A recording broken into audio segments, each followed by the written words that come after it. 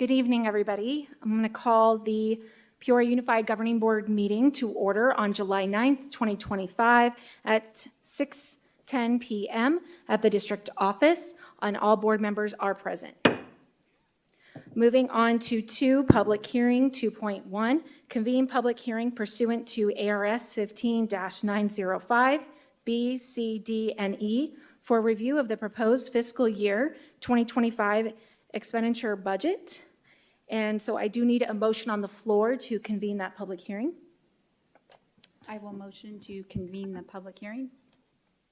I will second. So a motion made by Mrs. Ewing and a second made by Clerk Toby. And if you have a voice vote, please, as her from board members and then down to the president. Mr. Toby? Yes. Ms. Bowles? Yes. Mrs. Proudfit? Yes. Mrs. Ewing? Yes. President Rooks? Yes. Thank you.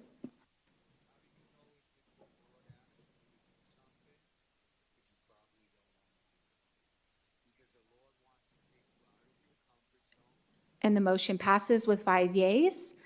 And Mrs. Rodriguez and Dr. Summers, if you would like to proceed with the hearing. Yes, thank you. Good evening, President Rooks, Clerk Toby, members of the board, Superintendent Summers, Cabinet, and community members. So this evening, I am going to share what we have discussed in a previous meeting. So at our last meeting, you approved the proposed budget to be published. So this is the next step in the process. So tonight we're going to talk about the budget process, considerations. I'm going to review some of the information that you saw in the last meeting, and then we will go to next steps. So the process is dictated by statute 15-905, where we must propose a budget, publish it for 10 days, and then adopt a budget. So this evening we're here to talk about what is in that budget. The community's had an opportunity to see it. It has been published out on our website and on the Department of Education's website as required. So just refreshing everybody, when we adopt and create a budget, there's some factors that go into that. The enrollment, of course, is the big driver because that's how we received most of our M&O funding.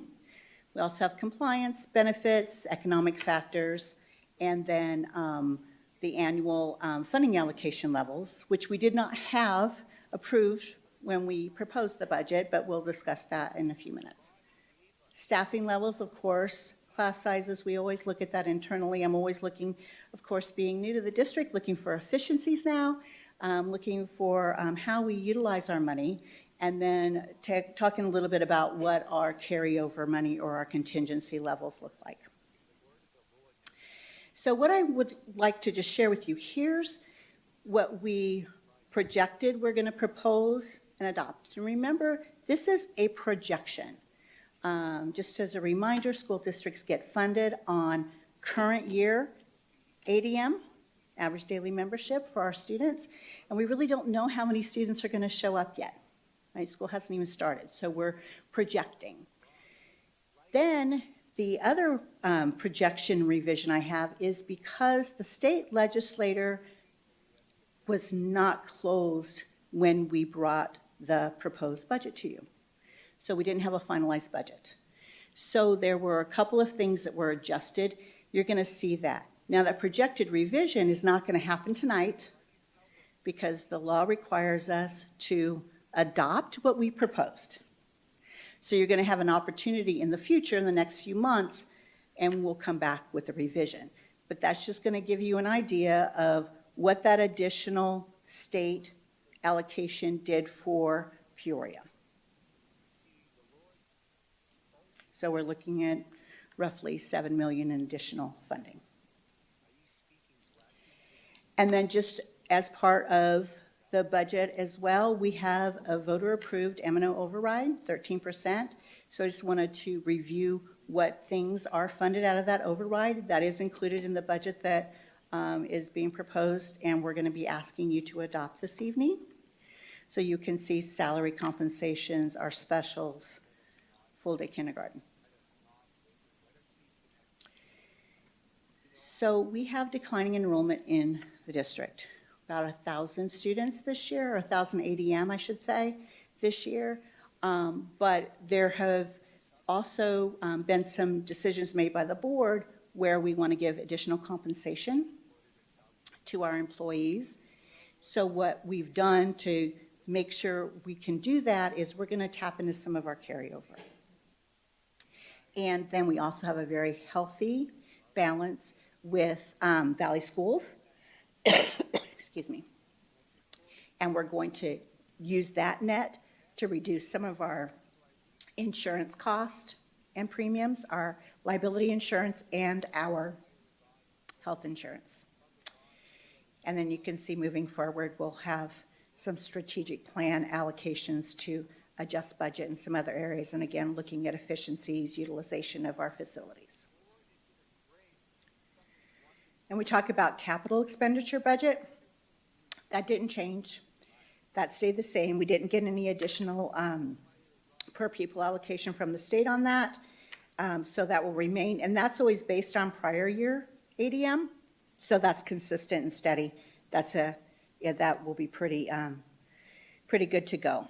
What we also have is some of our funding priorities for our capital. As we know, Liberty High School is exceeded capacity to a point where we need to build a new building. So we are allocating some of that capital allocation to the new building, and then you can see the other upgrades that we're doing as well. And then Classroom Site Fund. So the Classroom Site Fund, we have a pretty significant carry forward, and I think this has been discussed and talked about how we can utilize those funds. So I just wanted to kind of review what the statute says. So we have to be careful about supplanting.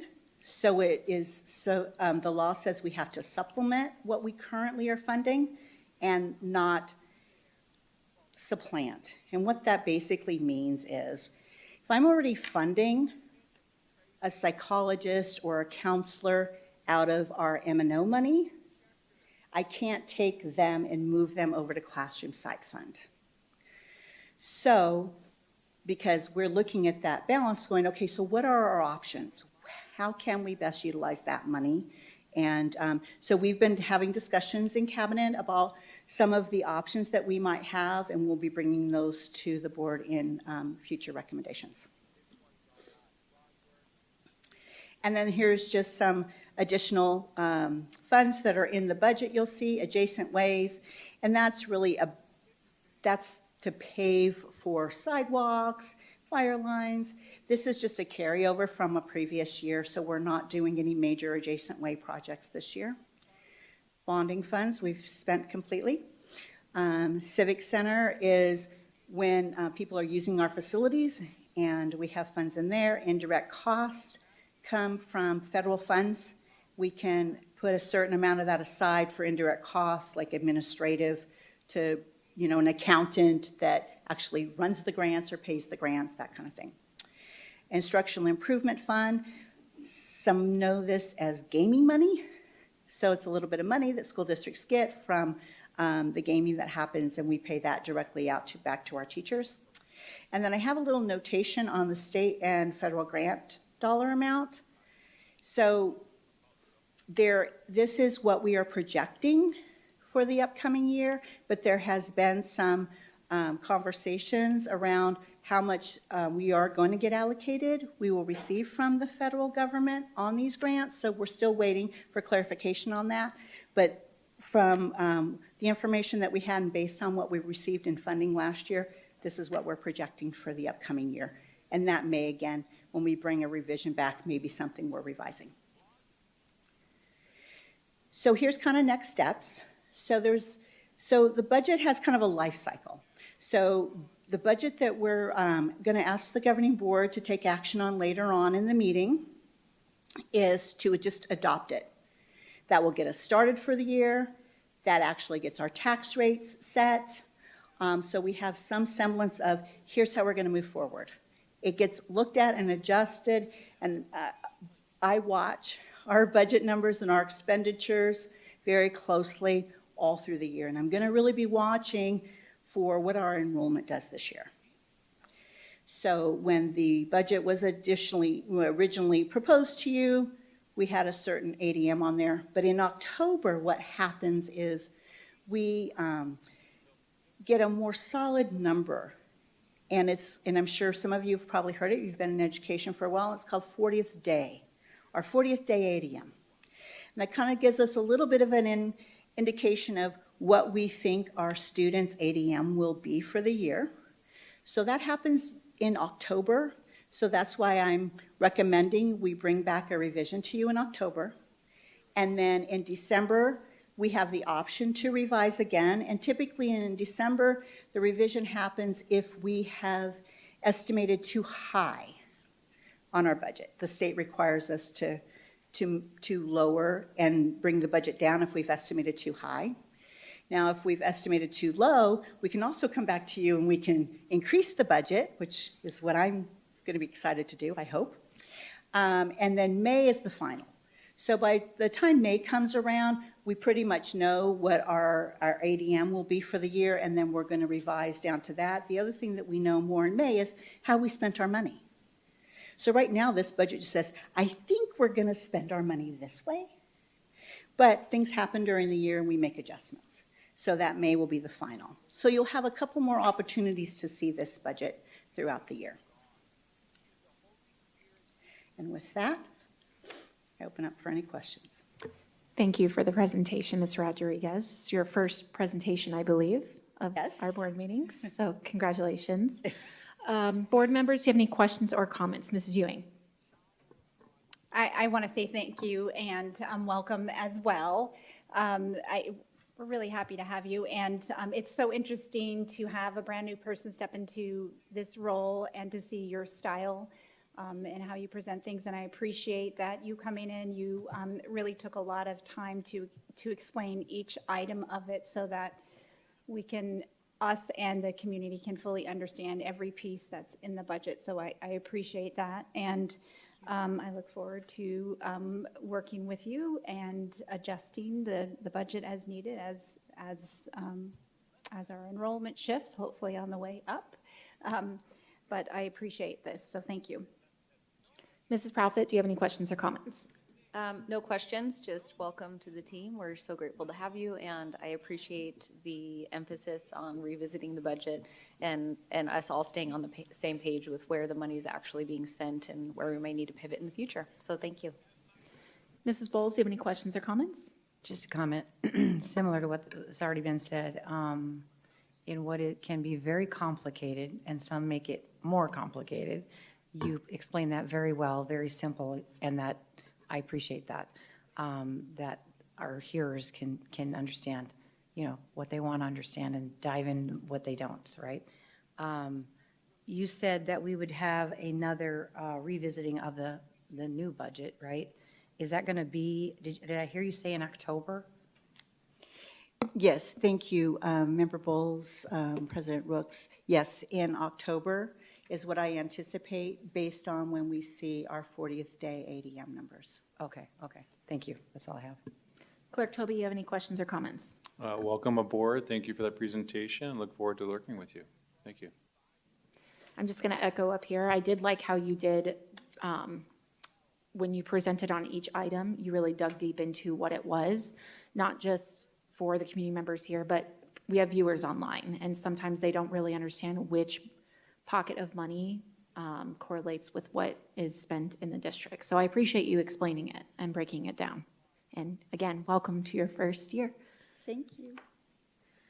All right, moving on to 3, adjournment of public hearing. 3.1, adjourn. I need a motion to adjourn the public hearing. I will motion to adjourn the public hearing. I will second. We have a motion made by Mrs. Proudfit and a second made by Mrs. Ewing. And if you could run us through a voice vote, please, Ezra. Mrs. Proudfit, Yes. Mrs. Ewing, Yes. Ms. Bowles, Yes. President Rooks, Yes. Mr. Toby. Yes. Thank you. Motion passes with 5 yeas.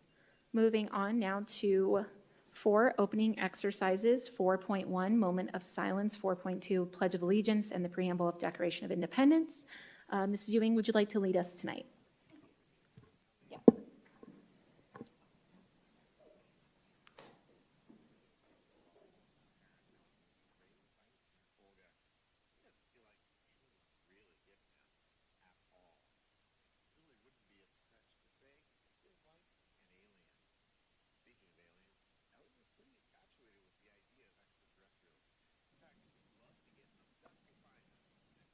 I pledge allegiance to the flag of the United States of America and to the republic for which it stands, one nation, under God, indivisible, with liberty and justice for all. We hold these truths to be self-evident, that all men are created equal, that they are endowed by their Creator with certain unalienable rights, that among these are life, liberty, and the pursuit of happiness.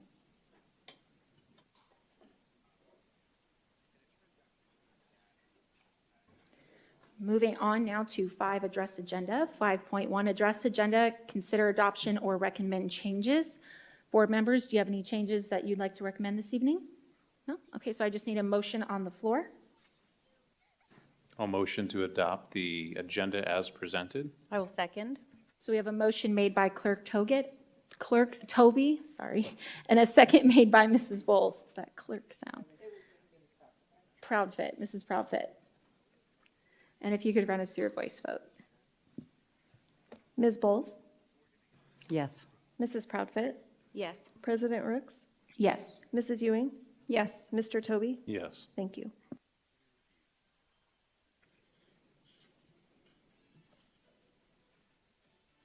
Motion passes with 5 yeas. Moving on now to 6, open public comment. 6.1, request to address the governing board regarding matters not included on the agenda.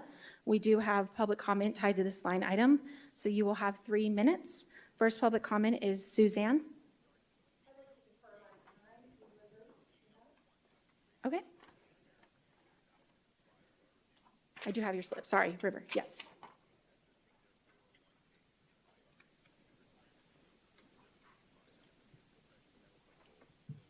Good evening, President Rooks, Dr. Summers, ladies and gentlemen of the board. My name is River Chinui.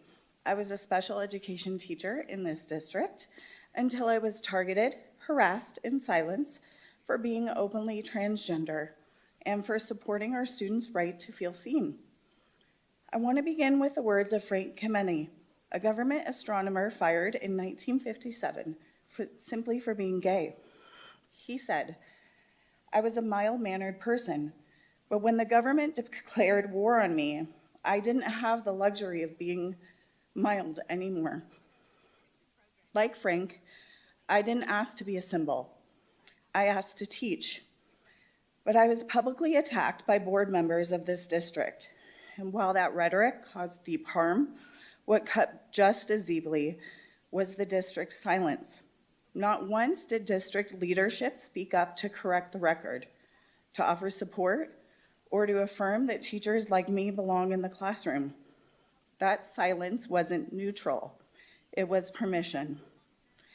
And while it could have broken me, it didn't. Instead, it lit a fire.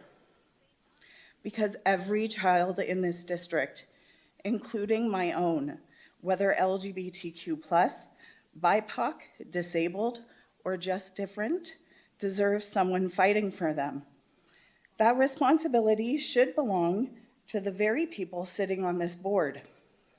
But when the board chooses politics over protection, there will always be those of us who stand up anyway, who show up anyway, who speak out against injustice, even when it comes at a cost.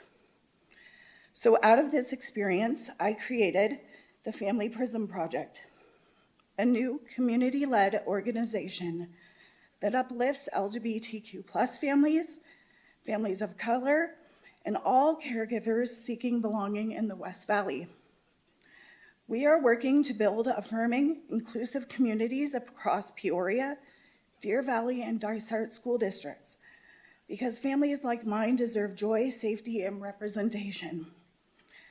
So in closing, I want to say this. I didn't choose this fight, but I will choose what I will do with it. And I want to sincerely thank Ms. Rooks for helping push me from quiet teacher to proud advocate. Without your public comments, I may never have been radicalized into this work. Thank you.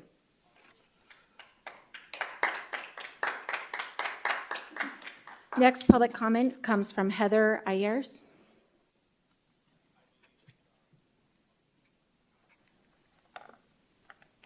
Good evening, Madam President, members of the board, executive team, and community. My name is Heather Ayers. I'm a school board member in the Creighton District. I'm also a 27-year veteran educator. Being a board member to me means making sure that all students and all staff feel welcome and supported in our district. Teachers do the same thing for their class every year.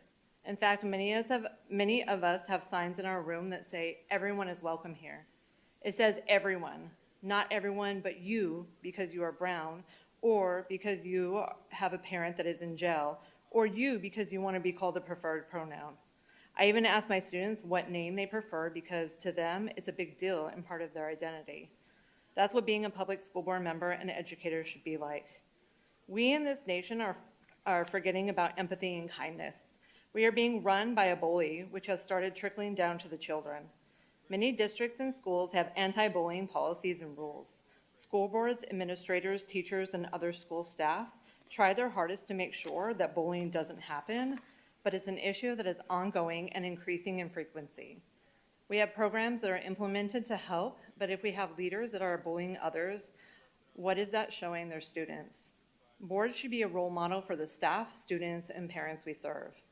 I am saddened by the actions that have occurred and how staff and students have been hurt by those who make the decisions in a public school district.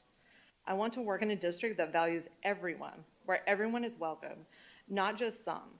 I encourage everyone to look at what you say and the actions you take and how it will affect those that you make decisions for. We need a kinder world where everyone can be who they choose to be.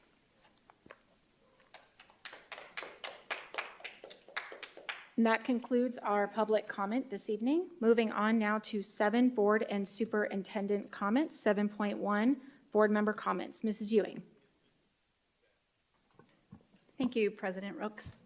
It has been a quiet couple of weeks, and I know that our superintendent has met with administration today, spent a whole bunch of time with our teams at the schools, and so I was really excited to hear about that. But something I want to say, and I think it's really important, is that no staff member or student should ever feel unsafe in our schools. And that I know that our words up on this dais have real impacts. And I think that it is imperative that all of us in leadership roles understand that our words is part of what helps to make sure that our schools and buildings are safe. Not only the big actions that we take on this board to make sure that our campuses are physically safe, but our words do filter down. And so I just want to make the commitment that I will continue to make sure that we have things in place to make sure our staff feel safe, our students feel safe, and that we have avenues that if individuals don't feel safe on our campuses to come forward, and we will do everything in our power to change that. So I just feel that's really important to say. Thank you. Mrs. Proudfit, any board comments? Yes, it has been a quiet few weeks for board activities on the dais and everywhere else. It's been a very loud few weeks at my home because I have all my children home, and my son is preparing to return from Africa, so that's fun. The things that we're talking about tonight, I'm excited to tackle a lot of these things, and along the same lines of what Mrs. Ewing is talking about, one thing that I constantly try to keep in my head as a board member is what we do matters substantially. How we do it might matter even more. And just know that as a board member, I am always mindful of that and trying to promote safety and an environment for our students to learn in the very, very best way possible. Thank you. Mrs. Bowles, do you have any board comments? I do. First, I just want to say from a board member in Peoria Unified School District, thoughts and prayers are for all the children that have been lost in Texas. Very close to my heart because I happened to be at a children's camp when all that came down, and it was very surreal. And so I just want to, say that I for sure am praying for them, and I just want them to know that and recognize that. Again, I'll speak for myself up here on the board. If I did not care about the safety and well-being of children, I would not have come out of retirement to do a volunteer position and to keep kids safe. So that's never in question for me in anything that I do. Thanks. Clerk Toby, do you have any board comments? Yeah, so I think that, well, school starts in 3 weeks, in case you didn't know. So be prepared to come on back. But it's a privilege to be part of this board and in this position to where we do focus on student safety. And we've worked really hard over this last 6 months to implement policies to effectuate safety on our campuses. And that includes the policies that we made as far as with our girls and our boys. They were coming to us repeatedly over the last few years under the prior board, and nothing was done until we got here. So when it comes to safety, physical safety and emotional safety, I think that is our priority, and with the students' welfare in mind. So I will continue to work hard with my fellow board members to continue this achievement of safety and leading with excellence, and that's all I have to say. Thank you. Thank you. Yes, I did want to say my thoughts and prayers are with the Texas families that lost their children. I know we have a lot of Peoria families that have family extended into Texas, so I just wanted to give my prayers and thoughts to them. I can't imagine. And, I'm going to agree up here with Clerk Toby, working on safety in the district. We have the Real-Time Crime Center. We have extra cameras on our campuses. We have done a lot of work in our infrastructure around our buildings to protect our kids. And we have great leadership right now in Dr. Summers and his new cabinet, taking the reins into this new school year. And so I believe that we have done the safety, and we've worked on a lot of policies to ensure safety for our students because they're the most important thing here in this community. And so that is one of the biggest things that I know Jeff and Janelle, you guys ran on, and that's why people elect you to this board. And I think that is important to remember, is we are doing that work. It's been happening in the past couple months, and you're going to see that in this upcoming year. And we've also had the city of Peoria, the mayor, Jason Beck, has added additional SLOs at our schools, and that is always a bright person to see at our campus, our SLOs. All of our students are so excited when they see them on campus. So that's another feature that we have for safety. So I just want to make sure that we have that for the upcoming year, and I hope everybody enjoys the rest of their summer break. Moving on now to 7.2, Superintendent comments. Dr. Summers. Thank you, President Rooks, members of the board and cabinet, and actually new cabinet. So thank you for calling that out. Very excited to welcome alongside, obviously, Mrs. Rodriguez, Mrs. Vicentainer, and returning, Mr. Molino, Dr. Hernandez, and Mrs. Airy. We're very excited to tackle the year and what we have in front of us. So obviously, last week was the 4th of July, and as we celebrated our nation's independence, and in the spirit of patriotism, just wanted to give a shout out, to U.S. Navy Petty Officer Simon Fadul, an alum of Raymond S. Kellis High School, who sang the national anthem at the Padres game on Sunday. Simon was a performing arts student in Peoria Unified, and he shared the arts gave him the discipline he needed to seamlessly adapt to the strict military lifestyle and to perform under high-pressure situations. What a great application of a great skill. We love seeing the great things our alumni are doing and how Peoria Unified helped prepare them for their future. Turning to the healthy lifestyles of our staff, Peoria Unified was recently recognized for the 6th year in a row, I might add, with the Platinum Award for Healthy Arizona Work Sites. This is a result of the various opportunities our benefits department provides for our employees to engage in healthy living, including our flu shot clinics, our mobile on-site mammography events, and high rates of employee participation in developing and tracking healthy habits. So big congratulations and shout out to our benefits team for their work on keeping our staff engaged in healthy habits. And lastly, as alluded to by a couple of members, do want to give a big shout out to all of our school administrators who completed the first day of our Leadership Institute today. So we were at Raymond S. Cullis High School, and big shout out to the team for hosting us. We were diving deep into all things leadership, all things systems and continuous improvement. And we are getting ready for that beginning of the school year that is fast approaching. So big shout out to our administrators. Day 2 is tomorrow, and shout out to this team as well for doing not only a part 1 but a part 2, and I think we'll make it to part 3 tomorrow. We'll check in about midday and make sure that we're ready to go. But just also a note to a fantastic educational services team under the leadership of Dr. Hernandez for helping organize these training sessions, and for, again, all of our administrators for their ongoing commitment to our students and staff. And with that, President Ricks, I'll turn it back to you. Great, thank you. Moving on now to 8 action items. 8.1, consideration of adoption of the fiscal year 2026 expenditure budget. Hello? Unknown participant is now joining.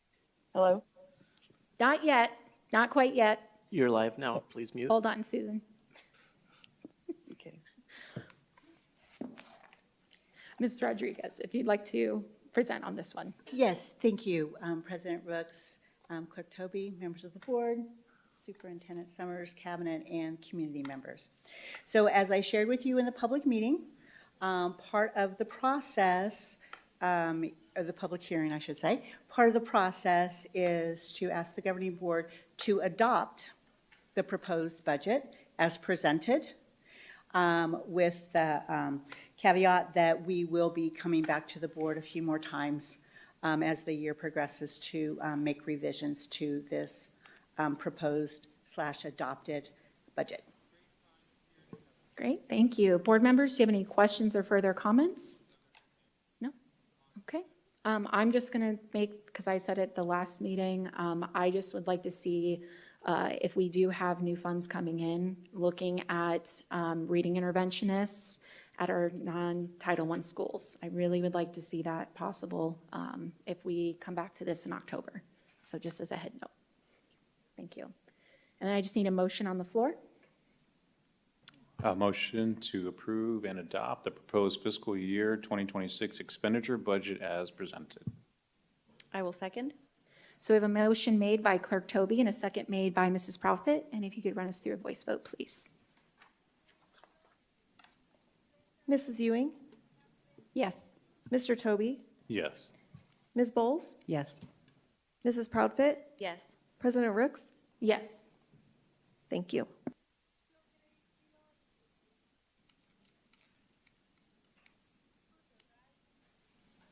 Motion passes with 5 yeas. Thank you, Mrs. Rodriguez. Thank you. Moving on now to 8.2, consideration of approval of the superintendent's evaluation. Mrs. Susan Siegel is on the line now. You heard her just a few minutes ago. Ms. Siegel, would you like to begin? Yes, I would, if I could. Good evening, everyone. The board went through a very efficient and thoughtful process in evaluating the superintendent and considered, among other things, his own evaluation, which I believe is attached to the materials presented.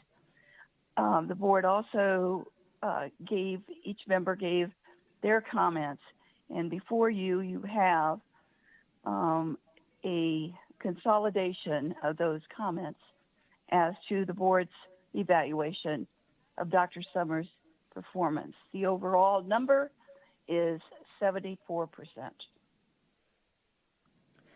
Mrs. Eco, I hope it's okay. I'm going to ask, can we pull up that letter? I think it's the Dr. Summers evaluation PDF.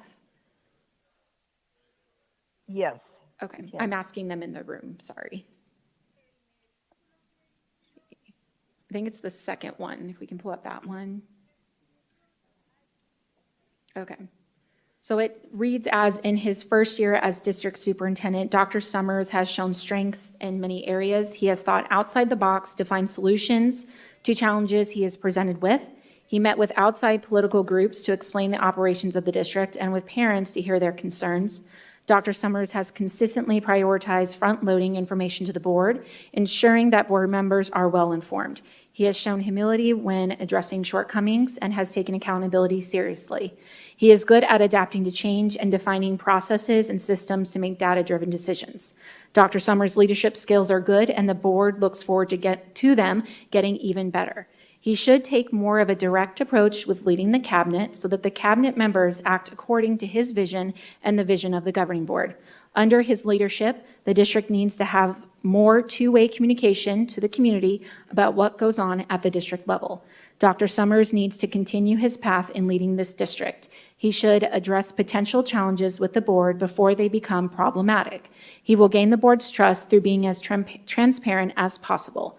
The board does not want to find out about a problem after the fact. Overall, the board is looking forward to Dr. Summers stepping up in his leadership even more and continuing to lead the district in a positive direction. So I just wanted to make sure we read that gathered all of governing board members' thoughts and opinions through this year. So Mrs. Ewing, do you have any questions or comments? Oh yeah, okay, go ahead. Okay, sorry. Thank you. So I just want to say that I appreciate the board for having an open, productive conversation from the lens of student success. And then, although next time I would suggest that we be able to have more time so we can have more in-depth conversations. We had so much packed in that meeting. I'm proud of the evaluation that we have put together, and we will continue to collaborate with the superintendent and the cabinet towards excellence. And I'm excited about hearing about the key performance indicators that we identify as profiles of success that will demand growth in the standards and how that can help us to expand and define more of the evaluation of the superintendent. So thank you. Mrs. Proudfit, do you have any questions or comments? I just wanted to say, I'm going to try to keep it very brief tonight because everybody probably wants to get through this and get home. But when a superintendent walks in with his self-evaluation, I think that really speaks to just the character of Dr. Summers.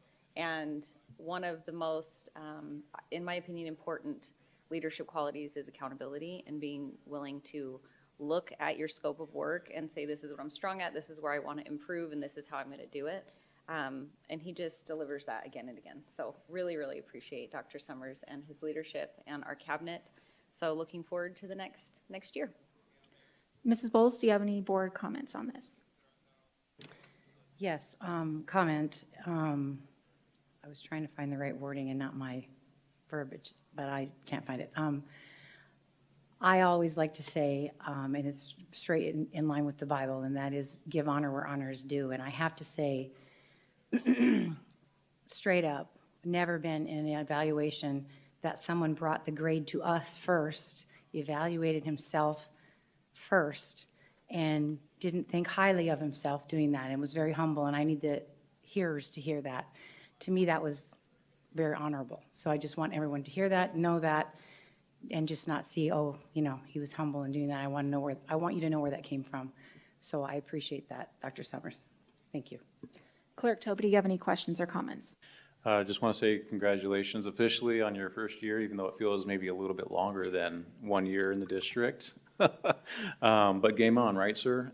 So we're looking forward to this next year with you. And again, just echoing what Mrs. Bowles said, to come to the board, especially outside of the public, and to share your thoughts and opinions on your own performance is definitely an act of humility. And all the leadership books that you ever read will say that the actions taken this last year, especially when there was missteps and when we've had successes. It was textbook, and I appreciate that. I think that I'm excited for this next year, and a job well done, sir. Yes, I've told you I appreciated you. I think it was stepping into a Republican meeting. You were the first superintendent to do that. So I appreciate that.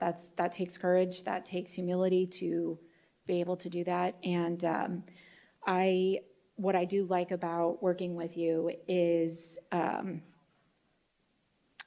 you think outside the box, and if I give you a crazy idea, you try to work with it, versus just saying, no, we can't do this.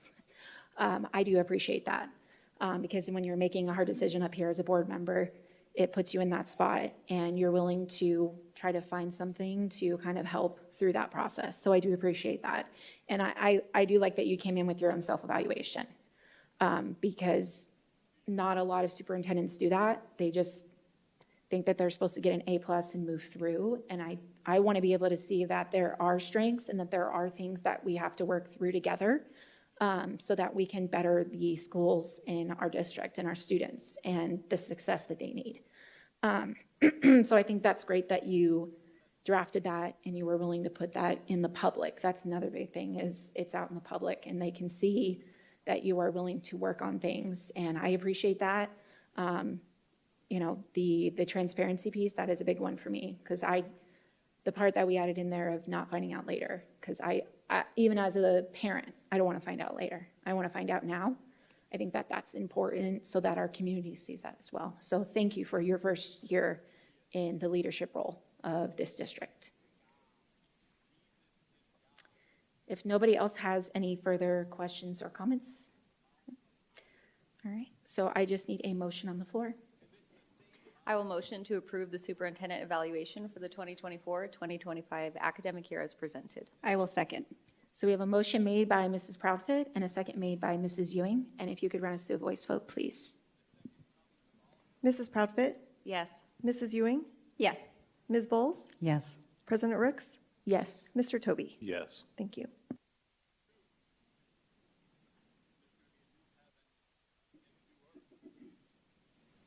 Motion passes with 5 yeas. Thank you, Dr. Summers. Moving on to 8.3, consideration of approval of the superintendent's performance-based pay. Mrs. Siegel, are you still with us? I am. Okay, go ahead and take it away. Thank you, Mrs. Rooks, members of the board. The part of the superintendent's contract calls for performance-based compensation. This is pursuant to statute plus a variation on the theme. Dr. Summers' contract calls for up to 7% of his base salary. The board assessed his evaluation at 74%. So using the formula, and I checked my math several times, if you take the $245,000 as his base salary times 7%, and then of that amount, 74%, you come to, I believe it's 12,619, whatever's in front of you right now. Ms. Siegel, I believe it is And so- 12,691. Just helping you out there. Oh, okay, got I transposed two numbers, I'm sorry. 12,691, which would be his performance-based compensation for the 2024-2025 school year pursuant to his contract. So you need a motion to approve that. Thank you, Ms. Siegel. Board members, do you have any questions or comments on this line item? No? So just again to make sure everybody is aware of it, it is the performance-based compensation based off of the contract that is available on this item is $12,691. So I just need a motion on the floor. I will motion, based on the board's evaluation of Dr. Summers' performance, I move that he be awarded performance-based compensation for the 2024-2025 year pursuant to paragraph 3B of his contract in the amount of $12,691. And I'll second. So we have a motion made by Clerk Toby and a second made by Mrs. Bowles. And if you could run us through a voice vote, please. Mr. Toby, Yes. Ms. Bowles, Yes. Mrs. Ewing, Yes. President Rooks, Yes. Mrs. Proudfit. Yes. Thank you.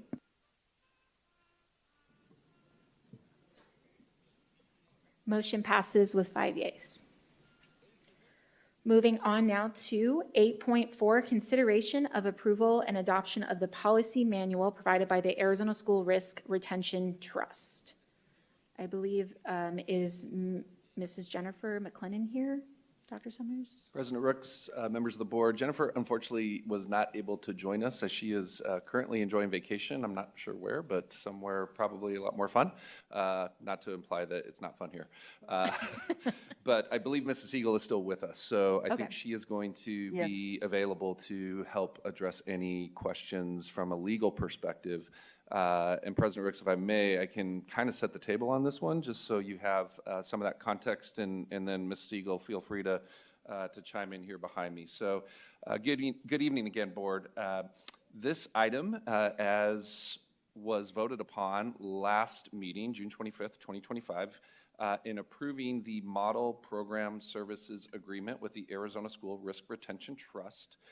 So what you have here in front of you is a proposed action to approve and adopt the policy manual provided, which also, I should note, includes several edits made in alignment with Peoria Unified's unique policies that have been revised or adopted since January of 2024. I will only add that there are some other unique policies that we haven't necessarily dove deep into, but those have also been combed through. So you see one of those attachments. Terry, it might be helpful to start with that last PDF just as a point of reference, that there are those unique policies that have been approved both by this and prior boards that are shown here in terms of their placement into the policy framework that you have in front of you. And then I don't know that we necessarily, unless President Rooks, it's helpful to go through chapter by chapter, but essentially what you have, actually, let me do this really quick. I apologize, but I'll give you an example of the very first one, the district mission and belief statement that was, I believe, revised, if we go back to February of 2025, is created as policy 1-100.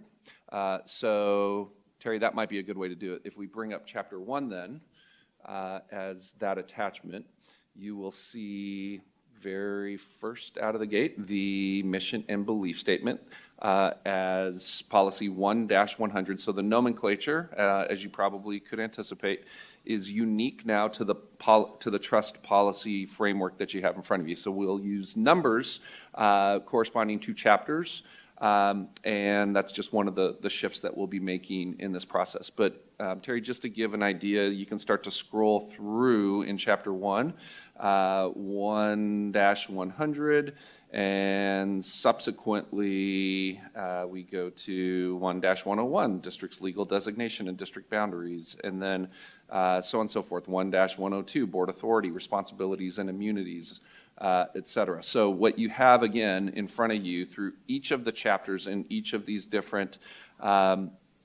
policy, the manual as a whole, but then each chapter represents the baseline of the trust policies, and then again, including in that all of the Peoria Unified unique policies.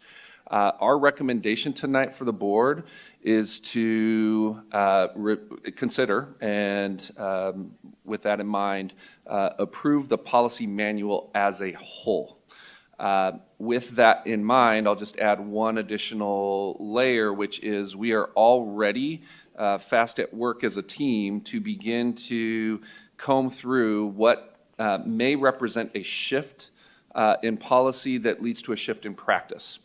So what we're envisioning and anticipating is doing this in some sort of methodology that allows us to dive deep. And I'll just give you a quick sneak peek. We have a policy tonight that will be 8.5.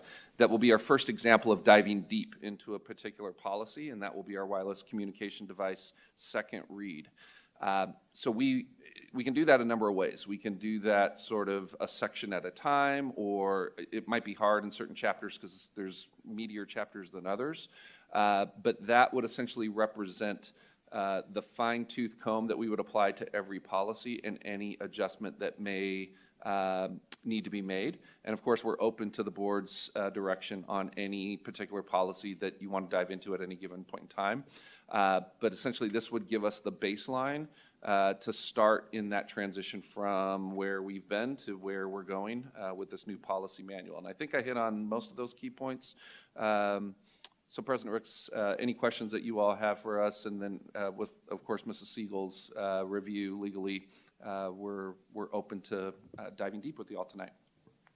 Thank you, I appreciate that. Mrs. Ewing, do you have any questions or comments? Go ahead. Thank you. Okay, so thank you for explaining that, because I know I got a couple of phone calls of like, oh, does this mean that you have to go through a first read, second read of every single policy of the districts? That would take us forever. And that's not a very efficient use of time and so forth. So a couple of questions. How can, do we have the ability as a board to be able to, I know they're not a direct comparison to like our former ASMA policies, for the board members to be able to look at the former policies and the new policies, make sure that we're reading it the same. And then in doing that, I would love to have a particular process whereby the board could provide questions, feedback to the district, and then the district review, because you said you guys are going through that fine-tooth process of making sure that our policies are in line with our processes, and if they're not, is it the process that needs to change, or is it policy language that needs to be refined? And being able to take the board feedback and then the cabinet feedback is, can we develop a process so that you're not getting 1,000 emails from us for each individual policy on things? So that was a lot all rolled up into one, but given that we did not get this information for all of these chapters, and I have not had an opportunity to do the fine-tooth comb of all of this, I'd like to be able to have that process set up for the board, and I would like to be able to do a comparison so I can make sure I'm reading it the same as well. President Rooks, Mrs. Ewing, I think the simplest, because I heard a couple of questions in there. So in regards to how we can help delineate that process, the short answer is yes. We can approach that really from a few different opportunities. And I think to some extent, it does depend a little bit on what specific policy we may be looking at in terms of how the different points of view or opportunities for feedback will live related to different items and how we would bring that forward. One way that we could contemplate that, and this is just a thought, not necessarily an expectation on this front, is do we have a study session, for example, where we can dive deep into a specific section of policies, have experts from the district staff to be available for presentation, Q&A, that sort of thing. But at any given point in time, just like we were able to with the previous policy, the board could certainly bring that up and say, I want to pursue whatever this particular policy is. And of course, we can always work from a position of how do we agendize that. And I think really to your point, it's how do we do that in an efficient and representative way of the time that we have available at any given point in time. I'm hesitant to put a set, hey, we're going to do this all in 6 months kind of a thing. I think it's work that will continue ongoing. But one way we might look at that is, over the next quarter, do we start with chapters 1 and 2, for example? That's sort of the baseline. Of course, we've got other policies that are unique to both employment and instruction and student-related types of pieces. So, we don't want to lock ourselves in necessarily, but those are all opportunities that we have as we continue in this process. And then in that process, I just want to make sure that Well, first off, the reason for the efficiency question on that is, again, I don't want to inundate you with emails. And I also want to make sure that we have so many things that we're trying to do all at once as a cabinet, as a district, and I want to be cognizant of that. So I want to make sure there's an efficient process set up. And then also that we're using our legal services efficiently as there might be a need for how do you take a policy that we've created and the one that's in the trust and maybe do a combination of them and that type of thing and where we might need to. So I just want to make sure that we're being really efficient with all of that and all of our resources, because time is a big resource of our staff, and I just want to make sure we be cognizant to not overload them as much as possible. Thank you. Mrs. Profit, do you have any questions or comments? I just wanted to say thank you for doing this in such an expeditious manner. I know that this is a massive changeover, but I do think that this, the way that the trust presents this, I think is much more streamlined. And just thank you for bringing it forward in this way, and look forward to continuing to work through this. Mrs. Bowles, do you have any questions or comments? I do have both. What are we titling it? I forgot already. The form that is saying that we're adopting these, oh my goodness, hold on a second, I have to go backwards. The unique policies form that we have, on there is, my question is this: does that cover all of the new ones that we recently put on? And I do see discrimination on the basis of, association affiliation, and then the non-discrimination, equal opportunity, and so those are all the ones that we have already voted on. They will be in there right away. Okay, that was my first question, and then my comment is, while I, like it or not, have read over a bazillion policies in the last few months, maybe this might bring some clarity to some, because I know I didn't know these things. First of all, I trust the trust, or we would not have hired them, right? So they are attorneys and they are capable of the language and obeying the law, and that's why we pay them. So having them transfer over is great, but we also are accountable as a board to make sure that we are hearing our constituents and we align with that. So learning how to write policy, learning what, that's always good. However that looks, I'm open to that. But overall, a lot of the policies are kind of the same. The bulk are kind of the same, from what I know. So just, so we don't have to fine tooth comb every little thing in there, but we can. And I know districts that have, and I watched them for hours on TV while I was working because I learned a lot. So I'm not opposed to that, but we can lower the anxiety a bit and not have to rush to do that, because that's literally why we pay the trust, to do that in legal and writing policy. And comparing the two, a lot of them are very, very similar. So that's all I have. Clerk Toby, do you have any questions or comments? I know that there was a quick turnaround on these policies, and just to ask the question again, the policies that are specific to Peoria, if for some reason they're not in the existing draft, they still have the force and effect of what we have. President Rooks, Mr. Toby, that's absolutely correct. Okay. I'll kick it off then. If we can do a review of our old policy JLC that we made, I couldn't find that in there under that 3-202C.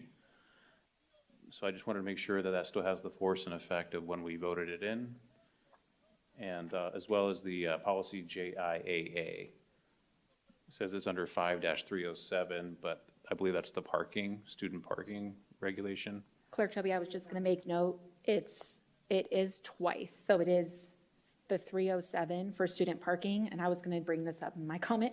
Right above it, it says 307-2 for the student privacy. So there's like double 307. So if they just want to fix the number 308.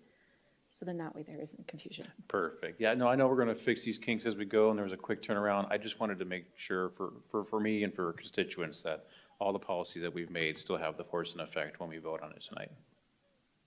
President Ricks, Mr. Tobey, if I may, Susan, I'm assuming you're still with us. Could you comment on that from a legal perspective? I believe that as you go along, you're going to be fine in cleaning these up. You may have a different number, maybe a typo in there. You're going to be cleaning these up. And I don't think that there's any intent to disregard the previous policies that are unique to Peoria and this board's policies. Did that answer your question?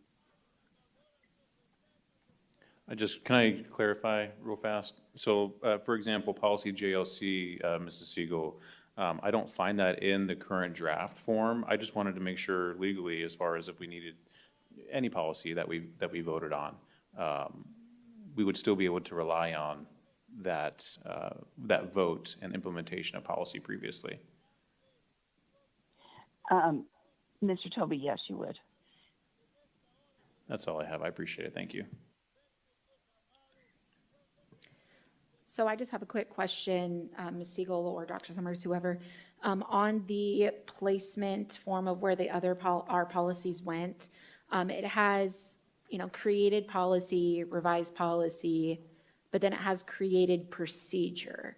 And so next to JLC, the school health and service requirements, it says created procedure. So I don't know if that needs to be changed to policy, because it was voted in as a policy and not a procedure. So I'm just seeking clarification on those items. I believe, is that Mrs. Ewing speaking? Members of the board, Mrs. Ewing, I believe that we can address that in short order, make sure that it's done as a policy versus procedure. Okay. It's President Rooks that was asking that, but just so because you can't see me. So I'm so sorry. It's okay. So President Rooks, if I may, and I'm also in the process of adapting to this new framework. My understanding of the organizational design of the trust manual is, and I'm just going to use that 3-202 as an example. So 3-200 is under a category known as facilities.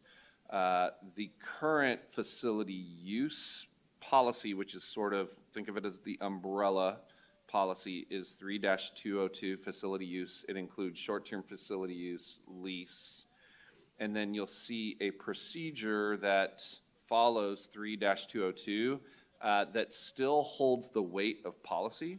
But the nomenclature is 3-202.A, procedure for the facility use and short-term facility use with definitions and short-term use and fees, et cetera.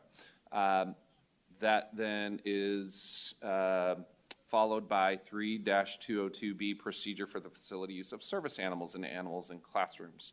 And then I think to Mr. Tobey's point, 3-202.C would be where we should see school health and service requirements. So we can always go back to Jennifer and the trust to help us understand their thinking or rationale for certain placement of said policy, but just because it says procedure doesn't necessarily mean it only applies procedurally. It still is a function of the policy itself that holds the weight, if that makes sense, of policy. Yes, that makes sense. Just one more question for me. So the JIAA student privacy policy, it's under the Chapter 5, and it says 307. But how now we can see on the Chapter 5 that there's two 307s for student parking and student privacy. I guess my question is if we vote through this tonight, does that stay as 307 for both of them? Is that something that they can change on their end, or do we need to have some type of motion to change that number? I don't know if that's a Susan Siegel question or Summers. Yes, it is. Okay. Dr. Summers, do you want to go first? I was just scrolling to 5-307. Let me see. It's page 195, if that helps, at the top where it says Thank out of you. 240, it's 195. Thank you, President Brooks. So I believe it will default to the policy that's currently not copyrighted by the trust. I think that one just happens to still be in there in that carryover.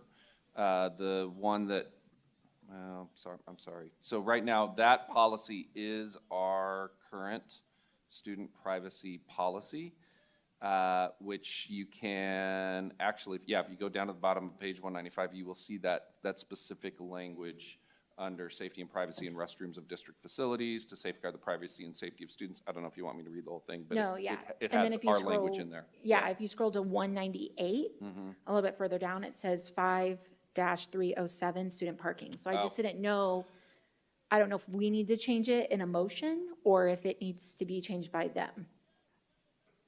I don't, Mrs. yeah, go ahead, Susan, sorry. Mrs. Rooks, members of the board, I don't think you need to change it in a motion because that's going to make a huge motion. Let's go back to the trust, get their recommendation. It could be it's a Scrivener's error that they can just change it so it's numbered correctly. But I think you can pass it tonight and go back to the trust this week and get all of that cleaned up. Not that there's much cleanup, to be honest. Okay, I just wanted to make sure logistic-wise to Sure. be safe before Sure. we do it, so, okay, Yeah, all right, you're fine. thank you. Mrs. Ewing, do you have another question? Yes, thank you. I know I asked you this, and it's not attached, so I assume that they didn't have it, but I asked for an index, but I believe that, I think that when I've looked at other districts who've adopted the trust, there is an index. It wasn't provided here, because an index is very helpful. I'm assuming that will be part of it. And then the second thing is I believe when Jennifer was presenting to us that part of the adoption process of this or the transfer over, they would provide a training, whether it's a webinar or so forth, just on kind of orienting us to their policies. And so I just am assuming that would be something that could be provided out to the board. I don't know that it's something that needs to, if it's through a webinar, I don't think it's necessarily something that needs to happen while we're in a meeting, but just wanted to make sure that we have that available to the board and to our community for that matter. On people are so used to looking for our policies in ASBA and how it's organized. It would be nice for us to have that available, an index, and also maybe a quick little video on how it's organized and so forth for ease of use. So thank you. Yeah, we can work on that, Mrs. Ewing. I was just going to further compile with the policies that are here with the different chapters, if there's a way to label it easily on the district website, because I know with ASBA, it was like you had to go click a link and it takes you somewhere else, and then it was like, how do you find your district? Like, first time using it for me, I was like, I can't find Peoria. Now I know how to use it, but if there's a simpler way for all of these chapter versions of the policies to be put on the district website, so like, versus having to click to another website if it's just there ready for them. So I don't know. Mrs. Ari is grabbing a mic, so I don't know if that's.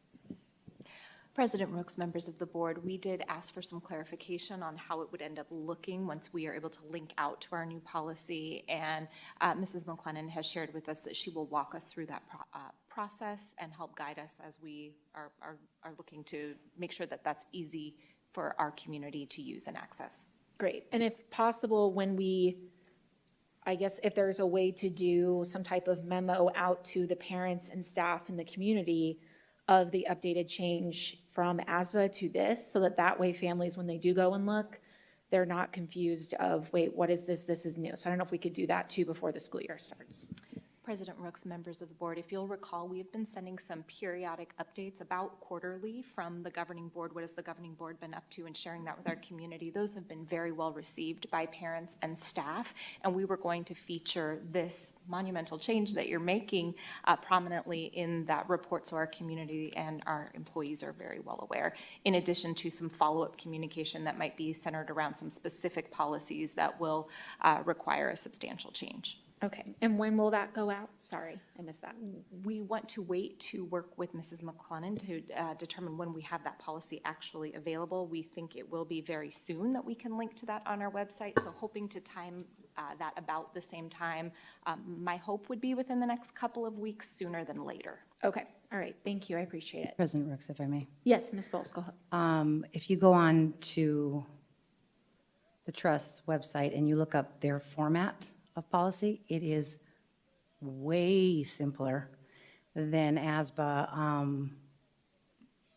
Remembering the days when I first was looking up ASBA policy, I'm like, GJ what? Where I have to go all the way back and figure out what category that's in and everything.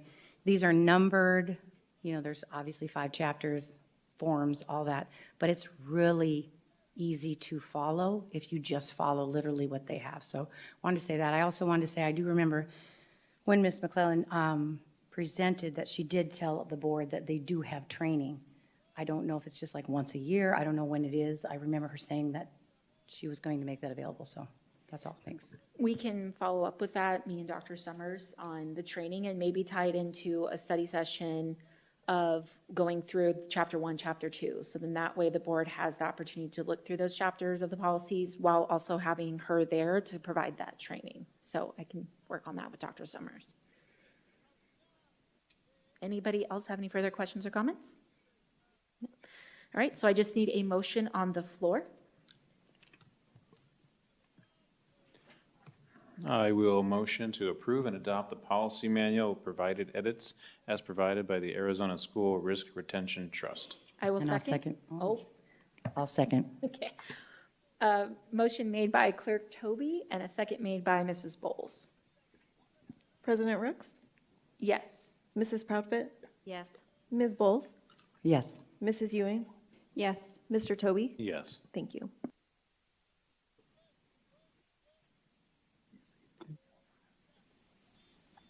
Motion passes with 5 yeas. Thank you, Mrs. Siegel, for being here this evening on the phone.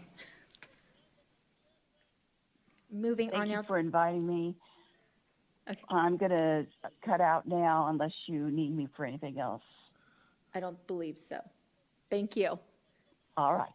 Moving Have a good on. evening, everyone. You too. Moving on to 8.5, second read of the Unknown wireless participant is now exiting. communication devices student policy. Dr. Hernandez, welcome. Thank you. Good evening, President Rooks, members of the board, Dr. Summers, cabinet, and guests. This evening, the proposed update to Section 5-305.a of the Student Code of Conduct outlines clear expectations for student use of wireless communication devices throughout the school day. The policy distinguishes between our K-8 schools and our 9-12 schools and their grade levels, balancing instructional access with the needs to minimize disruption. It defines appropriate use, storage, and consequences for noncompliance, while also providing for medical and emergency exceptions. These revisions aim to support a safe, focused, and consistent learning environment across all campuses. I'm available to support any discussion or answer any questions. Thank you so much. We do have a public comment time to this item, Dr. Hernandez, so I'm going to do that first and we'll welcome you back up. So you will have 3 minutes, and our public comment is from Charmel Bolster.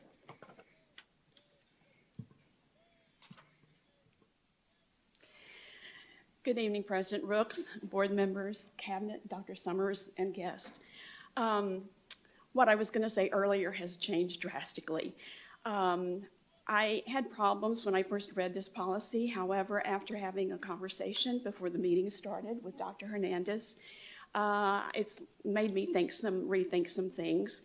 One of the things that I had trouble with was at the beginning where it was divided between K through 8 and the 9 through 12. I just felt like it needed to be one.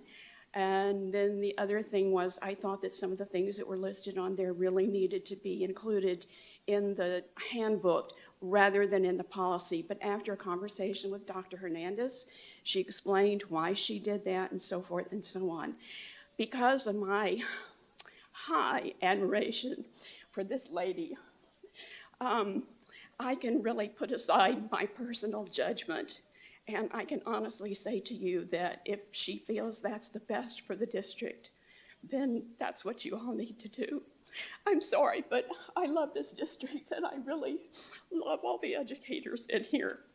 And this woman and Dr. Summers are two of the most highly respected people I've ever met in education.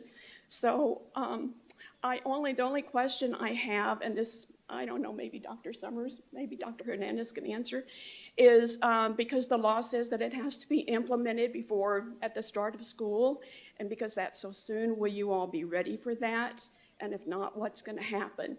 So the only last thing I would say to you is that whatever she says, listen to her and do it, because she knows what she's doing, and if it's not right, she'll fix it. Thank you. All right, no pressure, Dr. Hernandez. You can come back up to the podium. I feel really bad about giving her a B- on her draft. All right, that concludes our public comments. So board members, do you have any questions or comments? Mrs. Ewing? Dr. Hernandez, you need to bring her to your house and have her talk to your kids. Whatever you say goes. Okay, back to the actual agenda. Okay.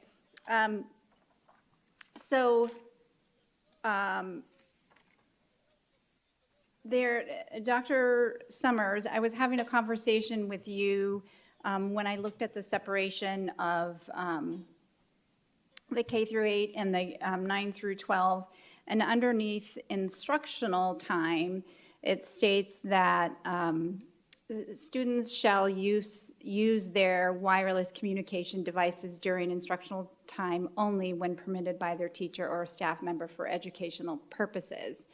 And I had that question for you because I'm so used to hearing instructional time as the time that the teacher is actually in front of the classroom actually doing the instruction, because I hear you talk about it a lot, especially like with our English language learners and the requirements of that instructional time that we have with them. But, and so I was arguing that I think the phone should be away during the entire time of the classroom, not just during instructional time. And then that's when you made the clarification that the instructional time is from bell to bell in that high school setting. So I went back and looked at, this is after I got off the phone with you, I went back and looked at underneath our definitions in that we define school day, we define social media platform, and we define wireless communication device, but we don't define instructional time. And I just feel like in the academic setting, our teachers are so used to instructional time meaning a specific thing, and I think that's different than what's in here. So if we could add that instructional time that denotes that it's from bell to bell in the policy as a definition. So I don't know if you want to answer that, or Dr. Hernandez, you want to answer that, but just for clarification. President Rooks, Mrs. Ewing, I'm going to, because Dr. Hernandez and I haven't had that part of the conversation. We've had how many conversations about this? So I'm curious if your interpretation is the same as mine. President Rooks, Mrs. Ewing, what I would suggest is that the policy captures the important information from a policy perspective. Our next steps, once a policy is adopted, is to begin the procedure and practice portion. So once a successful policy is in place, then we bring together our leadership teams and our principals, and then we work through what the procedural aspects are, and that part is where we define those terms in that lower level of information. So ensuring that as a system, we all understand what instructional time means within our context. So from a policy standpoint, this language captures the appropriate information, and then we take this and we bring it into the procedure and the practice for how it's implemented. Okay, because I know kids will do a whole lot to test the boundaries, and they'll be like, well, this isn't instruction time. You're not up there teaching it, but so it still needs to be put away. So, so it sounds like that part you'll make clear in the procedural part, and that it's not necessarily needed to change the language in the policy to reflect that at this time. President Rooks, Mrs. Ewing, that would be my recommendation. Okay, okay. And then I know that, and then this is probably something for future, is that under the restrictions, in, what is that, page 1, under B, restrictions is the taking photographs, engaging in academic dishonesty, creating, sending, receiving, or possessing indecent visual materials. Again, I had asked the question of, I don't see bullying in here whatsoever, and I know that we have other policies in different parts, and I know with the adoption of the trust policies, that it might be good to reflect that is noted in another policy. Does that make sense? Because I know we have a lot of problems with cell phones and social media being used for bullying and harassment of other students, and we have very specific in the student handbook of things that they're not allowed to do and the consequences of that. And I just want to make sure that it's reflected as much as possible. So I don't know how to make sure that that's included. President Rooks, Mrs. Ewing, and Dr. Hernandez, the one thing that I would point back to is the umbrella statement that precedes those examples as the use of wireless communication devices in any manner that disrupts the educational environment or violates the rights of others is strictly prohibited. This includes, but is not limited to. So again, the intent was not to create an exhaustive list, but certainly anything that is disruptive or violates the rights of others, I would put a number of different examples under. And our student bullying policy also holds weight anytime we're looking at inappropriate behavior. So it could be that it is this policy violation and others that we would be pointing to in those types of situations. Anything else you would add to that? Finally, and maybe I should have somehow quickly asked this of Susan, is at the very end of the policy on page 3, there's a question about, it states in the fine print, participating trust member districts should review each policy with their school board legal counsel before adoption. Now, I know that is like best practices, but when we've gone through developing policy, I've never seen that at the bottom there, which makes me wonder about what was the reasoning for the inclusion of that. And I don't know that you are going to be able to answer that, but if we can get an answer from the trust as to why that's included in there, and I don't, unless you've got an answer today. President Ricks, Mrs. Ewing, I don't have the specific or most precise answer to it, but that is something we can certainly follow up on. Okay, great, thank you. I know we have lots of other questions and comments along the way, so I'll pass it on. All right, Mrs. Profit, any questions or comments? Yes. So first of all, I want to say thank you. This is much improved from the first draft.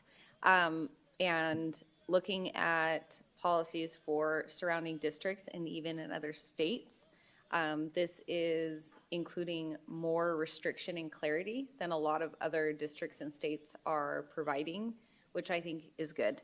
That being said, I do have a few questions. I don't think, we brought this up plenty of times tonight, but we're all very concerned about the safety of our students, and cell phones is like the great debacle of how do we deal with this?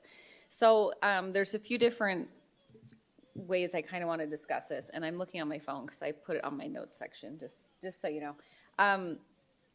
So when we talk about the decline in student enrollment, I've been looking at the policies and handbooks for the places where we lose them to. Basis Peoria, the Archway Glendale Prep, the New American Leadership Academy. All of those schools have much stronger cell phone policies. It's a bell-to-bell policy. And I know that a lot of parents and constituents are very, very concerned with what their students might be exposed to. So having a stronger cell phone policy might actually, in fact, help us to preserve students in our district, because parents are going to feel like we are providing the clarity to be enforcing, I guess, what parents are deciding is appropriate for their child to see or not see at school. To that end, I have lots to say, but can you provide me with an example? Because a lot of these statements for restrictions are social media only as directed by a teacher, or restrictions giving the, what would possibly indicate the justification for a student using social media at school? President Rooks, Mrs. Proudfit, so the biggest example that we have is at our high schools, and that is where students looking to run for student council, that's really takes primary space on Instagram, which is a social network piece. And so that is one area where, under the supervision of that teacher who is doing that work with them, that they'd be directed to be able to use that platform when in the school setting. So like what you're talking about is in the student council class, because they have that as a period class. So that would be one of those exceptions, because outside of that, and there's only one person in the student government piece that's in charge of that, I can't think of any reason why the student should be on social media. And so some of the, I was just going to also mention, would PBSN network at the high schools? They're broadcasting. So if they're sharing information on social media as part of the curriculum that they utilize for that. Okay. All right. Well, and there used to be a class that we offered. It's not called this anymore, and I don't know what it's called now because my student took it, but it was called media studies. So I imagine similar situations. I just hesitate leaving vague statements because there's a lot that can be misconstrued there, and I just want to make sure that we're giving admin strict policy to point back to be like, yeah, no, this is not allowed. And it seemed like there was a lot of exception language. Mrs. Proudfit, can you just clarify which sentence you're looking at Sure, for exceptional language? Okay, so restrictions for, we'll just go K-8 students. Access to social media platforms is prohibited during the school day, except as expressly permitted by a teacher for educational use. The only examples I can think of would be applicable in high school and be such niche examples that definitely K-8 I don't think needs to have any access to social media at all. So that was just my concern there. And I agree with what Ms. Ewing said about instructional time, just making sure we really dial that in so that there's no ambiguity. Then going at it from a perspective of like future employer and what we're preparing students for, because there's two sides to this argument. We want kids to learn how to adapt to technology and use it to like open opportunity. And yet, you know, as a parent, I want to be supported in the things I allow or don't allow my students, my children to use at school. So when we're looking at it from, are we preparing kids for college? There's lots of examples of, I guess, what we'll call soft skills. And as an employer, kids need to be able to walk into the workforce and know, like, your phone is off and it stays down and that's it. There's no Snapchat, there's no all the things that all the kids are using. And I want to make sure that that's something that we're not just expecting them to leave high school with and just know how to do, but that we're putting that into practice. The last thing I just wanted to talk about is, let me pull up the section about restrooms and bathrooms. Okay, so restrictions for B, use of wireless communication devices in any manner that disrupts the educational environment or violates the rights of others is strictly prohibited. This includes, but is not limited to, you referenced that before, Dr. Summers, taking photos or videos in locker rooms or restrooms, engaging in academic dishonesty, and creating, sending, receiving, or possessing of indecent visual material. How in the world can we enforce that in restrooms? Because, you know, I've spoken about my son and he has spoken about this. He came and spoke at a meeting about this. One of the reasons why I took him out of the school district was what was happening with phones in locker rooms. And we can't be bringing adults into places where children are changing, and that includes restrooms. And we're only finding out about these things, and as a board, we've been sent videos of a fight happening in a restroom, things like this happening fairly regularly, and we don't know about it until the child ends up on social media or the fight ends up on social media. And I just don't feel like that's something that we actually can enforce. So how are we going to enforce that? President Rooks, Mrs. Proudfit, Absolutely, I hear what you're saying and understand. I think our first step is absolutely putting policy in place that makes it clear that that is prohibited activity. And it's that code of conduct piece, which is where this policy falls in, because right now we don't have anything that specifically says prohibited cannot. So this is the first step to communicating with families that this is prohibited activity and there will be consequences for those pieces. And as we work on the behavior side of those parts that lead toward that type of behavior, like a presentation we'll talk to about in a little bit here, I think that's where we sharpen that and where we are able to get a handle on that, where it's happening and if it's happening and how to put a stop to it. And we have to engage families and parents on this topic. This topic, cell phones, the wireless devices, is more about our families and our parents than really about our students and our administrators. And so this is an opportunity for us to strengthen those partnerships and that relationship around a very important issue that really boils down to student safety. So I guess my question would be, what is the harm of saying wireless communication devices are not allowed in bathrooms or are not allowed in private spaces? President Rooks, Mrs. Proudfoot, my opinion would be that there wouldn't be any harm to saying that. Because that would be my preference, simply because it would have to be reacting to something that's happened, and I just don't ever feel comfortable with having, things that my son was exposed to. It's just one of those things where we have to take a stand on one way or the other, and I don't know even how with possessing indecent visual material, like what adult is going to take a kid's phone and say, show me everything on your phone. And so shutting it down before that's even a possibility, particularly in private spaces, just feels like it's much more in line with the policies that we have created thus far this year.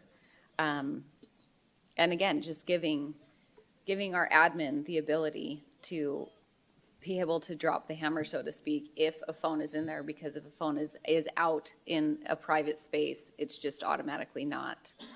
And that can be done through kids self-reporting or whatever. It just feels like it might be a better preemptive measure, in my opinion.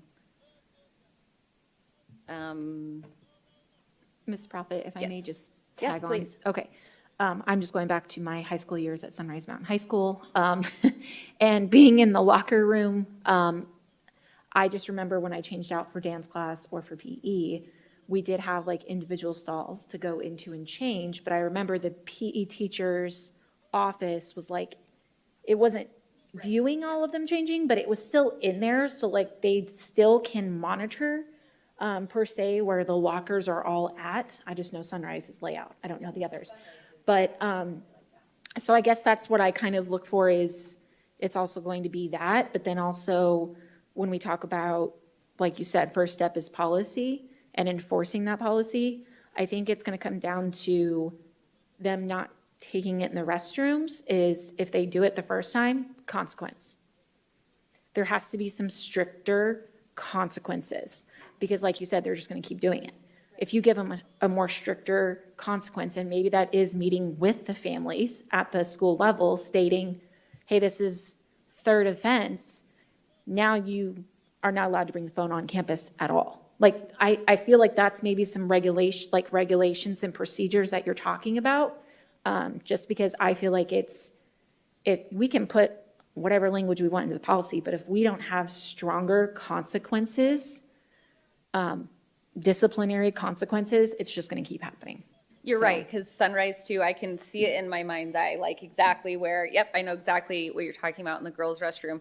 The Liberty one didn't have that, and that was a challenge as a parent, is coming back and saying, okay, well, this is what X child is trying to expose my child to in a restroom. So he was hiding in those, and it's not really possible for all the kids to be changing in those closed spaces. So that was really my only holdup, is just the private spaces. I just don't see any reason for them to have phones at all in private spaces. And so I personally would like to see that being powered down, put away. And really, we could kind of put that or justify that under instructional time, because that is part of the bell to bell of PE. And and dance class and some of the other things that we've offered. And President Rooks, Mrs. Proudfit, what I appreciate about that clarification is when we think about students who carry their backpacks with them throughout the entire day, that device in their backpack is going to travel with them into that private space. So the clarification you provided around the procedure is the turned off and not accessing, not that you can't have it in there, because then we open up the door to another possible, right? So I carry my backpack and bag with me because I don't have a locker during the day, and I check my phone at the bathroom door, so the logistical piece of that we would put in that procedural aspect. Right. And I wonder too, I wish we had Susan still on the phone. I wish I'd kept her, Yeah. but I wonder about, and I only think of this because I know Jeff has said it like a million times when I'm on the phone with him. He talks about state laws specifically for, I think it was indecent, possessing indecent visual material in his line of work. Like, so I'm just wondering too, if there is state law that we can look at with possessing that, if there is some type of law that we can work with Susan Siegel to look at specifically to this. So like if there is that incident that does occur with a student doing that, what are our laws surrounding that so that we can have a little bit of, hey, we now have a law that you've now violated. So like, I'm just And I spitballing wonder there. too, this might even be, I know I have a lot of thoughts on this, and let me say, when I brought this up as an agenda item, which thank you for getting it on the agenda so quickly, did not make me popular with my teenagers. But I really think dialing this in is going to, it is ultimately, phones are one of the most dangerous things that kids have. And teaching them to use them is very important, and it's also really the parents' job. But ensuring that we do not have situations where our students are exposed to or put on social media if their parents don't want them on social media, whatever, I think is extremely important. And bearing in mind that with the teenagers, the number one thing is Snapchat. And so it's nude pictures or whatever pictures of someone in a bathroom can be sent and then disappears, but it's still sent. And so I just want to make sure that we're really, really, really giving our parents who might be choosing homeschool or might be choosing charter school, and this is one of those reasons why, giving them the confidence to know that the kids are truly, truly going to be protected when they're with us. And I know phones are so difficult, but I agree with exactly what you said, President Rooks, is it really is about clear policy and then swift consequences, because it's not just about creating great policy, it's about creating a culture in our district that everyone buys into, that parents are going to understand we are not messing around with cell phones, and we're going to have to really drive that point home, I think. President Rooks, before we leave, because Mrs. Proudfit's brought us to that last bullet point under restrictions, creating, sending, receiving, one of our principals suggested adding visual and auditory material. And so we'd like to recommend we include that in the revision to add that piece in. And then just like I said, the K-8, I just cannot think of any example where access to social media platforms is something that a K-8 would need to have. Would that be, I'm just thinking, 8th grade does have student council, so that's my only thing, is you said the high school student council, and then I do believe. So they don't have my- social media accounts for K-8, student-run accounts. Okay, I just was checking because I Yeah. know there's also an 8th grade media class, and I just can't remember the title, but my 8th grader took it this last year. So I just don't know if it's in any portion of content. I don't know. So President Rooks, Mrs. Proudfit, so the language that says except as expressly permitted by a teacher for educational use in the context of governing board policy allows us to have the piece where it has to be expressly permitted. And so that tomorrow, when I come back to the office and an 8th grade teacher calls me and says, hey, by the way, we use this for this particular class, I'm not coming back with this policy again to say, okay, now we need to change it to this. So that's the intention of the governing board policy at that level. And then procedurally, we say, yep, at this level, there's really, no examples we could think of until someone thinks of one or shares one, or the new, maybe it was the TLC class where your son was, that where they had that chapter on the social media piece, and it becomes relevant. And so then we have the opportunity to shape procedure and shape what that practice looks like, and then keep the board informed on, yes, because this is relatively new. This is a change, this is something we learned, and this is how the policy is or impacted, and if we do or don't need to bring it back for your consideration. And I just want to make sure that the policy is strong enough to take us into what we're encountering with AI and all the things. So my last question, I guess I have 2 more questions. I'm sorry, I have really strong feelings about this. Take your time, we're fine. Is, you mentioned, okay, so permitted by a teacher for educational use. How can we, even in, my kid was in the student council class, how can we mandate that a child needs to be on social media to complete educational purposes when we're actually not providing them with a device to do so? So we can't actually be grading them. So when we say educational purposes, it's really not, it can't be in the core curriculum of the class because we're not providing those materials to the student. President Rooks, Mrs. Proudfit, so in the student council example, that is something we do need to look into to better understand and ensure that we're not creating a haves and a have-not situation, and inadvertently, one child doesn't feel like they could run for an office because they don't have that device, or their parents, have a different policy at home around social media and whatnot. But one example of how a cell phone could be used if an individual student had one is if they're working on a biology unit, life science, and they're studying something to do with leaves and trees and branches and whatnot, and we send them outside, not on a day like today because it's really too hot, but to say, take a picture of leaves that you find, and then we're going to come back and diagram them, rather than have them, take their district's device out there and turn it around so that the camera can catch the leaves. This would be an example of when that would be inappropriate, especially permitted to say, if one person in your group has a cell phone, you're welcome to use that to get the picture that you need, and then it uploads into their Canvas course from their device, and then it's on their laptops and the students are sharing it. So that's one example of when I've seen that used from an educational purpose. So my only question with situations like that, though, is that providing ambiguity and like a crack in the door, so to speak, that a class would then kick that door down? And that is my hesitation. I know I teach the high schoolers, the devices, and we're using them for the scriptures are the literal worst, and it is so difficult to keep them on task. Although there is so much great things available online, I just want to ensure that we're not providing exceptions to make things easier, because if we're doing that, why in the world are we spending, I think, $6 million over the next couple of years to update all their laptops?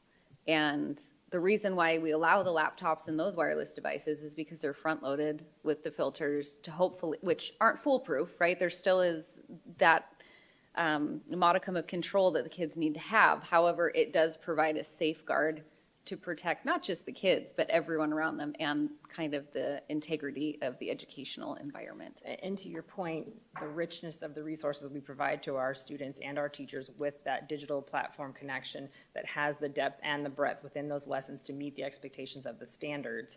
I do believe that the content is there, the images they would need are there, but it was the teacher who brought that example to me that said, this is an example of how I might use this. So I would like to respect the views of our teachers and how they're utilizing technology to support and enhance learning, but I do believe the richness of our resources does support ensuring that those needs are met from a standards alignment perspective. I tend to agree with you. And again, if we're looking at the many different things we're looking at with decrease in student enrollment, if our policy is vastly different than our biggest competitors, that's probably not great. And so just, I know this is a tough one, but again, thank you for the work that you've done. I know I have a lot of thoughts about this, but this is something that is so near and dear to my heart. And if you, Anxious Generation, iGen, there's tons of people and studies, the Pew Institute's doing tons of studies on this. This is kind of my bread and butter coming from a social media background, and it is something that's not to be trifled with. And every time I see a student video in a bathroom, no matter what it is, it makes me sick to my stomach. Because once that's out there, it is out there forever. And I know as a parent, I safeguard that so closely in my home that I cannot feel that my kid might end up seeing or being exposed to something. And that was a catalyst for me taking my son out of the district a few years ago. So that being said, sorry, thank you. No, for- I was going to A lot of offer, thoughts. I was waiting for you to finish because I know it's difficult for you, so I wanted to give you that time. I just didn't know if offering something in place of that where it says permitted by the teacher for educational purposes. I don't know if we can add this in there to help clarity for you of permitted by a teacher for educational use, approved by the principal at the site level. So then it's not just one person. It has to go through the approval of the principal. And that then goes back to we are following up the chain of that approval process. So I know that can be a procedural thing, but I just want to be able to offer that up as we can add that in as the policy to kind of give you a little bit of.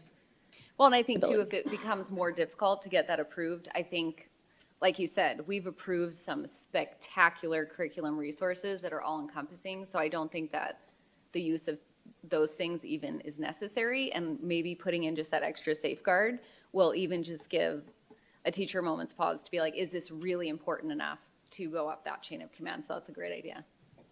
Okay. Okay, that's it. Thank you. Okay. Mrs. Bowles, do you have any questions or comments? I do. Ms. Proudfit took most of them, but you made me think about a lot of other things. In addition to what you both just spoke to, I would like to see to the principal and the parent. I agree with what you said, Ms. Hernandez, and that, Dr. Hernandez, and that is, I'm a parent, I'm a grandparent. That comes first. That should come first. They have the most rights in the classroom with their student, with their child. And I can't say that enough and empower parents enough. We have parental right bill in Arizona just for you, but you're the only one that can enforce that. And so I say that to say this, I am for sure all about giving teachers their room, their space, their profession. However, that hasn't turned out really well in the last 4 to 6 years. And again, as a parent and grandparent, I have to speak to the mental health portion of cell phones. And if we were being very transparent, even in the room, I'll speak to myself only for now, and that is there are days that there's so much freaking social media stuff around me that I don't give myself enough time to just put my brain at rest. And I can't imagine the anxiety we're creating and the mental health issues and the suicidal tendencies, all of body image, all the things we're seeing, 99.9% are coming from that device. So while I want to say, and I do trust the teacher's judgment, I'm going to go right back to what Ms. Proudfit said, which is what I was going to say, and that is, it's not a district device. There should be no reason at all. Again, I'm just going to be very straightforward. I don't know how else to address this because you're absolutely right. Because on the legal side, if we use their cell phone, then it becomes a district issue if something happens. And I watch a lot of crime. So if you do something on your phone, I think we're setting kids up we're giving them this huge device, and peer pressure is still a real thing. And I'm sorry, I'm not willing to take the risk of any kid being violated out there with one major reason, and that was what Ms. Proudfit just said, and many others. I'm sure that most have heard the news on the east side and all the things that are going on with, there's no way a bunch of teenagers all came to the in and out all at the same time to beat up a girl, which was on the news last night. It's social media. Of course, we don't control that, but we can control it in a controlled environment, and that's the classroom. I know that they're, again, having to create student handbooks, my God, and the overlap of many other policies we have in place, and much were already mentioned. Social media, interfering with learning, which is right here. So I'll go right back to the cell phone for educational purposes. There's no reason that I can think of at all. There's no reason we should even be using a student's device for a district project learning. I don't care how you say it. It's not a district device. So we are already putting ourselves at risk on so many levels. I also don't want to be responsible for their $1,200, $1,500, $2,000 phone. So it is a difficult place to be, but I can't justify in any way cell phones making our district better, meaning somehow getting more out of the cell phone than we get on our internet and like you described in our curriculum. And, you know, again, being transparent, if we say that, then we have to say we're going to have to supply cell phones because that's what they're using, or maybe the teacher is saying, hey, that would be really nice if you had one. Well, then now you just put one that doesn't have it, you know, in a place that shouldn't be. So personally, I really want to give this to the teacher, but unfortunately, we've got to put it back in the parents' hands. And because that's the only sure way that we put every barrier in place. We started out this meeting talking about school safety. My God in heaven, if there's anything that is unsafe going on with is social media, cell phone, Snapchat. I mean, I don't even know how parents keep up with all that, to be totally honest. So I know I kind of went full circle and over a lot of things. I know that there are some, I guess, cell phones for medical. If that be the case, they need to have a 504, they need to have an IEP, and it needs to be in there, so we're covered.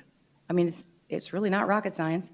And I think I heard you say, Ms. Hernandez, on B, that we didn't have, I'm assuming that portion of that, the use of wireless communication devices in any manner that disrupts the educational environment or violates the rights of others is strictly prohibited, and this includes, can you elaborate what you meant when you said that? Where are you at? On B, restrictions, I heard you say that we didn't have this in place before, and I can guess half that sentence, but I just want to know for clarity purposes what you meant. As far as not having a cell phone policy in place? No, just in that, when I think it was Ms. Prophet, for the restrictions, that we've not had some of these things in place. Taking photography was one that you were speaking of in that list of things. I'll just say what I see, and that is we obviously, and I know you know this, that we've had this, you know, can't disrupt learning, right? That's probably the umbrella over all throughout a thread throughout the manual and throughout policy. Of course, it should always be focused on education.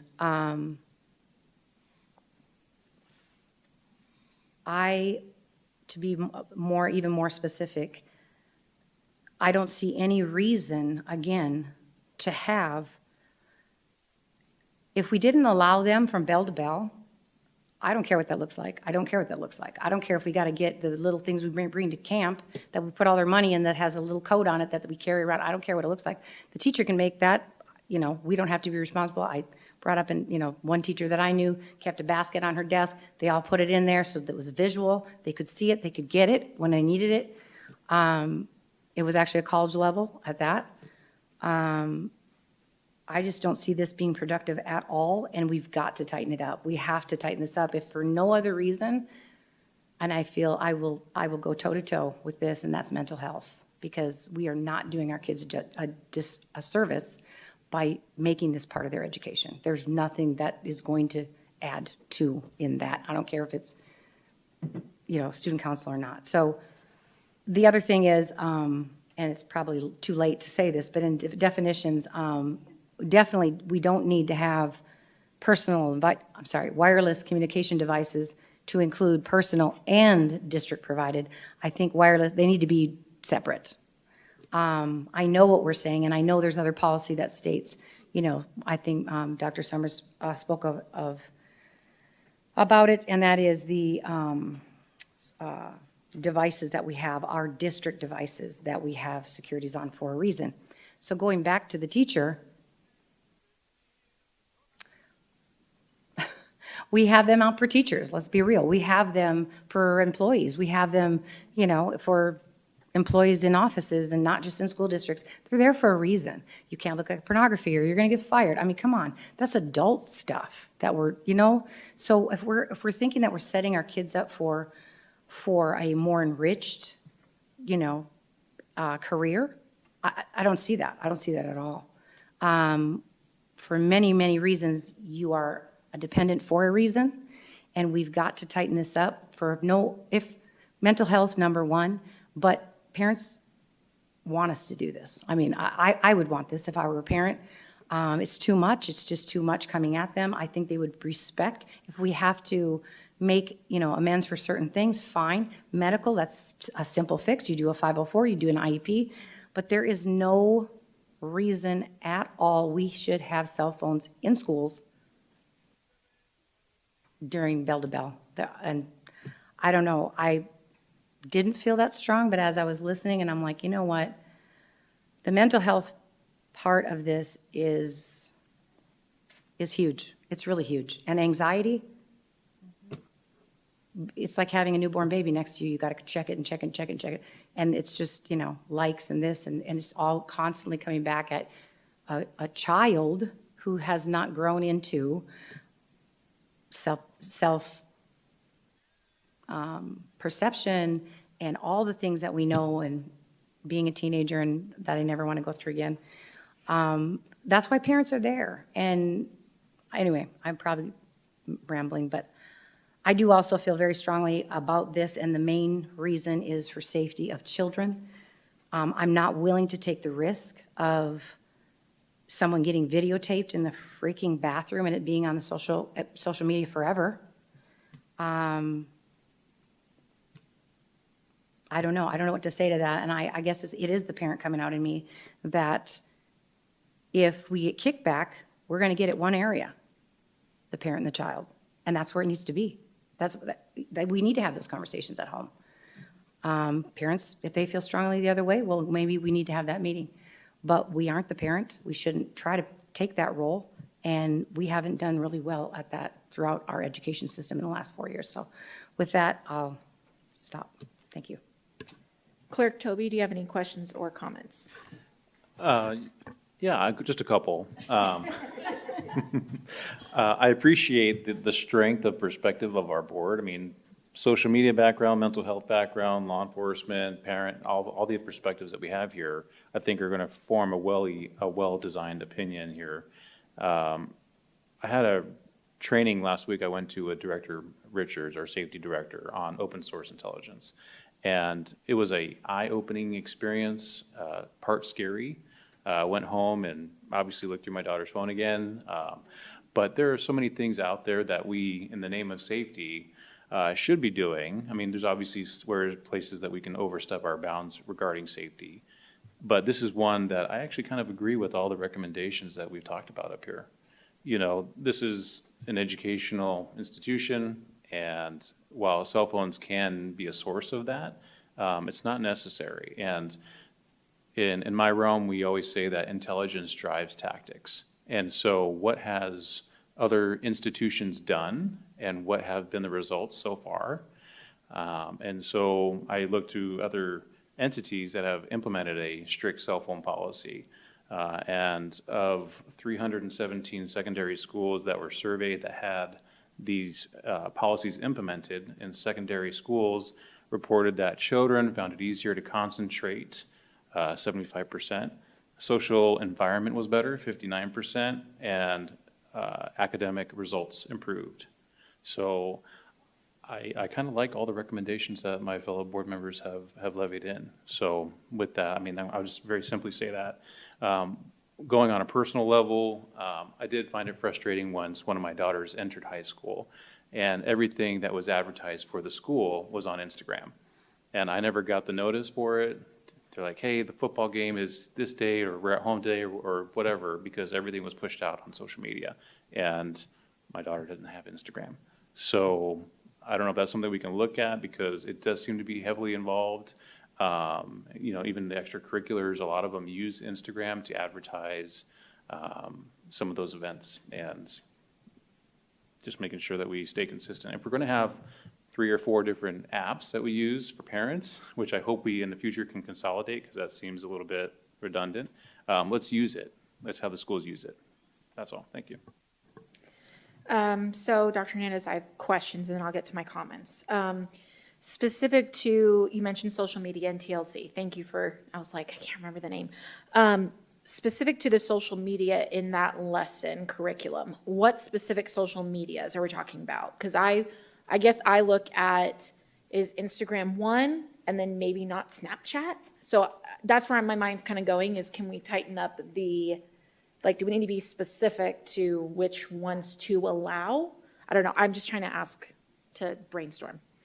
President Rooks, I'd have to go and look at the actual unit from that particular course to see how they reference that and what they teach about it and how that looks. As far as my assumption would be, there are screenshots representing this is what Instagram, this is what social media is from a media perspective. I think the course is more focused on the media aspect of, technology, life and careers than it is the social media, like a how to or how not to necessarily. But I would need to go back and look at that scope and sequence and see exactly where that is and what it looks like. Okay. President Rooks, if I may, just to add something to that. Yes.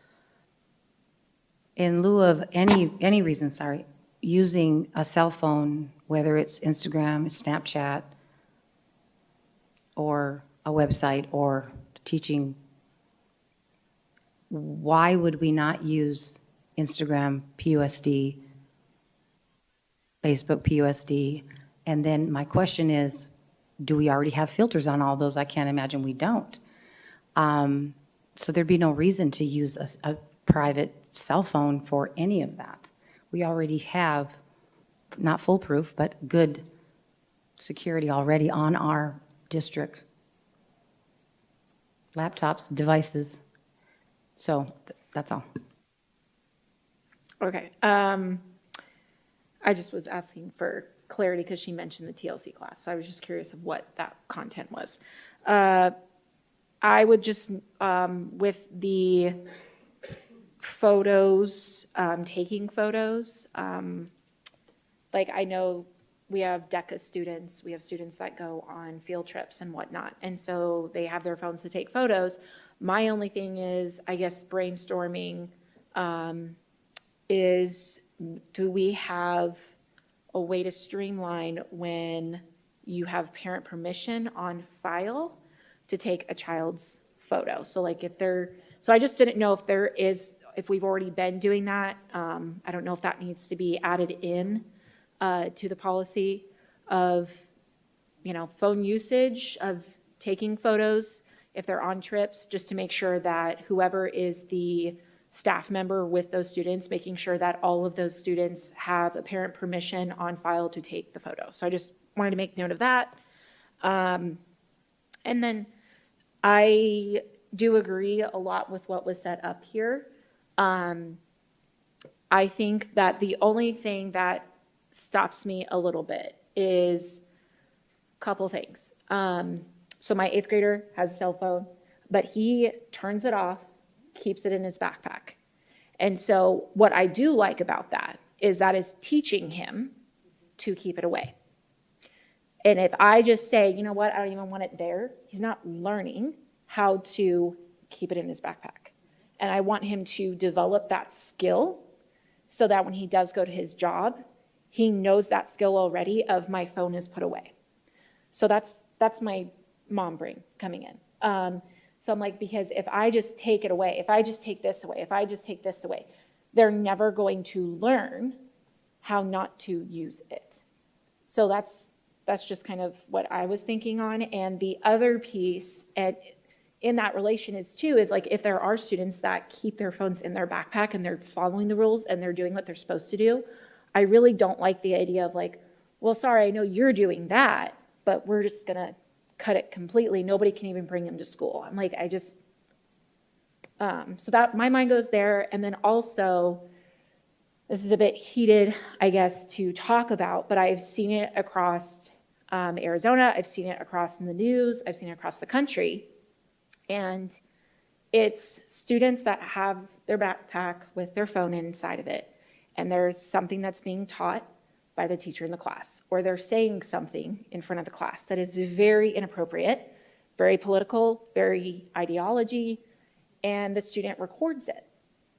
So that's my only thing is I know that there has been, I've remembered some things happening in our schools where we have had students record something going on that they see is not good, and they want to have that proof so that they can find the adult to tell them. So I kind of look at it from that angle too. So I'm kind of wrestling, right? Like, I don't want to say complete, you can't bring it on campus at all. I'm just hesitant on that notion because I don't want to set up our kids to not be able to have some type of, oh my gosh, I see that this is not good, like, but I don't know how to prove it. It's going to be my word against an adult's word. So that's where my mind goes with that piece. And again, it just comes back to, we're supposed to be teaching the kids in the schools, right? And a skill that is in the classroom is focusing on the learning, right? Critical thinking, all of that. And I feel like if we take away a skill of you can't bring it at all to school completely, I feel like we're missing out on that opportunity of, here's a rule. The rule is it has to stay in your backpack during classroom instruction time. And that sets them up for, in the future, when they get older, that there are rules and laws that they have to follow. Because if we just remove all of it and be like, no, you don't get anything, they're never going to learn. So I'm kind of just wrestling with this, and I know we have a deadline. And so I didn't know if throwing it out there, because I do like all of our ideas, and we do have a long rest of the board meeting. I don't want to rush through it and just not be able to really dive deep, and I know we have a deadline. So I was just going to suggest, Dr. Summers, if we can maybe have another board meeting, if I can, as president, call for a special meeting if we need that before the school year starts, so that we can have that opportunity to come back with all of those things that we mentioned and dive deep more into it, so that we're not like pressured to hurry and get it done and mess it up. So I'm looking to you. I'm sorry. President Rooks, members of the board, we certainly can work to accommodate a special meeting. That's the board's discretion. I appreciate every bit of feedback that we've been given up to this point tonight. So I think, President Rooks, it's really up to you all. If you want to table this item, that is certainly your right to do so. And I think we've, again, taken really good notes on this, and we stand ready to bring it back. I would only caution July 31st, right? So that's where we're positioned, and obviously we do want to communicate, and we want to make sure that this is something that we can, Dr. Hernandez, you had a thought. I'm sorry, say that one more time.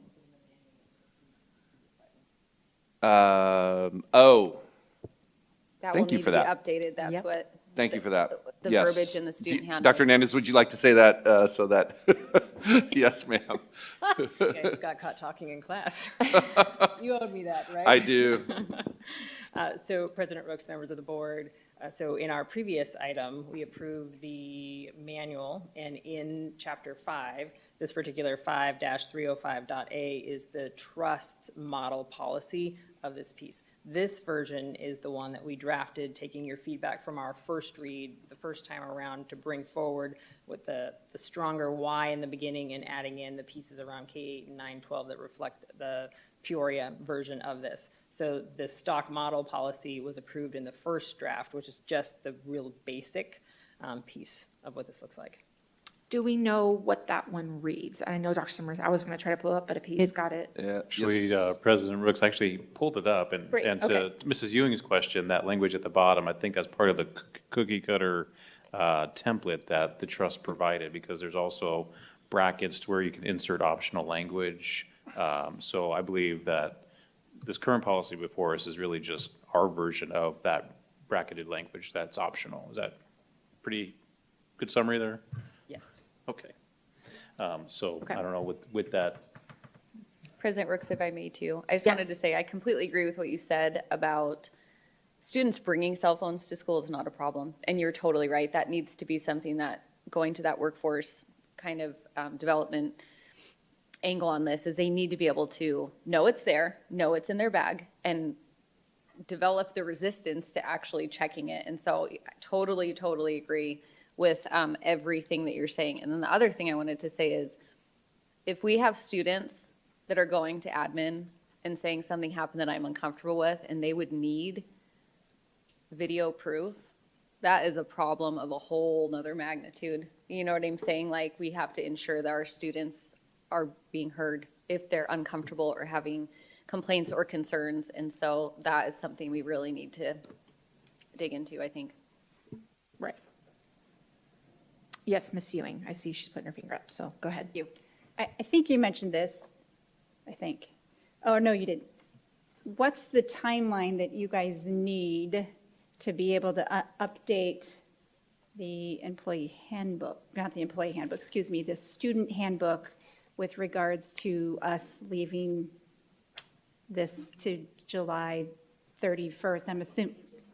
And I just closed it. And I know, because there is a notation in there that says that your students are allowed to bring personal devices into, student-owned devices on page 8. Student-owned devices may be used throughout the instructional day for educational purposes only, and only at the direction of the Peoria teacher or administrator.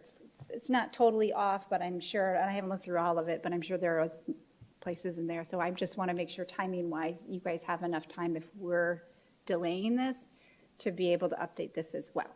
President Brooks. You first, ma'am. Mrs. Ewing, are you reading from last year's student handbook? I just wanted to confirm that. Okay, draft. Okay, and so the handbook is on hold for a variety of policy reasons. Yes, that's the right face. Okay, okay. But we'd want to make sure we have enough time because this, should we move to more stringent, this will need to be, like I said, creating a culture of like, this is what we are doing now in the district, not to say that, you know, whatever the board decides, but we'll have to leave ample time to communicate that appropriately to parents. Yes, and with the state law being pretty well communicated, I think that we can communicate, at least from that perspective, that the state law has changed. And while we get to a space where we have a policy that you all want to approve, we can operate with that and start communicating just that piece. It leaves a lot of open questions, which our principals are looking forward to understanding what the policy guidance is so we can develop those procedures and get to that, you know, the part we spent a lot of time talking about is the consequence side and ensuring, and again, building those relationships with families around this really common territory, an area where we need the support from them is really important. So there's some things that we can communicate, but from the handbook standpoint and the clarity on the next things that follow, that is on pause right now. President Rooks, is it something we could do a special meeting or something surrounding, or? Yeah, well, Dr. Summers is trying to, let me see what he says, and I'll come back to you, Mrs. Ewing. I'm just wondering the timeline that they need with regards to that. I think that's what he's trying to answer. Yeah. Okay, so President Rex, Governing Board, we want this in place soon. Like, we'd love it tonight. And if I may, the material feedback that we're getting, because what we have proposed is not only in alignment with state law, it's really, I know it seems like it's not strict enough, but if I'm hearing you correctly, what you're really saying is you don't want cell phones being utilized during the day at all. I'll take it one step further. If what I'm hearing correctly is you want the same K-8 restrictions, I get there's that one little line in there. I promise you, most of our K-8s are already away for the day, period. Okay, so I know that that one little line represents this one little segment, which I will tell you is consistent with the law, which is we do have to give our teachers some degree of autonomy and some flexibility, or we can say, no, you don't get it because you don't even give the kids an idea that you can get that from them. So essentially what you're proposing, I think, is not delineating between K-8 and 9-12. Because what I also hear you saying is you're not saying that the kid can't bring it to school. You're just saying that you don't want the phone out at all at any point during the day. And that means not just the classroom instructional time, it's at any point at any given time, which I will tell you creates, I know the question is asked, well, how do you enforce it this other way? That poses a question for us. And if the goal of the board right now is, oh no, that is our mark, that is our measure. I hear the feedback, and I promise you there will be pushback. And if the board is saying the pushback we are going to get, and we're going to take it, and we'll be there to back that up. I just want you to know that. Whatever the board's policy is, our job is to implement it, plain and simple. What we put before you, we think is the most reasonable way forward right now. Doesn't mean that we can't come back to it, right? So I think my challenge would be if there's not going to be a material change, because if the board just needs more time to decide it, I totally get that. And we can schedule a meeting for, if it's either next week, I wouldn't go any further than the following week because we're right up on that edge, right? So I just want to throw those things out on the table because I appreciate this is a real robust conversation and you all are doing your best to set that high bar, and we'll back that up. But I'm just trying to summarize what I think is the bulk of what you're really suggesting. And so that would be the best way for us to modify it. That we could approve as early as tonight if you think you're ready to do that. So President Rooks, I'll hand it back at that point. I have a question, but I'm going to go to Mrs. Ewing first because I don't know if she had further. Well, so based upon what you're saying, thank you. Based upon what you're saying, I know that, I believe you did say that this has been put past our administrators. Our administrators have looked at this. They are confident in this and that they can enforce that. I know in high school it becomes real problematic of how do you enforce kids having their phones out at lunchtime. That's a real problematic time. There's really not enough time during passing and so forth, but there's so many activities that also happen during that lunchtime as far as clubs and so forth, even meeting during that time frame. So there's a lot of communication, so it becomes problematic, and we don't want to overburden the staff with the constant monitoring of where are you with that phone. And so I remember you had said that the high school administrators kind of said, we can definitely manage this, and it puts enough guidance in place that we can push forward with it. Now, did you have any conversations with the high school administrators in specific about a way for the day for 9 through 12 and what kind of response? Because I want to make sure we're keeping in mind their voices while it's in the room. President Rooks, Mrs. Ewing, we have not solicited specific feedback with that being the proposal because that hasn't been the proposal yet. So that brings up a very important point, and I think you summarized it quite well just in what you said. Okay, and then the only other thing that I might recommend for our board is to adopt as is, to maybe even ask for whether it's a committee or an evaluation process to be, so we can get feedback from community, from our district staff on, with the idea of, hey, we would like to tighten this policy, but we want to grab everyone's feedback in this, and can we set a time frame for revising it? And that may have to be more like a January time frame to be able to properly roll it out for the staff. Yeah, that's a good idea, Mrs. Ewing. Yeah. Mrs. Proudfit. I'm just going to throw this out there. As a proposal, if we did K through 8 away for the day, 9 through 12, they have access to it at lunchtime, away, put away, power down, on silent, whatever, during instructional time, and 0 cell phones in private spaces. So no locker rooms, no bathrooms. And just to clarify, Mrs. Proudfit, are you saying not having them as in not in their possession or not using them? Not using, well, they don't have lockers, so they would be in their backpacks. Okay, because I think that in and of itself is the essence of what you asked the question earlier. How do you enforce that? Well, if they have to have them in their backpack, if they take them out at all during the class, it's very easy to say your phone is out. I just want to be clear, if we're saying you can't have them in private space, does that mean they can't possess them whatsoever, or they can't use them when they're in a private space? Out in private spaces. There's no way to monitor that. Right. No, there is one way. So the only other thing I'll add to that, because again, that represents that whole, Right. It comes back to what President Rooks was saying earlier. We take swift and decisive action upon knowing that a phone was used in an inappropriate manner, whether it's a video recording at whatever point, where it comes from, in a locker room, et cetera, et cetera. So it's not necessarily enforcement on the front end as much as, if you do that, here's what will happen as a result, right? It's more, not prevention-based, but, well, I guess you could argue it's prevention if you create enough of a risk of, I don't want to get in trouble with that. But I think kids kind of know they probably shouldn't do that anyway, but I'm just making that point. So if that's the proposal, away for the day with the exception of lunch, because that would be the one modification to the restrictions, is that it is allowed during lunch, just not passing period? For 9-12, I don't think Right. K-8 needs. Okay. So if we were to take that language as suggested, it would essentially, And I would just take it would out still all have before language. school, after school, because we're talking about those Yeah, timeframes right. as being Before and okay. after school is a different thing. Lunch break. So we would remove passing period, Mm-hmm. and then we would add a, not to be used during,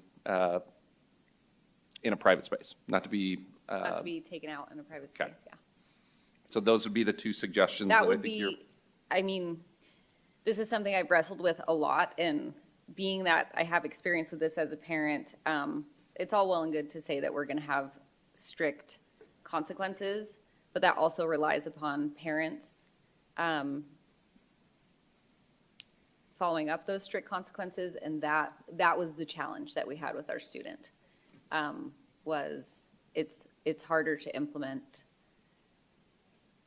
discipline when a parent might not be on board with that discipline. And that was the situation again, when it comes to the safety factor and social media and everything you said about mental health is, there's not been one compelling study that says that social media is good for teens. Not one of the hundreds. It's categorically not okay. And then for teachers having to redirect with dopamine addiction, like, it is just, I have no problem having a strong, being a Peoria lead situation and saying, this is what we're doing to protect our students. And I feel like this will set us up for some of the AI things coming down the road. And we're going to have to deal with AI and cheating. And I think this is where we're going to have to head eventually anyways. So why not lead with it now and just make the changes now and start the school year and say, this is what we're doing. And if it doesn't work with 9 through 12, if those things are still happening district-wide, well, then we need to be even stronger in it. I just don't see how we don't, as a board, lead with strength in this one. Mrs. Proudfit, if I may, just real quick, with specific to your statement on if a student does bring it in the restroom or uses it, pulls it out in the restroom. And we do set up a meeting with the principal, the parents, and the consequence is determined, right? My opinion would be they'd lose that privilege of bringing the phone to school. But I would suggest maybe if the parents are not willing to do that, I would just maybe, if we can have, Dr. Summers, if we can have an executive session with Susan Siegel on the legal side, what we can do as a board when that circumstance happens. That's what I'm kind of wondering, especially if the student did, let's just say a student does pull out their phone in the bathroom and they record, what legal do we have in a certain type of consequence listed? So just if someone can make that future so I don't forget that piece to try to help you with that part. Well, and I don't think students realize, I know we're beating a dead horse and this is a lot, but we really, really, really have to get this right. And if you look at the studies, this is like the biggest obstacle for like student success right now is literally these stinking phones. But if you look at, okay, so say a student goes in and takes a video of someone under the door or a picture, that is now child pornography. And correct me if I'm wrong. That's what I'm saying, Yeah, like legal like, laws, I'd I love to mean, hear that from Susan. It's real Yeah. serious when people are taking videos of other students or pictures.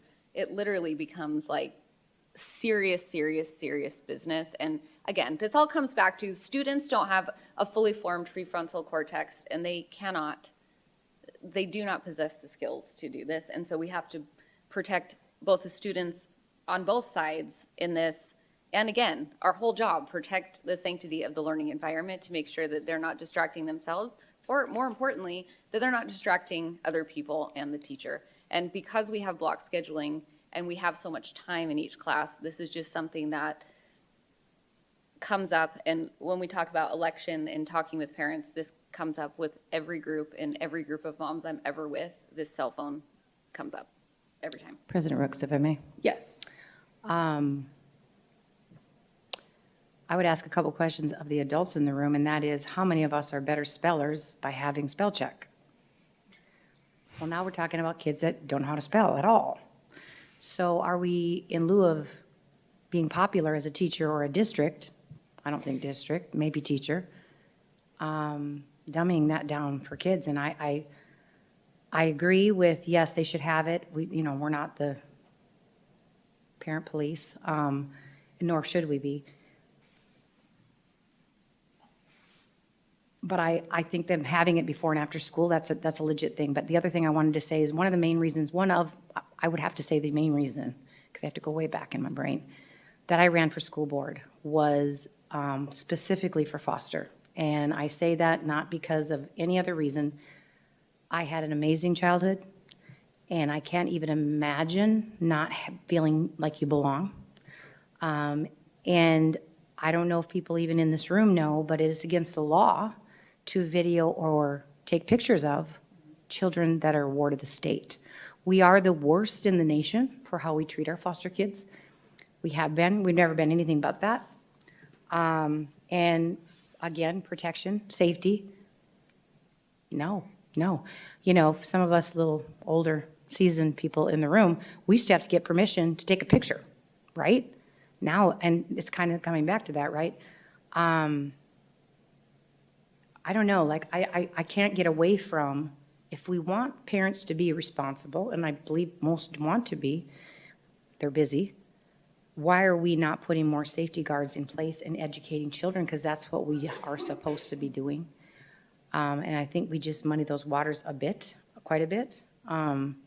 If we get pushback, I mean, I come from a huge family, over 200 nieces and nephews, no joke.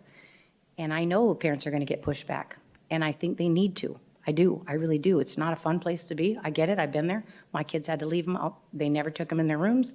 We had very strict rules. And even with all of that, back in 2016-ish, someone got a hold of my daughter's phone. I had to go to the police officer at the high school, and he said, look, there's nothing we can do. Google, and even if we know that's not a kid in a Christian group that she thought it was luring her to go to another state. And he said, I told her, I said, look, that could be a hairy guy across the street. I don't know who that is. It could be any number. We're not protecting kids or setting them up in any way, shape, or form. But aside from that, and I'm speaking as a parent when I say that, that's not our job. It's not our job. We got to get back to educating children. And there's nothing about when you haven't even learned the skills of putting a English paper together. We have no reason going into AI, because you got to learn the basics of, that's why we're here. So foster kids is a big deal. And unfortunately, nobody really pays attention to that. But it's a big deal, just as big a deal as the child pornography. So has somebody not been sued? Probably. Will we be? Probably, because everybody's looking at this across the nation, right? So anyway, I will leave it at that. But foster kids, it is against the law to take video or pictures of a child that's a ward of the state. So I just have a quick question, Dr. Hernandez, because I have a high schooler that's going to be starting this year, so I don't know this question. So with passing periods, it says here, students may briefly check their messages between classes, provided such use does not disrupt school operations or cause tardiness. That's the only piece I'm wondering, just because I'm a new mom with a high schooler, so bear with me. I don't know, is that because if there's something happening that day with pickup with a parent, or hey, after school, I'm going to be home late. That's the only thing that I'm thinking of is my mom brain. And then I didn't know, when we have incoming freshmen, if they're checking their phones, because I know that my son has the student view on his phone. So if he's nervous first couple weeks, he's using his phone to check his thing during the passing periods. That's my only mom brain thinking, I'm sorry. So I just don't know. You're absolutely correct. Okay. And a lot of students, so while we'll give them, so passing period is about between 6 and 8 minutes, depending on the high school. And we'll give them their piece of paper schedule the first, day, and it gets lost pretty quickly, and they do use their phones to find their schedule to know where their next room is for those first few weeks. And then as classes need to be moved for different reasons with space and whatnot, and those things do happen. And the other thing to consider from my mom brain as well is that when my children started working, it was very common for their manager to text them to say, school gets out at 2:20, can you pick up a shift at 3 o'clock today? And so that opportunity between periods and during that passing time to be able to pick up that shift was valuable to them. And that is as they're transitioning into adulthood, those are the skills that just one of you mentioned, managing that device as part of becoming a responsible adult and learning how to utilize that device to support your career, college endeavors and the responsibilities behind that, when to use it, when not to. But also part of that is that opportunity to use that device as they're becoming our workforce. Okay, that was just, sorry, I had a quick Yeah. question on that because I wasn't sure. So I know you're talking about taking it out, and so I just was like, I just needed to ask that because I get nervous with that. I understand what you guys are saying. Like, I'm all like, we need to have some stricter stuff. We need to have consequences if they do break the rules. But I'm just also trying to look from it as a logistics standpoint with the passing periods. If we're, I would be okay with passing periods. Okay. For high school, passing periods and lunch, and that's it. Okay. When we start muddying and giving the exceptions of like, well, it could be used for educational, 99.9% of the time, if a student has their phone out during class, it is not for educational purposes. So that's why I was kind of suggesting the teacher needs to get permission from the principal, one. And then I do like the idea of Mrs. Ewing test it out until January with that process in place, that if a teacher wants it for educational, whatever, getting permission from the principal, and maybe we can keep that data in place of how many requests that we have to principals for educational purposes, and then bring it back in January to relook at, does that piece need to be taken out? So I don't know if that makes sense. I'm still stuck on how we can use phones as educational resources if we don't provide them. So what I would suggest is that Mrs. Rook's proposal would give us the opportunity to test that. That's what I just do a But no, test like, run. I'm talking like ideologically. Like, we're not providing cell phones, so we cannot make them part of the curriculum. And I mean, I taught students and it was very few that didn't have cell phones, but I taught a few that didn't have cell phones. And then also, in addition to that, when you talk about incorporating social media or even YouTube, it was something that I remember came up a lot during COVID, was YouTube usage and whatever. I would say a good portion of parents, freshmen, sophomore, maybe it changes when they're upperclassmen, are not having their kids access social media, YouTube, those things yet, as they're going through the training process in their home of helping them with devices. So I still am stuck, like, how can we legally be allowing something to be an educational resource that we're not providing? Like, doesn't that goes against, like, a resource we're not providing? So President Rooks, Mrs. Proudfit, it wouldn't be a required use by the student. So in the educational space, if they're allowing the use, it wouldn't be a thing that would have to be required. So you wouldn't be able to, as you're saying, say that you can't disallow a student to be able to participate in the learning because they don't have a certain device. It's our responsibility to provide the textbook, the device, and what they need to be successful in that classroom. So the other thing I would add, Mrs. Rooks, to your proposal is that the current process, and I don't know the new reference to in our manual to the policy, but for educational resources that teachers want to use, like a one-time basis, the procedure has been that they do get that principal approval, and that if the principal has questions about it, then they check in with the district on that piece. So I it have a would be question on, clear. so like your reference of the leaves in the classroom, taking pictures of the leaves outside, whatever. So you're saying, like, if the teacher asks the class to go outside, take pictures of different leaves, to bring it in, if a student doesn't have a cell phone, right? And we're supposed to provide that as an educational resource, would that be something of like, okay, well, the teacher's going to hand off a iPad if we have one at school, or a photography class, we have the cameras at schools. So I don't know if that's what you meant, and I don't know if that's, I'm trying to like figure it out there. I think, again, we spend so much money on curriculum, and like, you've done such a beautiful job giving us this rich, amazing curriculum. Cell phones aren't part of it. And so either we don't believe that our curriculum is rich enough to fully do what we think it's going to do. Like, I just don't see the need. I understand, like, it could be fun to take a picture of a leaf, but I think in situations like these, and I'm probably projecting like parenting into this a little bit, so know that I understand that I'm projecting myself into this, but setting clear boundaries is just cleaner, especially when you don't have a developed prefrontal cortex. Sometimes it's just a yes or a no, and I think every time we make an exception, it opens up a conversation, and that's so much harder to enforce. But also it goes to, like, the problem with cell phones is that kids can't move in and out of it quickly. It takes their brains a long time to reset out of that. And so I would say, if I was an admin, I would really challenge a teacher to say, is this absolutely necessary use of this, or could we use all the beautiful resources that have been provided to you?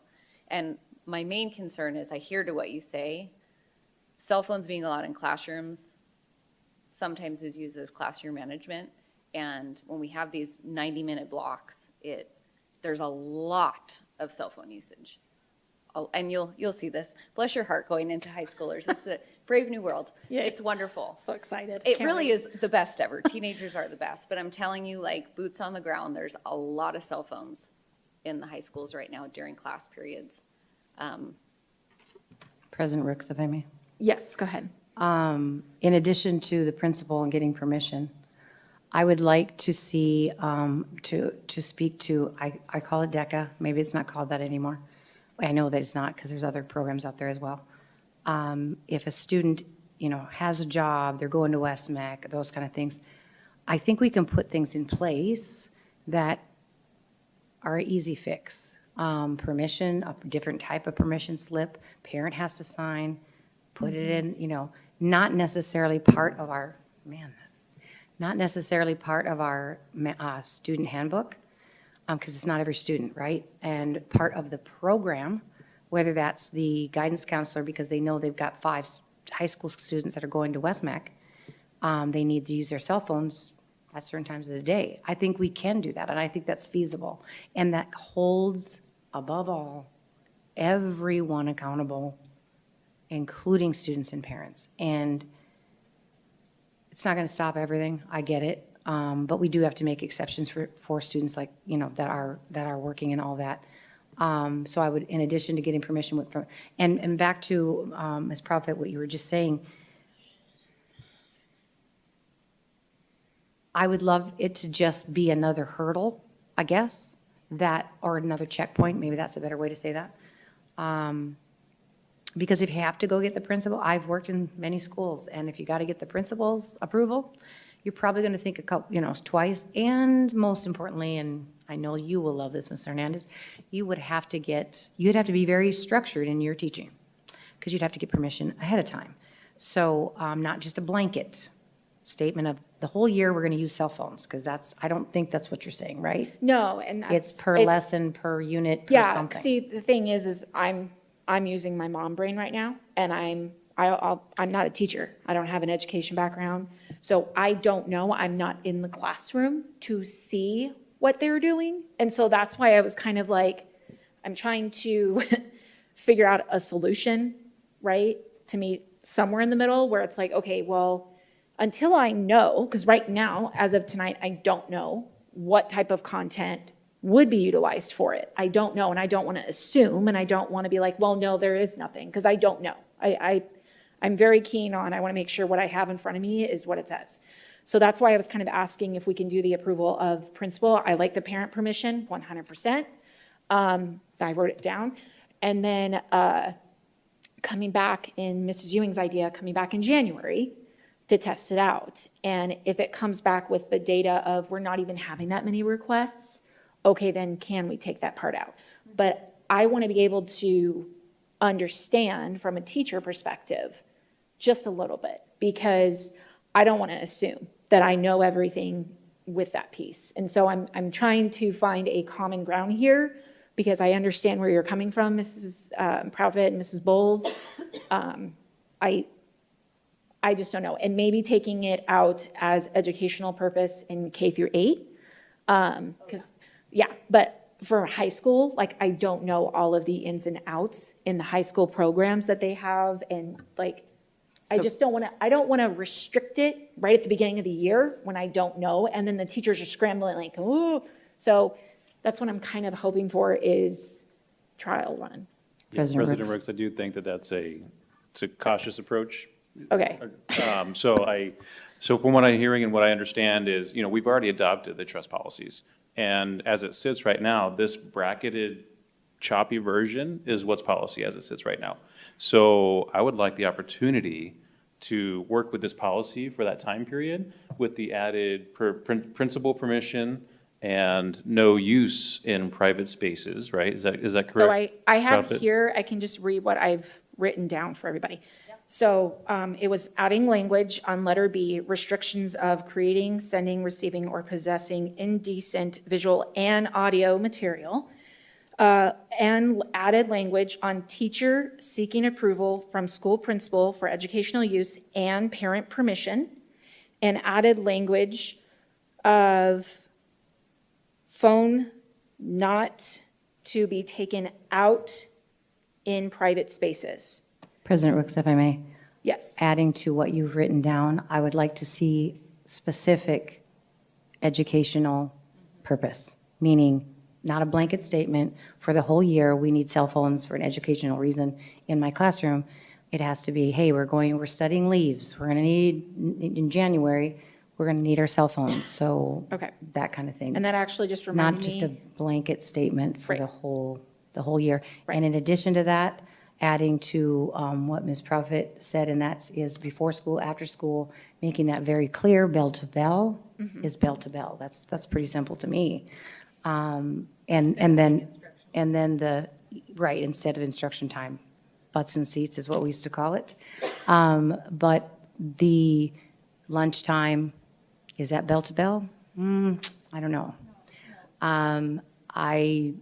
We don't have open campuses, but some kids go off. Those that go off at, West Mac or other places, making an exception, hey, that's an easy, again, fixed form that we can keep with the guidance counselors, that parents sign, everybody signs, whatever, so that we just reel it in a bit and not just kind of leave it out there for kids to be harmed.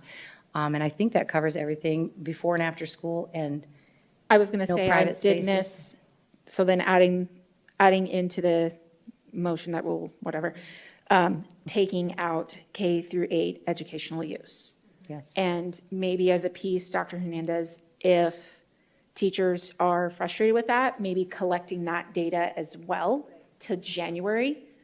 And then to the point of Mrs. Bowles with your specific to, you want to know what educational purposes, I would look at from a standpoint of when they get the permission from the principal, if there can be some type of, maybe this is procedural, a form filled out specifically, what is the lesson?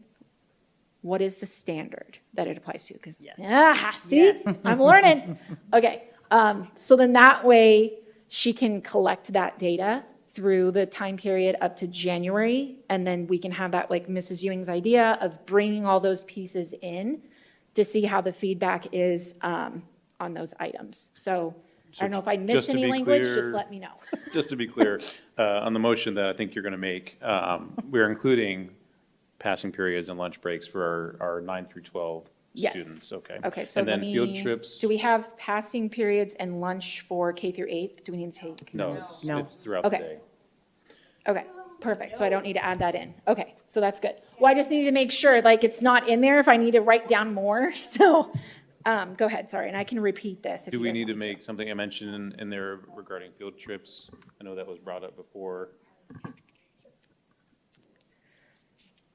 For field trips for K through 8 or 9 through 9 12? through 12, well, I guess not through 9 through 12. No, they don't go on field trips, For K through 8 or 9 through 12? 9 through 12. See, I'm not to 9-12 yet, so I don't know. Okay. I guess K through 8,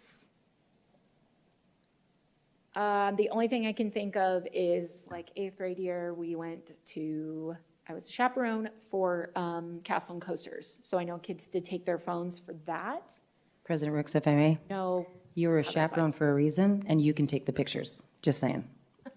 Also, Okay. good for us, But I digital was- cameras are back in style. Yeah. In case anyone doesn't know, so they're fine. Well, I'm wondering with the kids, I know that some kids brought their phones because they wanted to take pictures, Castle and Coasters, 8th grade year. So I don't know if that is anywhere in the K through 8, Dr. Hernandez? So the first thing I'd ask is which standards that trip was aligned to? That was their 8th grade end of the year field trip. No.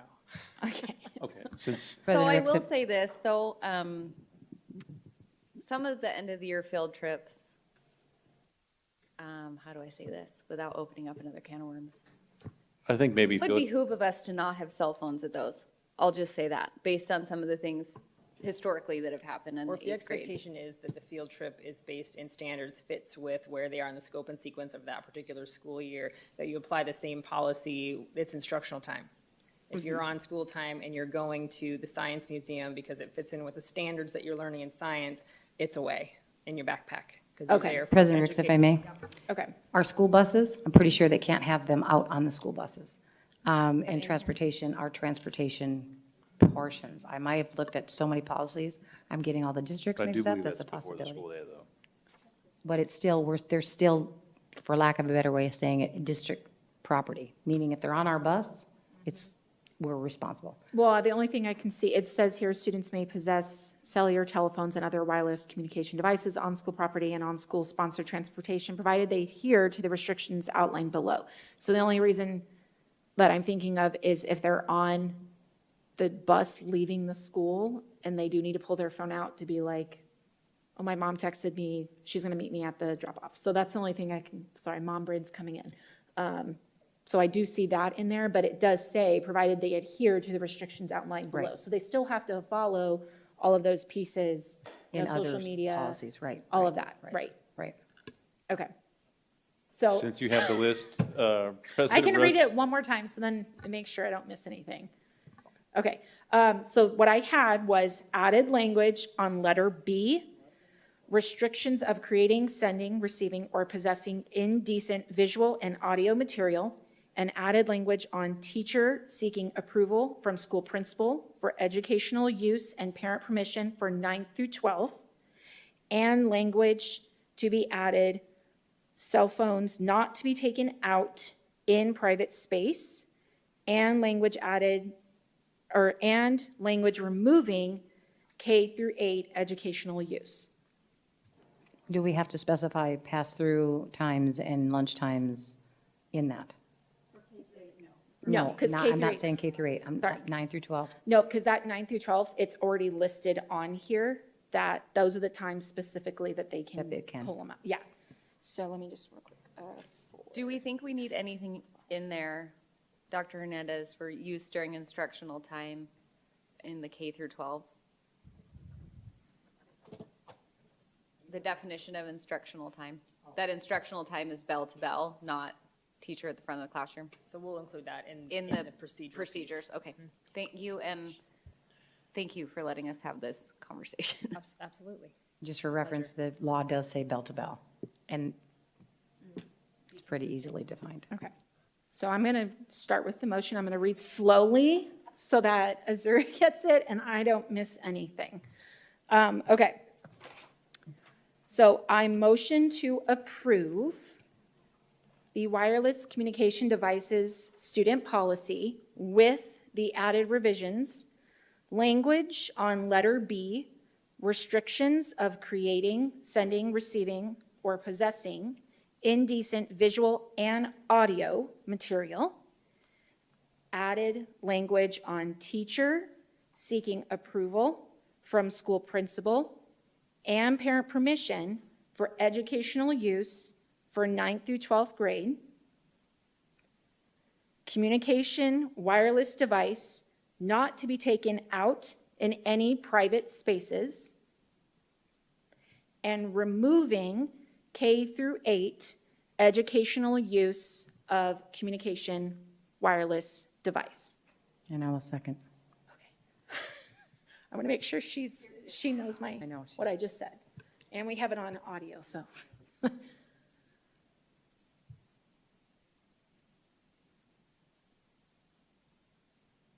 I'm going to look to cabinet for a little bit of guidance on this. Will it be sufficient if my motion reads Motion approved with Included changes changes as recited by President Rooks. perfect, thank you. I was going to give you my notes, but it's kind of scribbles of adding in. And, so and I'm we have it all captured. Okay. And don't worry, we're going to take a break after this so everyone can go to the restroom. So give me 1 second. So we had a motion made by myself and the motion seconded by Mrs. Bowles.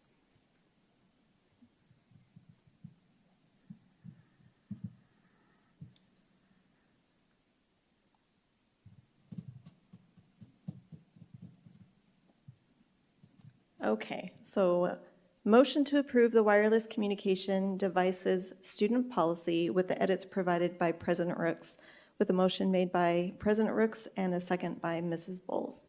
That is correct. Thank you. And if you could run us through voice vote, please. President Rooks, Yes. Mrs. Ewing, Yes. Mrs. Bowles, Yes. Mr. Toby, Yes. Mrs. Proudfit. Yes. Thank you. Congratulations, everybody. Motion passes with 5 yeas. We're going to recess for about 10 minutes so that everybody can use the restroom real quick. I know it's late, but just a little break.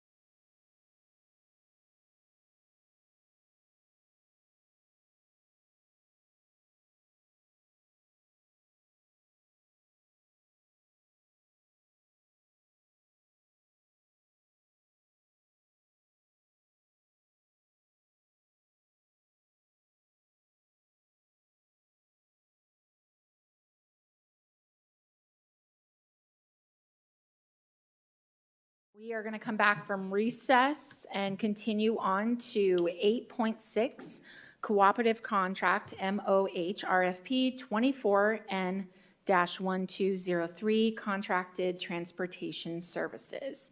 And this is being presented by Dr. Hernandez and Mrs. Rodriguez.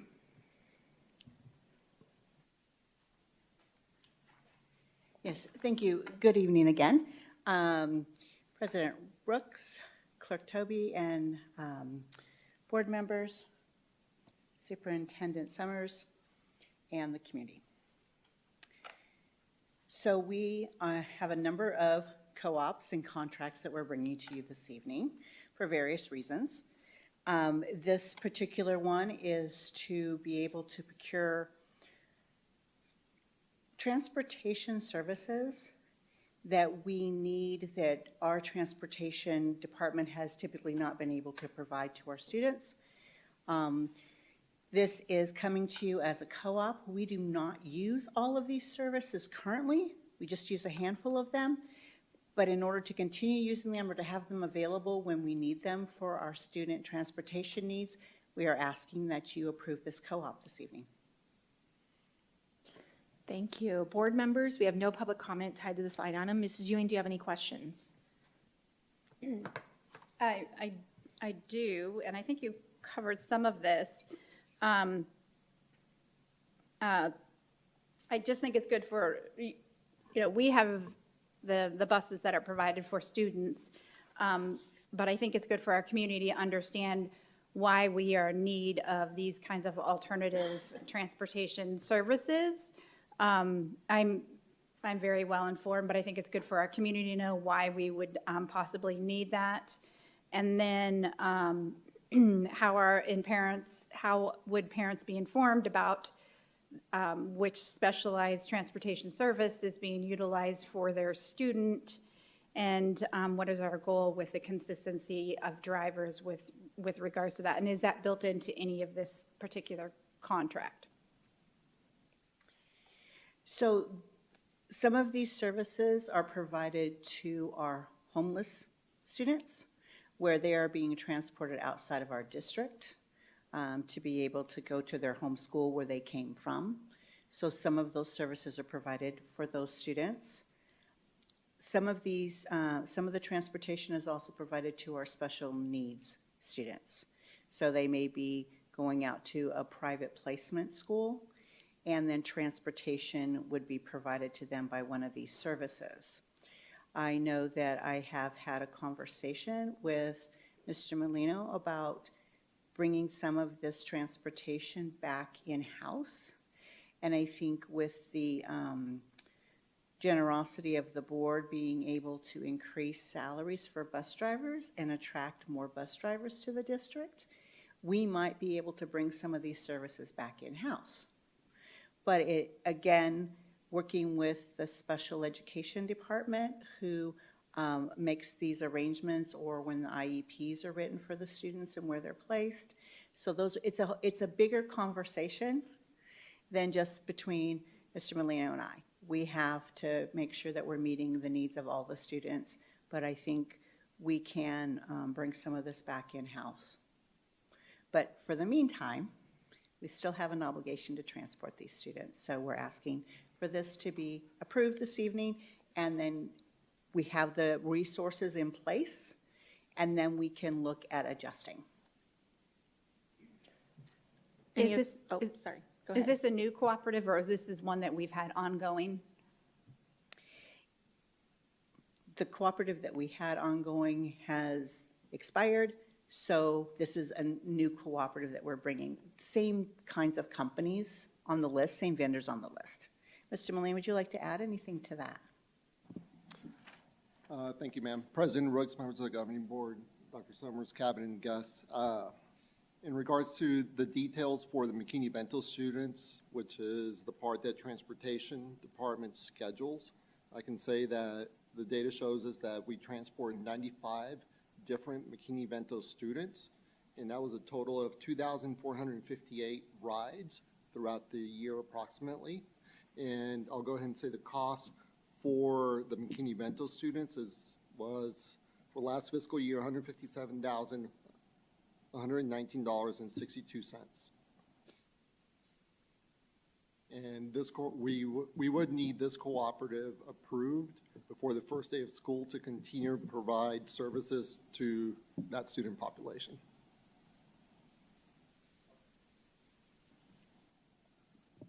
Is that all your questions? Yeah, Okay. That's all my questions. Okay, Thank you. sorry. Mrs. Proudfit, do you have any questions? No questions. Mrs. Bowles, do you have any questions? Does the district, how does the district, or the board, better said, know the policies that these vendors have in place to keep those kids safe? I will defer to Mr. Molino on that one.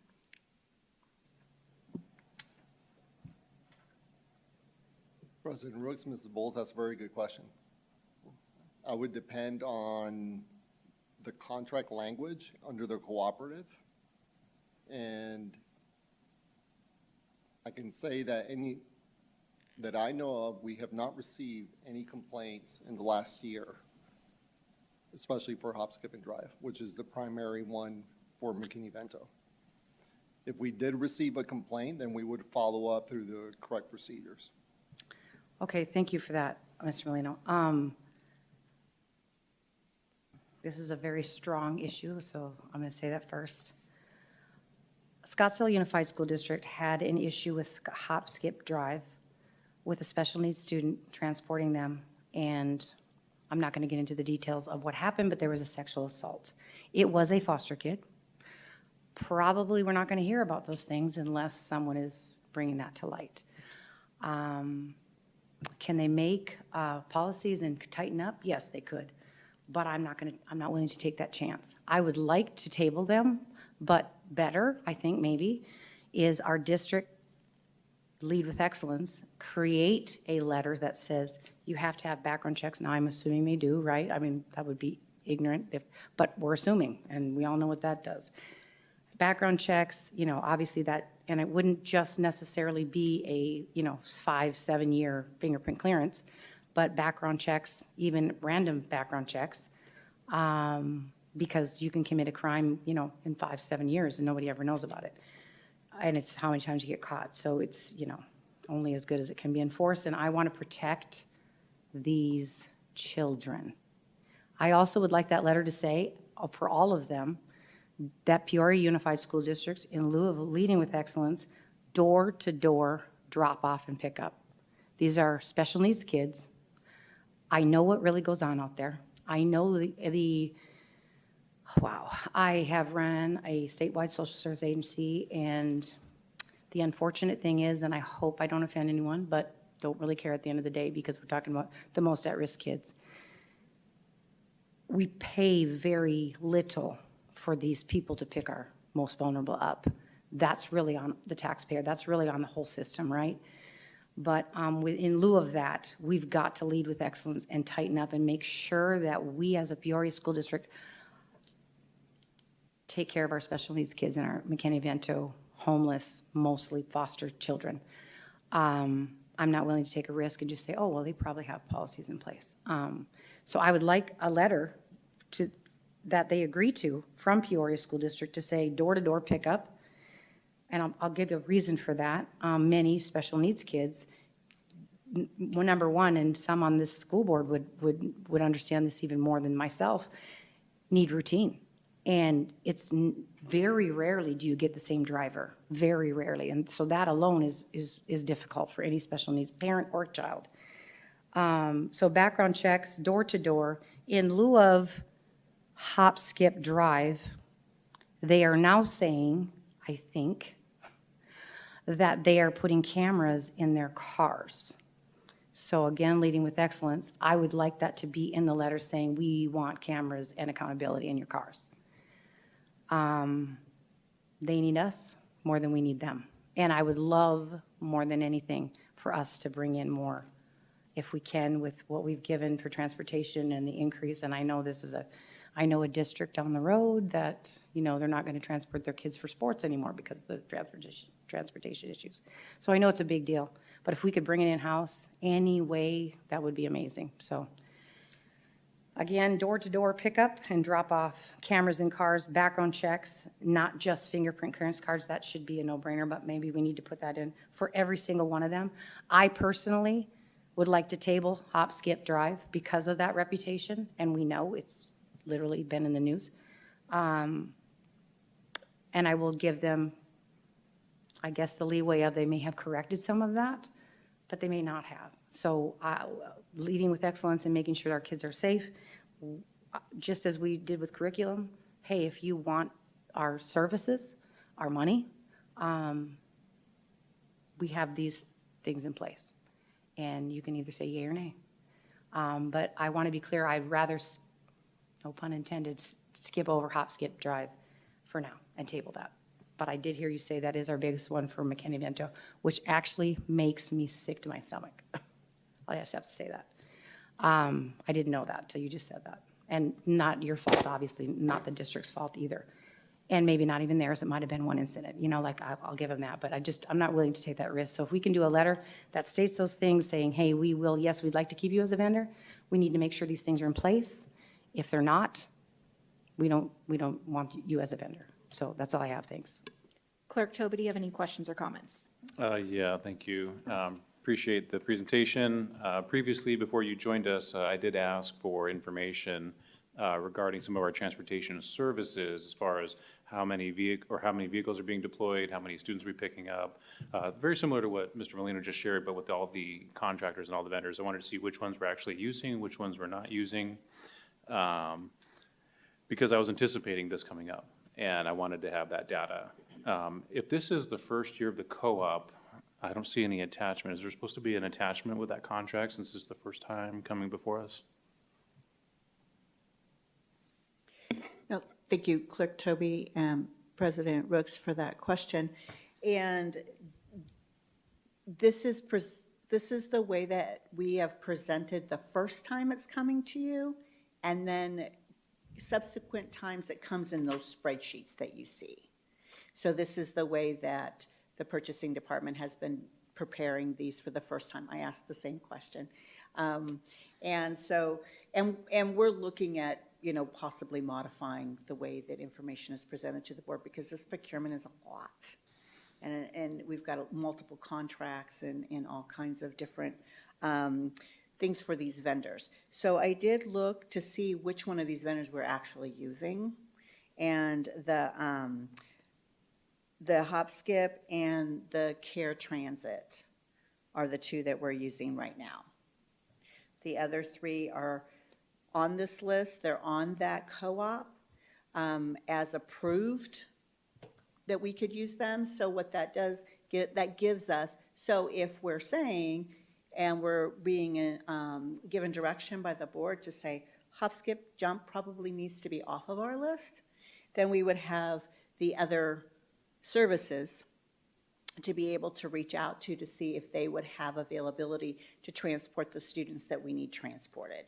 So when we bring a robust list to you like this, it's just so that we don't have to keep coming back to you to ask you to approve vendors, that we have this list to use for the rest of the year.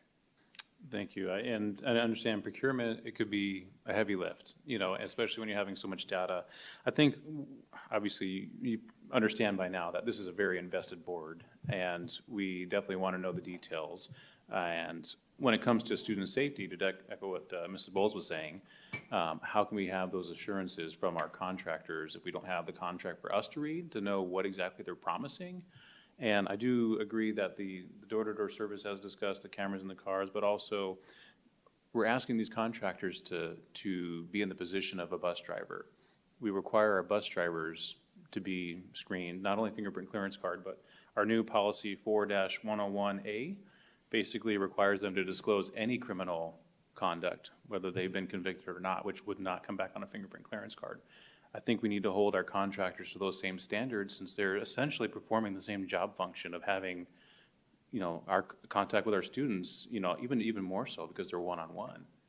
So I would like to see that applied to our contractors. I'm not sure what because this was brought to us at this point in the game, you know, I feel pressured. I feel very pressured to move on this, because it's either like a do or die type of vote. but we still want to put those protective measures in place. So what is a solution that the board or that the cabinet has for us to kind of mitigate this?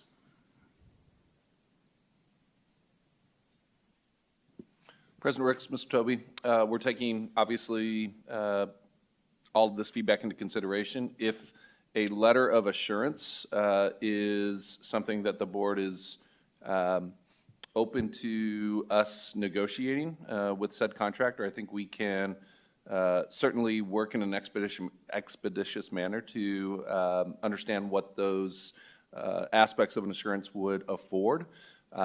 With that in mind, and understanding the timing of what's involved here, that could certainly be brought back to you all as part of an upcoming special meeting. I mean, there's a lot of homework that we'd have to do in a very short amount of time, but I think we could work on a give us a week roughly to be able to get all that information compiled and then come back with a game plan so that the board understands the aspects that you are expecting as well as the potential impact in the event that we can or we can't secure that relationship. President Ricks, if I may. Yes, and then I have a follow-up, so go ahead. In addition to, and I did forget to say this, part of the letter, some kind of follow-up within our district that we're checking to see if they're actually doing that. I would assume that would be in the transportation department. I don't know exactly.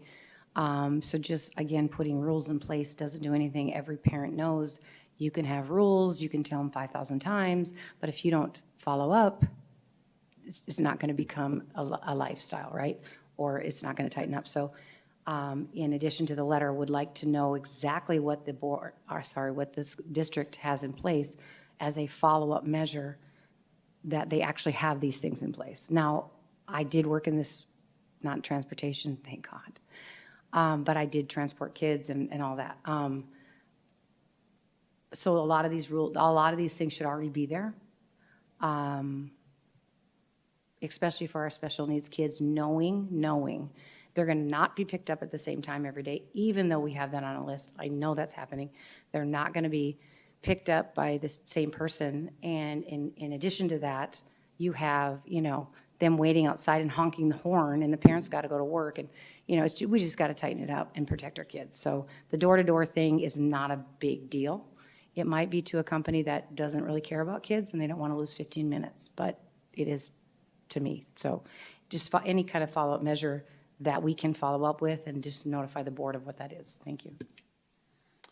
And then just one more thing, if I may. So with our bus driver, any of our employees, maybe Ms. Vistainer can answer this, but do we perform random checks of our employees as far as their background for any arrests or convictions, and not just what gets reported based on their FBI clearance card? Excuse me, Clerk Welcome. Toby, and I'm like, oh, I haven't talked all night. President Brooks, members of the board, and Dr. Summers, and everybody else. So we don't do random checks. What happens is when an employee gets hired, we conduct a background check, and they submit an IVP fingerprint clearance card. As part of the fingerprint clearance card process, they become then registered to our district. And as part of that, we get notified if they have certain types of arrests or certain types of criminal activity that becomes connected to the individual. And so we are able to take action at that time. President Ricks, if I may. The board went, and Dr. Summers also went to a training, and while I can appreciate that and even found out things today that I didn't know were connected to ADE, and that being fingerprint clearance cards, it's not always foolproof. And so in lieu of what Clerk Toby is saying, again, with the most at-risk kids, DCS services that transport kids, they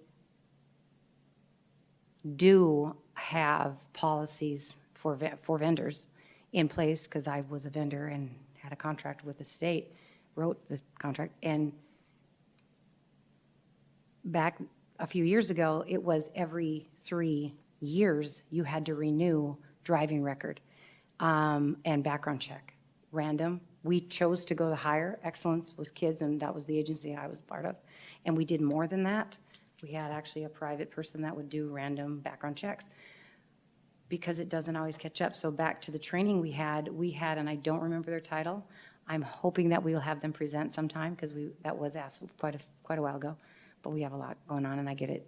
They did specifically say, and they deal specifically with schools and specifically with criminal behavior, and that those things didn't connect. So while we know those things are maybe in place, and I think they are, there's a big gap. There's just a big gap. And so maybe we do have to have another policy of random background checks. And yeah, that's all I have. Thanks. And the reason why I'm being hyper-focused on this is because, obviously I'm aware of the Scottsdale incident, but in my line of work, I'm definitely privy to a lot more that's been happening, and I want to prevent any of that happening with our students, especially our at-risk youth and vulnerable children. So I would appreciate that letter of assurance, and I don't think it's much to ask, especially since the contract is $500,000, that if they don't have cameras, they get cameras, and that they do door-to-door service. I think that's a reasonable expectation. Obviously, we want to try to standardize their drivers to remain that consistency. I know that's not something that's always within our control, but also having their drivers submit to the same background requirements that our bus drivers do. And I think that's all I have for right now. Thank you. So yeah, I do have just two questions, real quick. You did state that if the board's direction is not to go with, say, hop, skip, drive, is there another vendor here that we could use for the McKinney-Vento students? I would defer to Mr. Molino on that Okay. one. Mrs. Rooks, we would have to check with those vendors and their capacity to handle that volume of students. Okay, all right. The other question is, I'm just going back to our M&O override in the upcoming November election. I believe we had on there for people in positions, special ed. Could that be, if it passes with the voters, could those funds be used in that category of bringing in-house special education drivers so that we can get away from some of these companies, I guess? I don't know if that's a question. President Rooks, Governing Board, the simple answer is yes, that is definitely a path that we can pursue with those funds. Okay. I only asked that because I did attend the same, it was the Arizona School Board Coalition back in February. And one of the board members from Scottsdale presented on it of hop, skip, and drive. And from a perspective of a board member, but also from a mom, I was utterly shocked because, again, these are our most, like you said, our most vulnerable kids, our special education kids, and even just children in general. And these companies, with as much money that they have invested into their companies, the fact that they couldn't, put in measures to not let this happen to a child is just shocking to me. And so I'm more of, if there is a way to use a different company, I feel more comfortable like that, because I know that you guys are asking for these assurances with hop, skip, drive to add these things and whatnot. But to my brain, it's they should have already had this in place.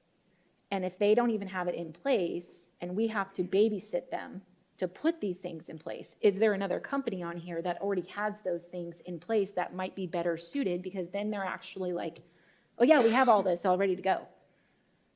So that to me shows that they have more stability as a company and that they care more. I just did not get that from hop, skip, drive.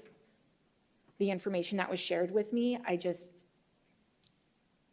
was mind blown. And I think that when you're a big company like that, you should really have all your ducks in a row when it comes to kids. And the fact that they didn't just makes me question, is there another company on here that we can use for a McKinney-Vento students that might have more of those measures in place? And that shows that they are leaders in what they provide to students. President Ricks, if I may. Yes.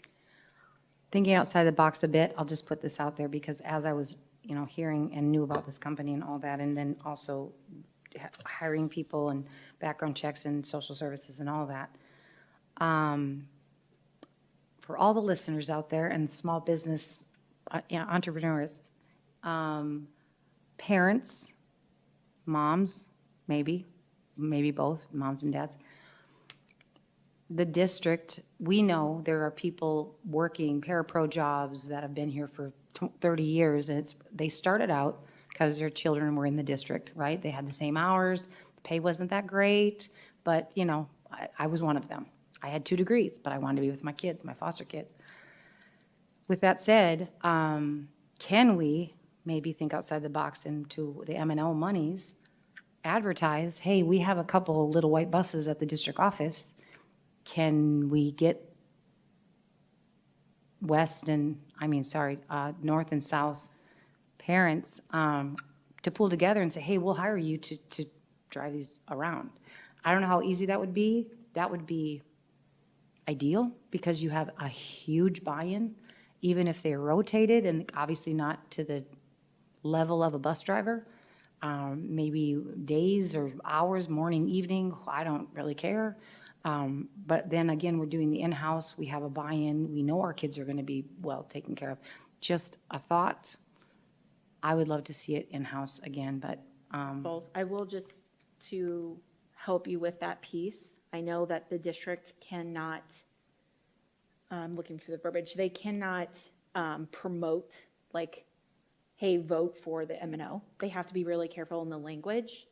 But maybe in the piece of marketing, right, Daniel Airy, of our M&O going through each category, like, hey, special education, this is what we could utilize under the special education position categories of looking at providing in-house drivers for our special needs kids. So I don't know if that's like a PR piece that we could do for each category, but getting the special education one.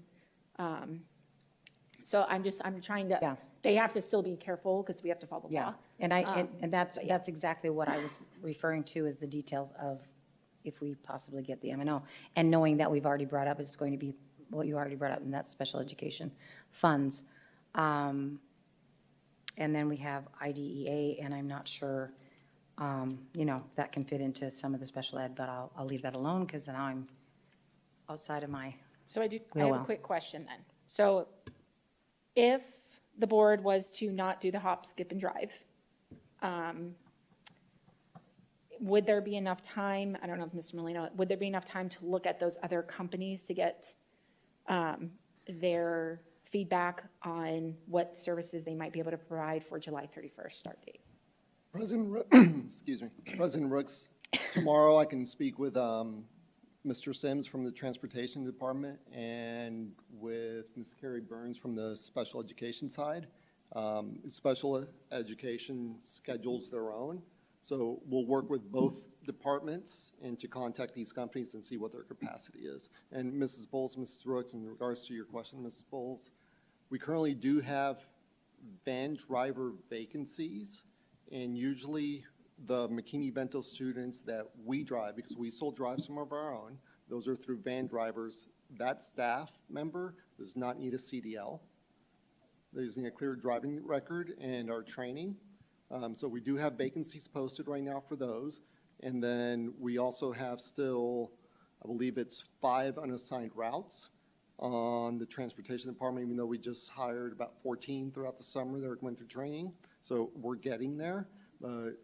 We still have vacancies, whether it's for regular ed, special education, CDL drivers, and the activity drivers for field trips and athletic events. So we do have vacancies posted for both people with CDLs and people without CDLs that want to drive regular vans. And Thank you for that. Thank you for that clarification.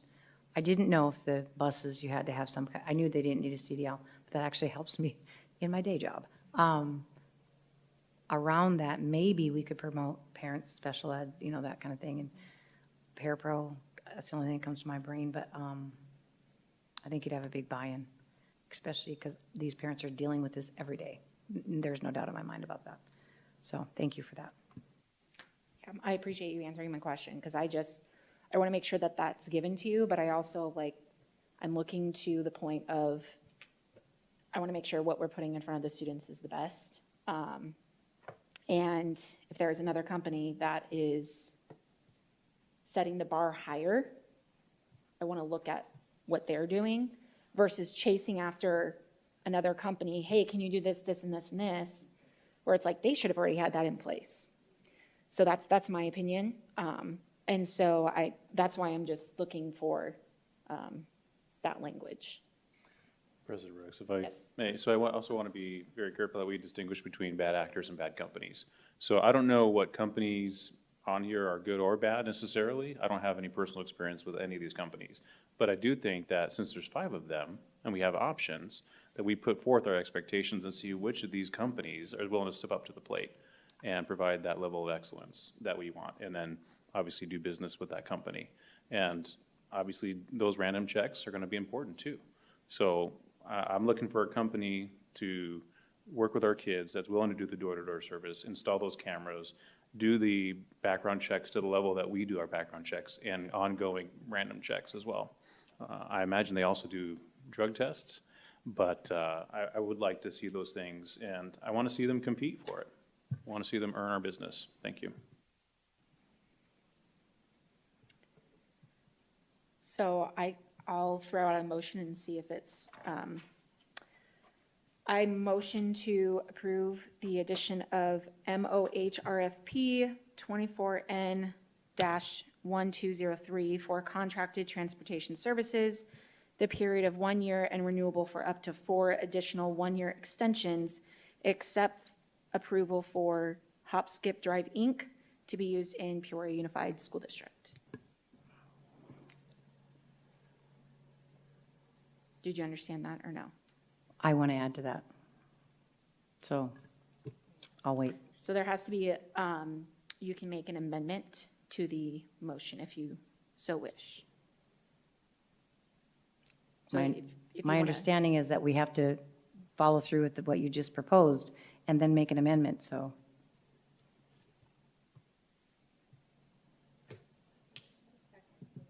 So there's no Yeah, second. so there's no second, so the Okay, motion well, I just fails. needed to hear that. Okay. So I would, in addition to that, like to add that we do propose, in lieu of leading with excellence, every one of these companies do random drug tests, meaning leading, requiring this of them as our vendor, door-to-door service, cameras in cars, background checks. Again, they probably do some of these, background checks. I think they have 2 to 3 year and 5 year, so I would just say 2 to 3 year. I don't remember exactly which one it is. And then the following the policy that Clerk Toby mentioned in our district, and that is the criminal, I think it's 4-101A, am I right in that? And I think that's all. That's. So you'd have to say I motion for all of that. I motion to amend. Do I need to say your part as well? You're making a new No, because that failed. Whole There new was one. no Got it. second, Okay. so that failed, so you have to make a brand new motion. I motion to approve the cooperative contract MOH RFP 24N-1203, contracted transportation, and taking off Hop Skip Drive, Inc. And in addition to adding a letter from our district that states that our vendors require drug tests, door-to-door pickup and drop-off, cameras, background checks, 3-year, I believe it is, criminal background to match our district policy 4-101A. And I believe that's it. Can you just add the period time, just the time frame that they have listed there? It just says the period of 1 year and renewable for up to 4 additional 1 years. I don't know what you're asking. in the motion, you just missed the period of 1 year and renewable. Oh, I'm for sorry. up. Okay, to So finish just- the motion, so sorry. I do see that now. Okay. Services the period of 1 year and renewable for up to 4 additional 1-year extensions. Okay, I will second that motion. Thank you. Can I just get a clarification, just so that I Yes. understand? Do we currently drug test? Because when you're asking for drug testing, that usually means if we're asking for that, we cover that expense. So I'm just curious, do we drug test? President Rooks, Mrs. Ewing, regarding contracted services, we would likely not be the agency that is conducting a drug test. We could ensure through the contract with said agency that they are periodically conducting those in accordance with our expectations, but we would not be drug testing them ourselves. Okay, I just wanted to make sure we weren't incurring that cost by putting that in there. Well, it's So- built, it would be built into their contract. Okay, thank you. So the motion was made by Ms. Bowles and a second made by myself, as your, if you would want to run us through a voice vote. President Rooks, members of the board, just allow me 1 second to make those adjustments. Okay.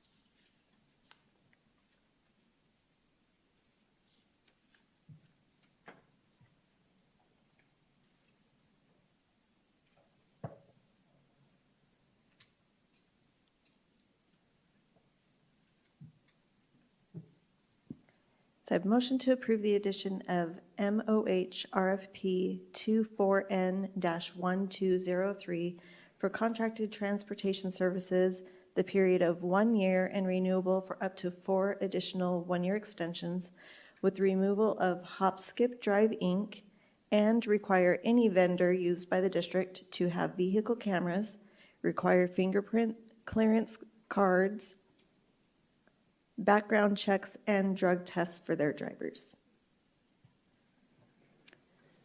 I believe that is correct, that we had. Was that right, Dr. Summers? President Rooks, I think there was one of the alignment to our current employee expectations around background checks. So the 4-1, Yeah. I think it's 4-101. A. A. Yeah. A, And thank you. Sorry, President Ricks, if I may. I didn't hear, you might have said it, door to door, drop off and pick up.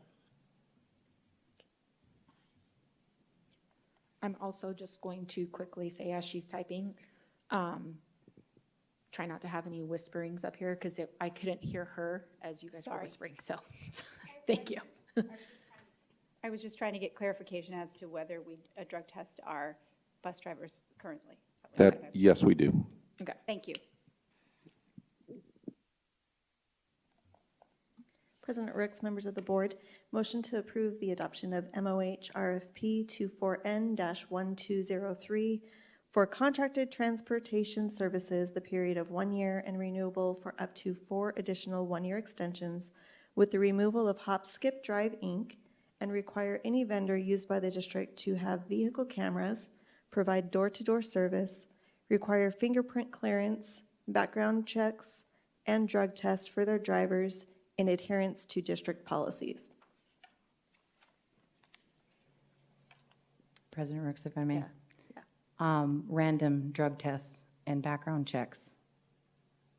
Because I'm positive when they're hired, just like in our district, we get that information. Okay, I've added random before background checks and drug tests for their drivers. Yes, I will second that. Thank you. And I'm sorry, if you could read the motion one more time with that added language, so we have that on record. Of course.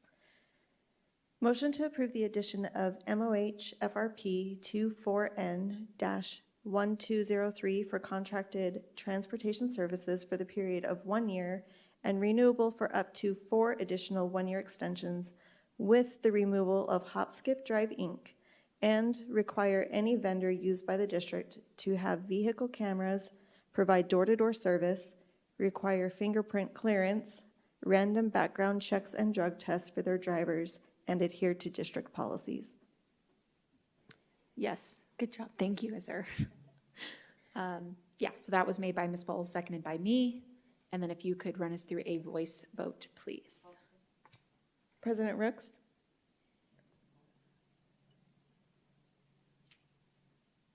Yes. Mrs. Ewing? Yes. Mrs. Proudfit? Yes.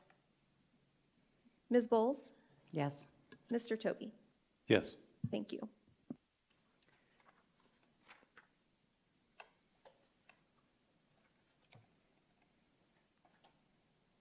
Motion passes with 5 yeas. Thank you, board members and cabinet. Moving on now to 8.7, Peoria Unified School District, RFP, IFB, and bid fiscal year 2020-2025, multi-year contracts. And again, Mrs. Rodriguez, welcome. Yes, thank you. So we will come to you periodically and ask you if we can go out for RFPs, and then that will give us the ability then for our procurement department to go and solicit. This is a renewal of an agreement, Go Solutions Group. So we are asking for that renewal. Thank President you. Rooks, if I may, Yes. just to piggyback off of that, within the attachment, you'll note both an RFP renewal relating to Go Solutions, as Mrs. Rodriguez just mentioned. That commodity specifically is a Medicaid third-party service provider. And then the corresponding additional commodity on there and vendor is around HVAC equipment, parts, and tools. So just want to make sure to call both of those out as part of the current attachment. Thank you, I appreciate that. Board members, any questions or comments? Ms. Ewing? I don't have any, thank you. Mrs. Proudfit? None for me. Ms. Bowles? Could you expound a little bit on what services we get from Medicaid third-party service provider? What they provide? I can't even see it. I think it says Asset Works, Risk Management, Go Solutions Group. Yes, thank you, President Rooks, Member Bowles. We receive reimbursement for services that we provide to our Medicaid eligible students.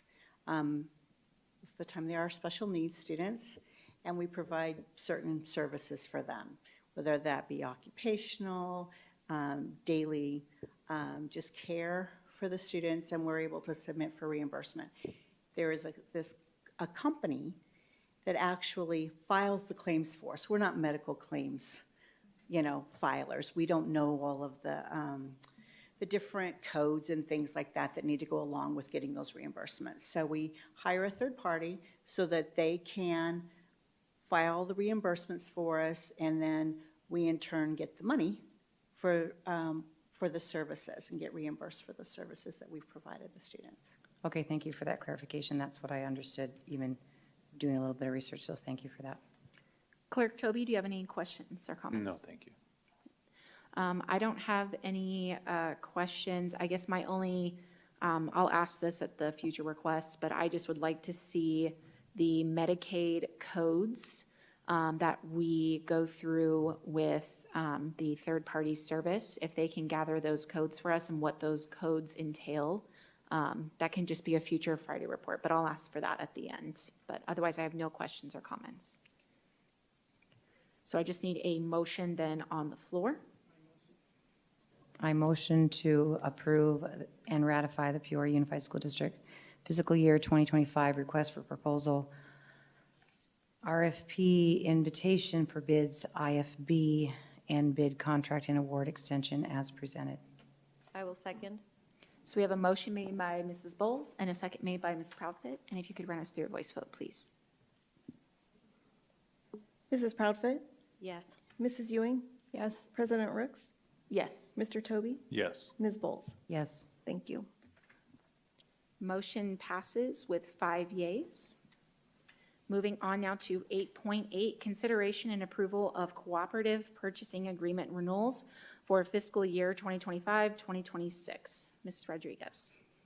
Thank you, President Rooks. Busy night. Clerk Debbie?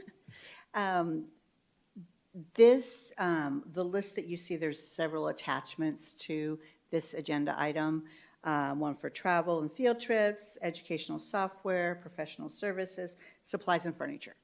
So you have seen all of these co-ops before. So this is a repeat of them coming back. So you know how you just approved the one that said, we'll approve it this year, and then we'll do up to 4 years, 1-year renewals. These lists have come before you, and now we're coming back to you saying, we want to renew these contracts and these agreements. And they're in various states of, some of them are in their first year renewal, some of them their second, some of them it's their last year. And this is how we track in the purchasing department, which contracts we have been approved for by the board. So we're asking you this evening to once again renew these contracts that you've already seen so that we can continue using these services in these co-ops. Great. Thank you so much. Ms. Ewing, do you have any questions or comments? I just would like to get clarification for the community on, if you look at page 2, contract number 25-05MP, it's with the various law office awarded vendors. At the last meeting, we just approved I forget what it was called, through the trust, where it's kind of a co-op of lawyers' offices, and I just think it's helpful to understand the various different legal co-ops that we have in place and what they're utilized for, to make sure that we can show to the community we're not having overlap. And so if you can just offer some insight on that, that would be great. And that may be you, or that may be Dr. Summers. So thank you. President Rooks, Mrs. Ewing, so the vendors that you see listed under that SAVE agreement are previously approved legal offices that we have contracted with in the past for specialized legal service. We are not obligated to use any of those services. We would select which firm may be most appropriate for which need based on whatever the specific specialty area is that firm may pursue with us. So it's not meant to be duplicative. And given that we now have the trust's prepaid legal services, that will be our first approach or line into legal services, but there are going to be situations, for example, some that were even mentioned during the last meeting, that the trust prepaid legal may not be able to completely satisfy. So this gives us that flexibility to contract with those particular firms as needed. And I'll just add one more layer to that. I think just from the transparency standpoint, what I would envision is a periodic update to the board and something that we can share more broadly that helps you know we use this firm for this particular service, and that's something that we can implement as part of our tracking process. Okay, great. Thank you. Mrs. Profit, any questions? Just one question. Under the field trips, so Fat Cats in Gilbert, what are we using Fat Cats for?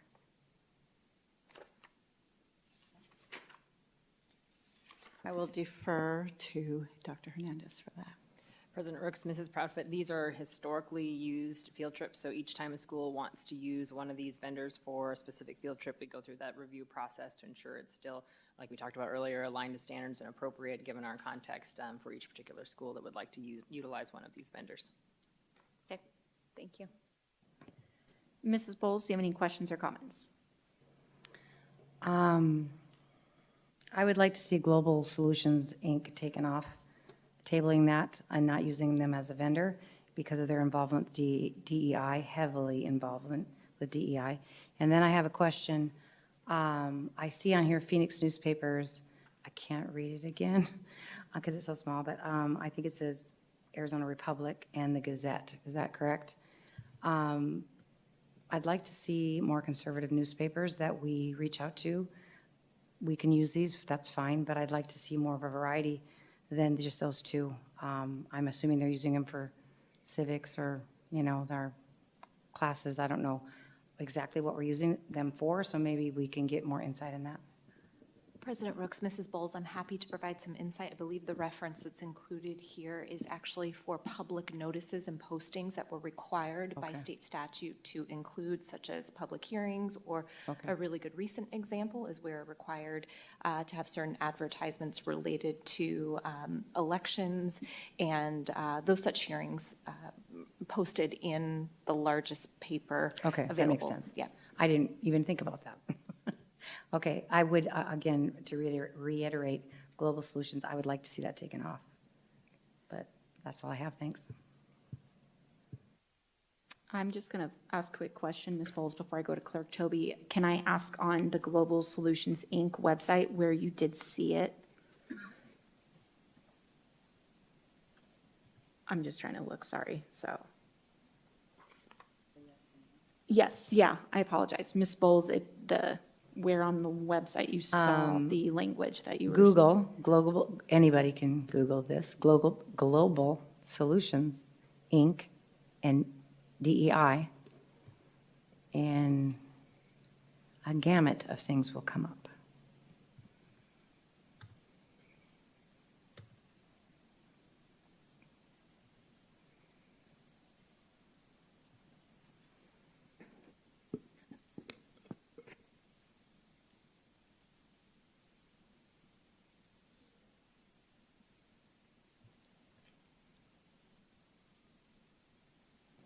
Which global solutions? When I Google that, I get all sorts of different companies. So which are you specifically looking at? I don't get several. I get, if I Google Global Solutions, Inc. and DEI, I only get one. Now, if you scroll down, there's hundreds and thousands of them that have nothing to do with education or what we're looking at, but. Yes. President Rooks, if I may. President Yes, Rooks, sorry. I'm sorry, I was reading. That's okay. I just wanted to make sure I continue. didn't assume. Yes, you Thank can. you.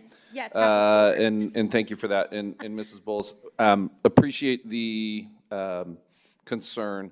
What I would like to ask for is an opportunity to make sure that we can clarify the scope of service that we are receiving currently with them as a vendor. I'm currently looking at the professional service list. I believe it is a document management service. Okay. The one thing I would just want to caution is in the event that we are utilizing that service for some essential process that we have in the system, I would want to make sure that before we took that type of a step, that we could understand the potential impact.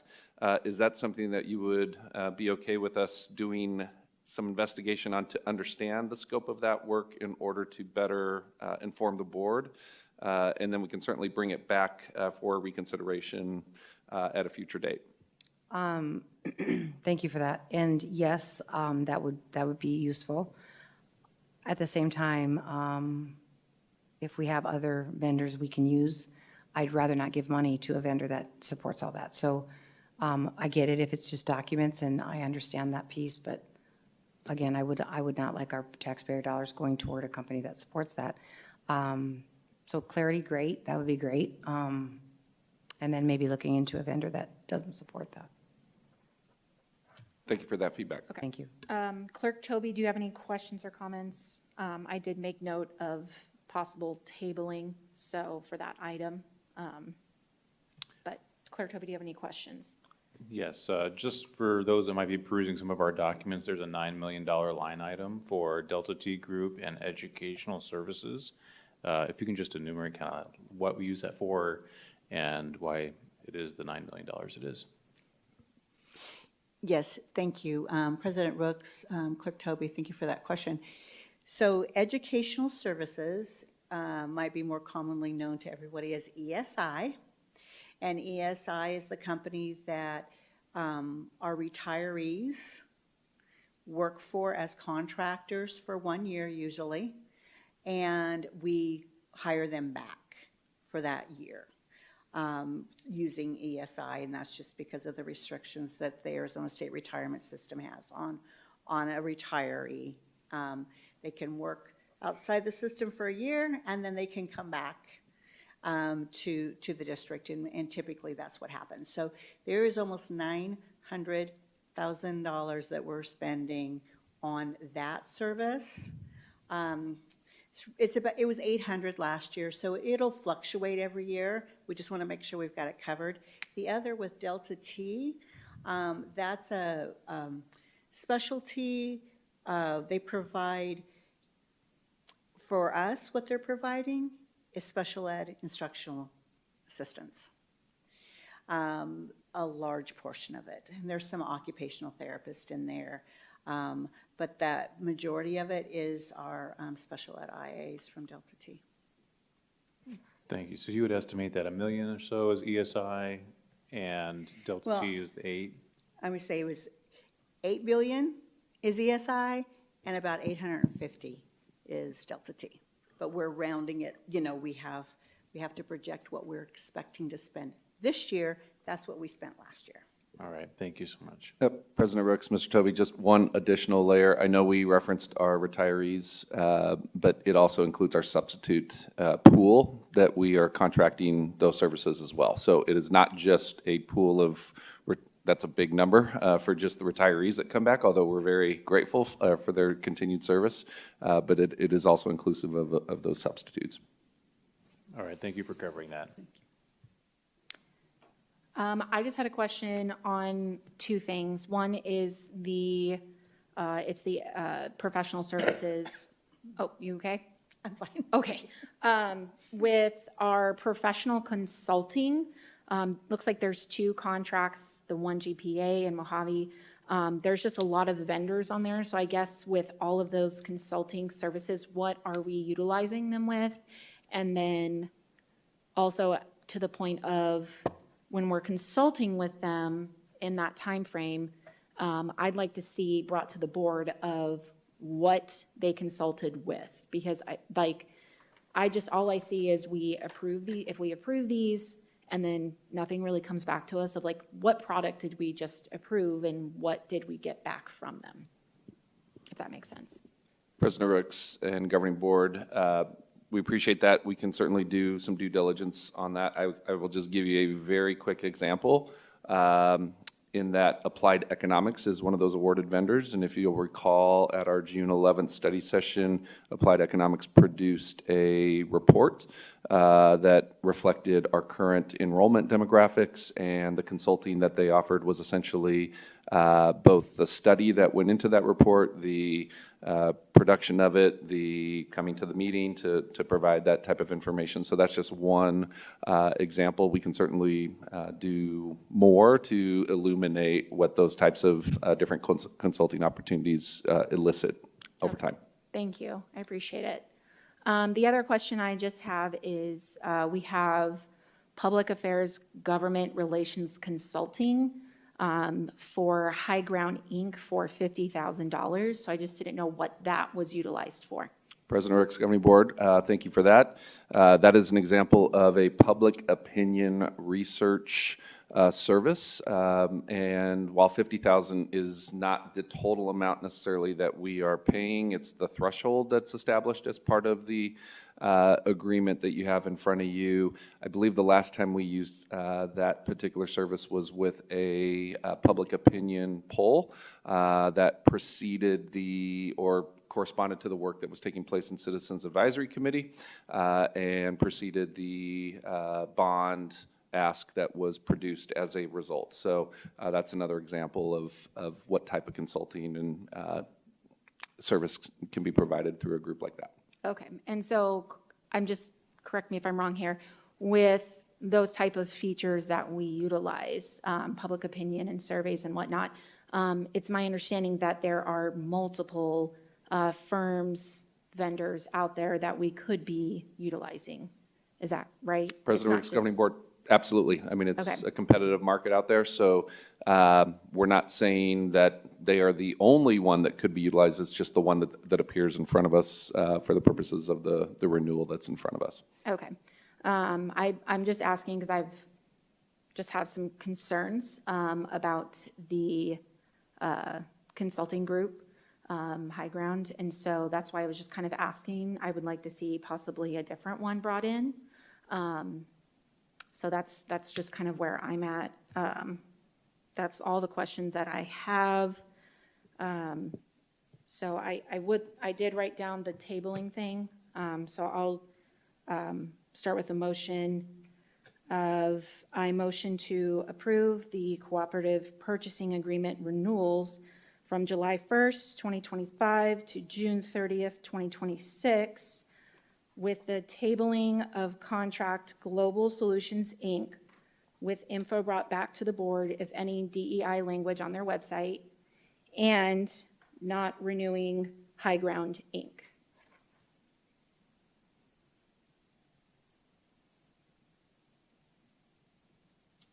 I'll second. So I have a motion made by myself and a second made by Ms. Bowles. And if you could run us through a voice vote, Nazar. And if I need to repeat it back to you, just let me know. I have motion to approve the presented cooperative purchasing agreement renewals from July 1, 2025 to June 30 of 2026 as presented, with the tabling of Global Solutions, Inc. and a non-renewal of High Ground, Inc. Yes, with just info brought back, if any DEI language on the website for the Global Solutions. So am I to understand that's a contingent tabling? I think we were getting clarification Yeah, as more of a for what we're clarification. using them for, which sounds like documents. And then, Tabling is okay, so then you can kind of. Yes. Okay, so then that motion is fine, yes. Can I get clarification on your concerns about high ground? Yes, I just have concerns. I've heard some things, and so that's where I'm just looking for other consulting firms out there. I believe that there is a lot out there, and that's just where I'm at on that. Thank you. Okay. And if you want to run us through a voice vote, thank you. Ms. Bowles? yes. Mr. Toby? Yes. President Rooks? Yes. Mrs. Ewing? No. Mrs. Proudfoot? Yes. Thank you.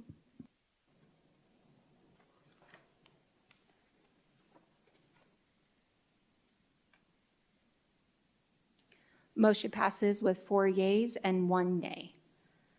Moving on now to 8.9, Cooperative Contract -1 GPA RFP 24-04 PV, Educational Training, Development, and Enrichment. Again, Mrs. Rodriguez, welcome again. Yes, thank you, President Rooks, Clerk Toby, members of the board. We, again, have two companies that we would like to use on this 1 GPA RFP, and we are asking that the board approve this and with up to 3 additional year extensions. Thank you. Mrs. Ewing, do you have any questions? I do not, thank you. Mrs. Proudfoot, do you have any questions? No, I do not. Mrs. Bowles, do you have any questions? No questions, but I would like to take off Solution Tree, Inc. Same reason, diversity and equity all over their website. That's all I have. Okay. Clerk Toby, do you have any questions? Is this also the same circumstance where this is coming to us for the first time? Yes, Clerk Toby, that is. Okay. Yeah, I do like your idea of actually elaborating a little bit more on some of these contracts, especially when they come to the board for the first time as far as what their purpose is and what function that they serve, because all I see is Crisis Prevention Institute with a bunch of numbers behind it, and I have no idea what the purpose is for or how it's going to benefit our students. So moving forward, I would like that in practice to have either the contract or some type of Doesn't have to be a full presentation necessarily, maybe a paragraph as to what they are, what their performance is, and how is it going to benefit our students. President Rooks, I'd be happy to provide that information regarding CPI if you'd like.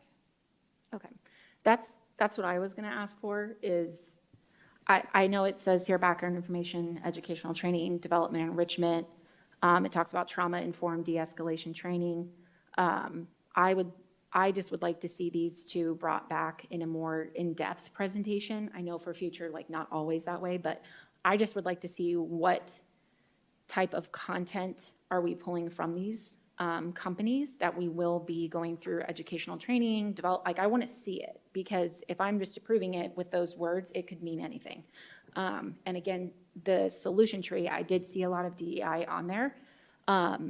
So I have concerns about that. So if we can table these ones and bring back for a presentation on, I see you squinting over there. So Can I provide a little bit of information about CPI, given some time-sensitive nature to it and how it serves our students in the district? yes, go ahead. So CPI stands for Crisis Prevention Institute Training, and honestly, about a year ago, I wanted to walk a mile on our teachers' shoes, and I took the 8-hour training myself.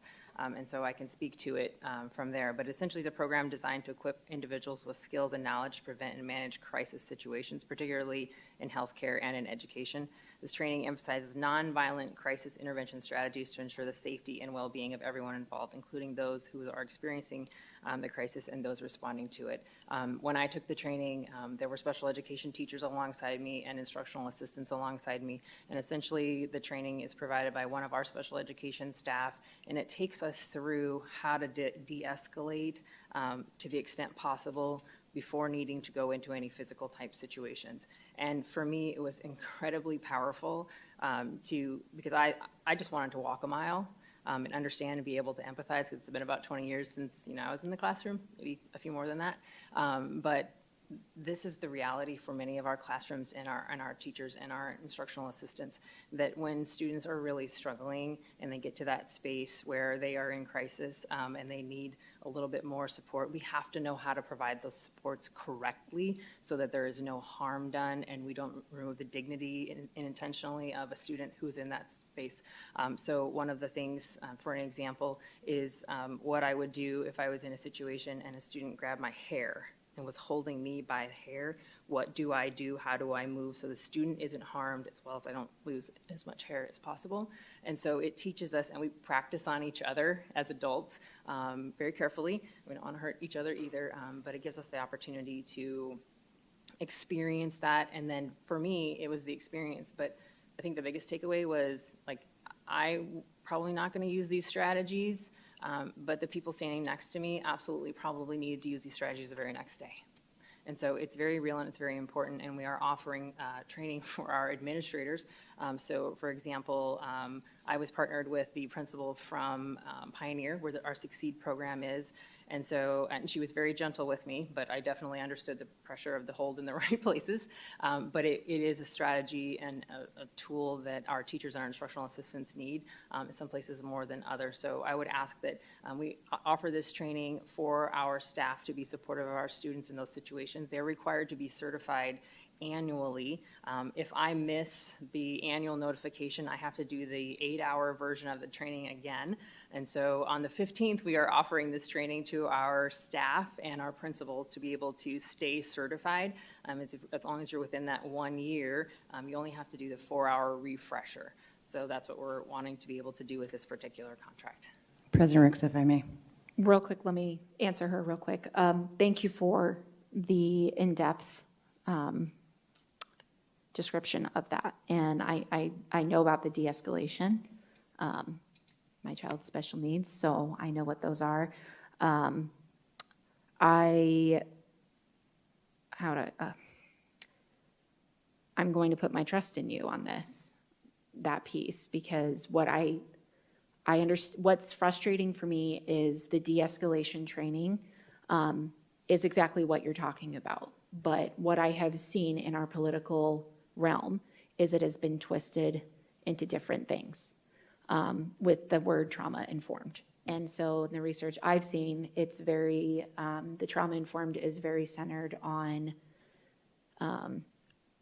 the equity, the CRT, the DEI. And so that's what's so sad is that I'm having a hard time with that because it's being twisted into something it's not. So I'm willing to, I've said this before, I trust you. And so I'm willing to keep that one on. But I know that Mrs. Bowles wanted to table the solution tree, but with that said, like, that's putting my trust in you, and I hope that, that accountability piece comes through, so. Thank you, Mrs. Rooks. I appreciate that. And I can tell you that it's our own staff who do the training. I got to participate with and they were really nervous with me being in the room, but they, absolutely understand our context and our priorities. They follow our governing board's direction. They follow my direction. And I would also offer, if any of you would like to join me on the 15th, just to pop into that training. If you would like to see, again, maybe not quite walk the whole mile, but walk a few minutes to see the intensity and how serious this is, and then to see, like you're saying about it being twisted in different places, and how we have absolutely kept it focused on supporting children when they need it the absolute most. Okay, thank you, Dr. Hernandez. Mrs. Bowles, and then Ms. Ewing, I'll come down to you. I don't know where to begin. I was the trainer of trainers in the district for many, many, many years. We've had this program for many years. You must be an amazing wife and parent, because the de-escalation piece I often referred to. If you get really good at that, you never have to go into a hold, right?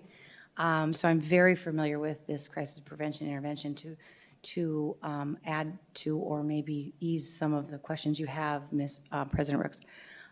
It has nothing to do with trauma-informed care. That is Solution Tree, Inc., the things that you referred to. Crisis prevention intervention, I know some police use it across our nation, at least back in my day they did. And it has been in the district for many years. And all of our admin, all of our special ed, all of our parapros, it's a really good program, And if you're really good at it, and I'm very proud to say that I was, and I say that very sincerely as well, I never had to put a kid in a hold, because if you get good at the de-escalation piece. So anyway, that has been around for years. I mean, before I was ever in the district, it's been around. So if you trust my judgment, I will say 110% we need to keep that. All right, I trust you and Dr. Hernandez, so. Mrs. Ewing, do you have any questions or comments? Thank you, President Rooks. Okay, so I worked at a section of the hospital that was a psychiatric hospital, so went through a lot of the trainings, worked on the adults, children, actually adults, adolescent unit and so forth, so we had to go through all of that training.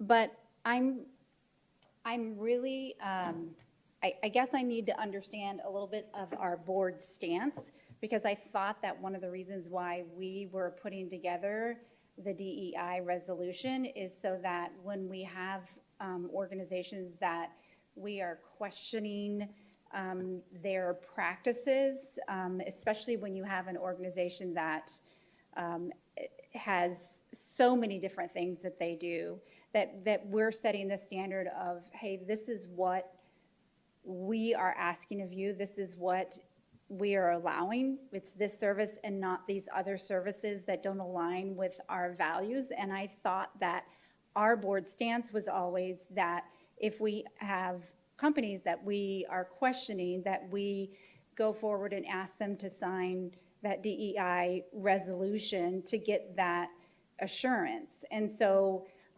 now you've listed Solution Tree as a company that you're concerned about, and your first response was, I don't want to even have any sort of consideration with them.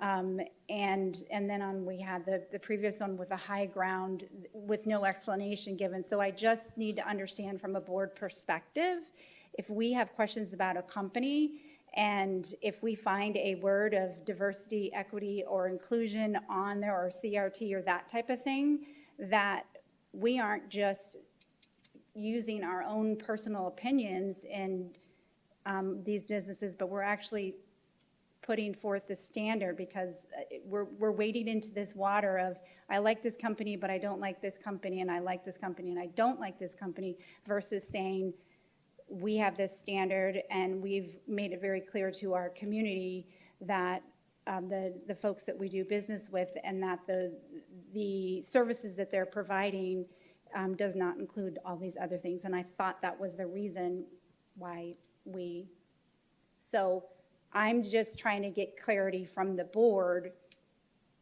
on what our position is, because I don't understand at this moment. President Rooks, if I may. Yes, go ahead. Yes, we do have a policy in place, but even farther We don't back- have a policy, we have a resolution. I'm sorry, Two different resolution, things, but correct, yes. sorry about that. Being from the same background, there are a lot of companies out there that have great trauma-informed care. Not my opinion. We risk, and I know in the past, administrations have not followed through with taking federal money away, but they are, and they're already doing that. We take the risk of not lining ourselves up with Washington, D.C. administration, who have told us they're not going to give us federal funding if we align ourselves with any DEI practices. That's where the majority, it's not my opinion in that regard.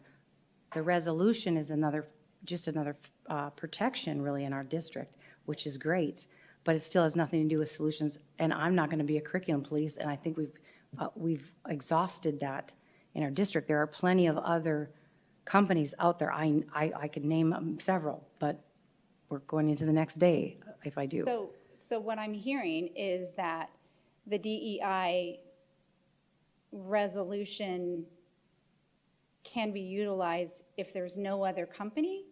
Because that's what you're just, I mean, I understand that you're saying right now that we need to look at other companies because you think that there's better ones out there. And the reason you're giving is because of the DEI resolution. But the DEI resolution actually protects us. Is the whole point of putting that together and spending the time with our legal representative.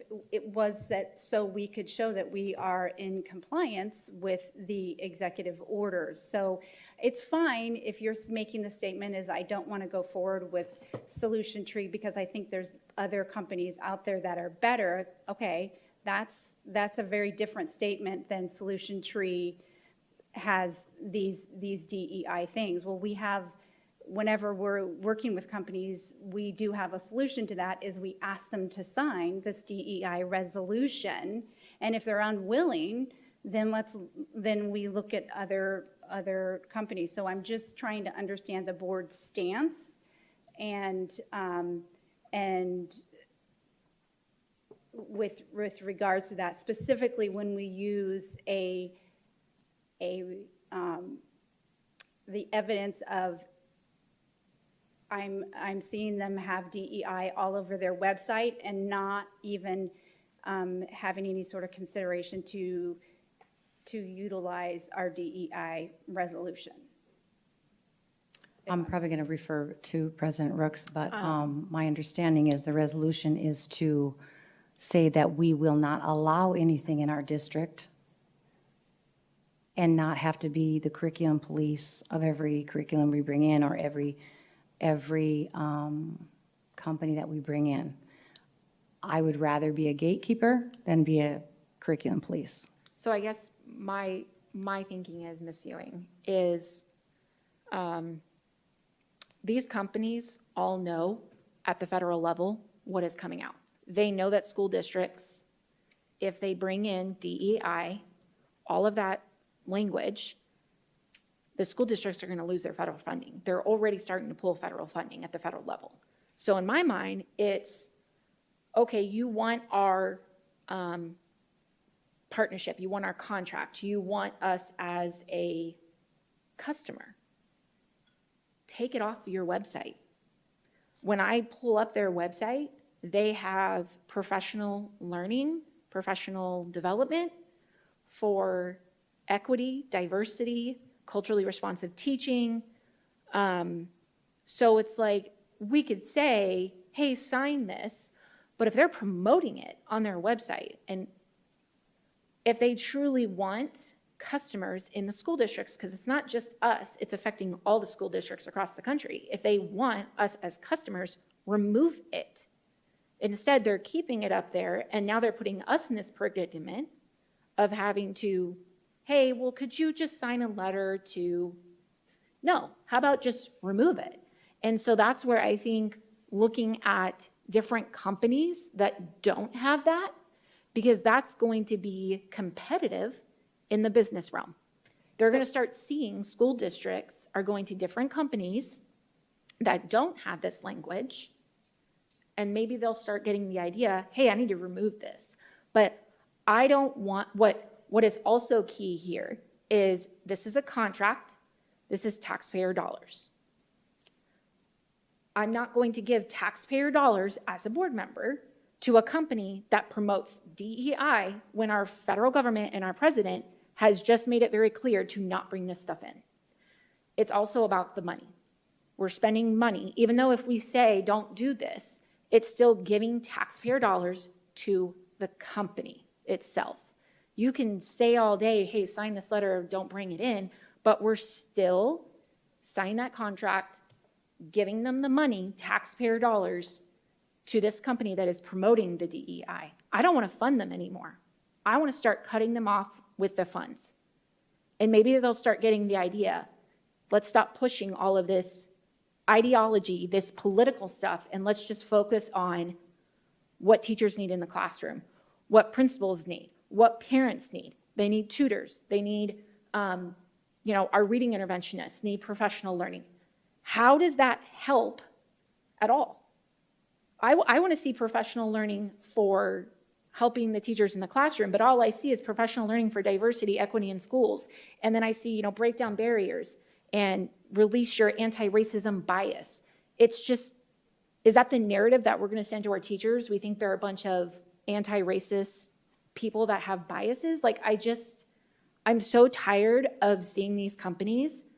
I want companies that don't have this in there and don't give taxpayer dollars anymore to these companies. So I just want you to understand, that's what I'm passionate about as a board member. And that's why I'm also willing to table it. If they want us, remove that. Send that to them. Hey, you want Peoria Unified because everyone's looking to Peoria Unified right now. You want us? Remove this from your website. Don't just sign a letter and say that that's good. Remove it from your website. Show that you have a strong stance that you're willing to give that up. Because it's across the country that this is a federal thing across all school districts. So all school districts should be not promoting these companies. So thank you for the clarification on that, and I understand that. I also remember that when we were talking with our lawyer said very specifically, we've got to make sure. If you can just make sure that that is not executive session that you were talking about with our lawyer. So we have to maintain to what is included in the DEI resolution as it pertains to education. And that it sounds like we are overstepping our authority in saying that we are asking businesses to run their business a certain way. And so I just want to be very careful.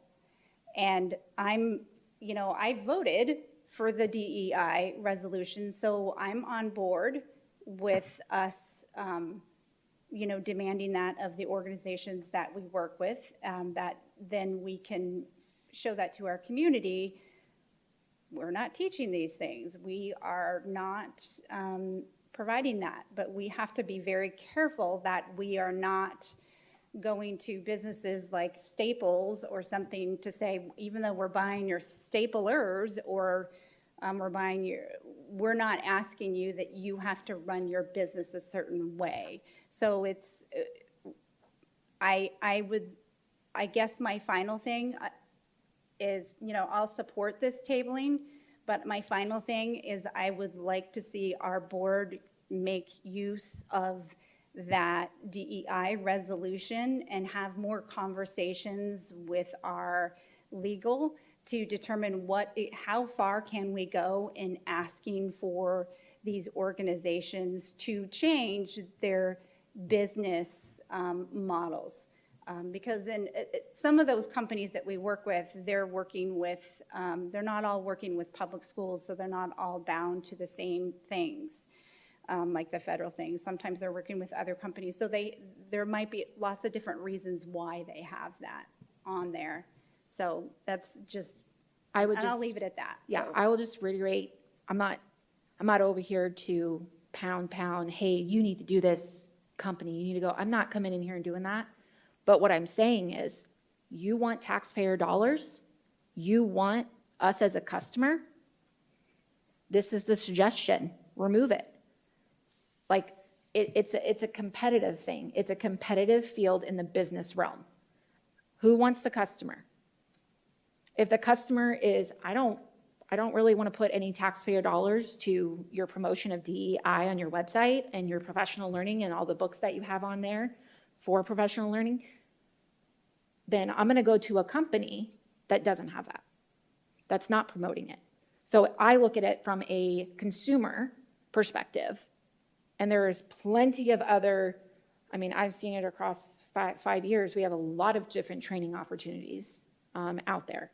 So that's what I'm looking at is, are we going to continue to allow taxpayer dollars, because that's what we're talking about. This is money, taxpayer dollars to fund these type of companies that have professional learning for diversity and equity in schools. And I'm like, and we're still, the federal government is very specific, even just funding. So we shouldn't be using taxpayer dollars to fund these things. It comes down to money. It always comes down to the money part here. And so I feel like that's also a key piece at the federal level is don't even use taxpayer dollars to fund these type of things. And so that's what I'm looking at as well. I think it's a business perspective. It's not me telling the business, hey, go do this, this, and this, and this. It's, hey, you want us as a customer, Peoria Unified? Great. I don't want this on your website. So it's like you have to make that decision as a business. How many customers do I want across the country with these school districts? I want all of them. So I'm going to remove this stuff. I'm going to revamp our organization to surround what the customers want. That's the way that I look at it. Yes, go ahead, Ms. Profit. Dr. Hernandez, do you have anything to add as far as solution tree, any other context or anything that we haven't touched on? Certainly, President Rooks, Mrs. Proudfit, I would say use of this particular vendor has diminished over the last several years in regards to whether it meets our expectations and our needs as a district when we look at what our professional development needs and our professional learning needs are. And so if we decide to table this, then we certainly have other opportunities where we can meet our professional learning and development needs. Thank you for that. Great. May I make a motion? Yes, you may. Thank you. All right, I motion to approve the addition of 1 GPA RFP 2404 PV for educational training, development, and enrichment for the period of June 30th, 2026 for up to 3 additional one-year extensions with tabling Solution Tree Incorporated. I'll second. So we have a motion made by Clerk Toby and a second made by Ms. Moles. And if you could run us through a voice vote, please. President Rooks, could you please repeat who seconded that motion? Mrs. Bowles, sorry, I did botch that. I was thirsty, so Thank I you. had to take a drink. I'm sorry. Mrs. Bowles. So I have the motion to approve the addition of 1 GPA RFP 24-04 PV for educational training, development, and enrichment for the period through June 30th, 2026, with up to 3 additional one-year extensions with tabling Solution Tree. Yes, that is correct. Mrs. Bowles. Yes. Mr. Toby. Yes. President Rooks. Yes. Mrs. Ewing. Yes. Mrs. Proudfit. Yes. Thank you. Motion passes with 5 yeas. Moving on to 8.10 Cooperative Contract Save IFB 26-03-31 Special Education / Student Success. Ms. Rodriguez. Yes, thank you, President Rooks, Clerk Toby, members of the board, Dr. Summers, Superintendent Summers, sorry.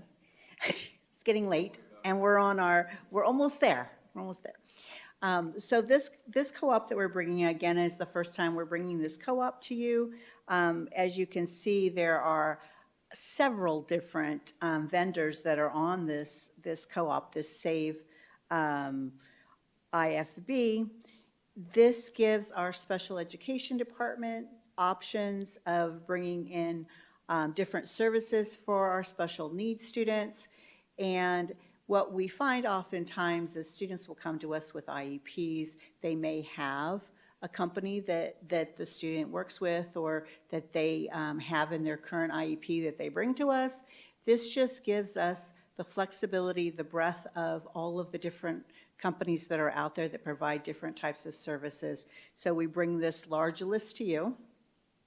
Again, gives us flexibility during the year to be able to offer services that our students need. Great, thank you. Mrs. Ewing, do you have any questions or comments? I don't, thank you. Okay. Mrs. Profit, do you have any questions or comments? None for me, thank you. Mrs. Bowles, any questions or comments? Yes, this is a hard one for me because that's a long list, and a lot of them I am familiar with, and that's just familiar with. So I can either go till the next day and go down the list and ask what their services provide, or just bring it back to the same thing. I'm not comfortable okaying a bunch of vendors just to okay them, not really knowing where their stance is, especially again with our most at-risk kids, and that being our special needs. And so I just don't really know what to say right now. I know there's timelines and deadlines in the end of the year and a new budget coming out, and we've got 30 days to do that. I know that, but I'm trying to figure out a simple solution, not presentation. I wouldn't request that. That's belaboring, but I don't know, a line or two, or maybe we're not using all these and we just don't know. So that's really all I have. Well, that's not all I have. I cannot pronounce this word, but I know it means, what does it mean again? It means freedom or liberty, and I'm curious, does anybody know? It's the ELEUTHERI,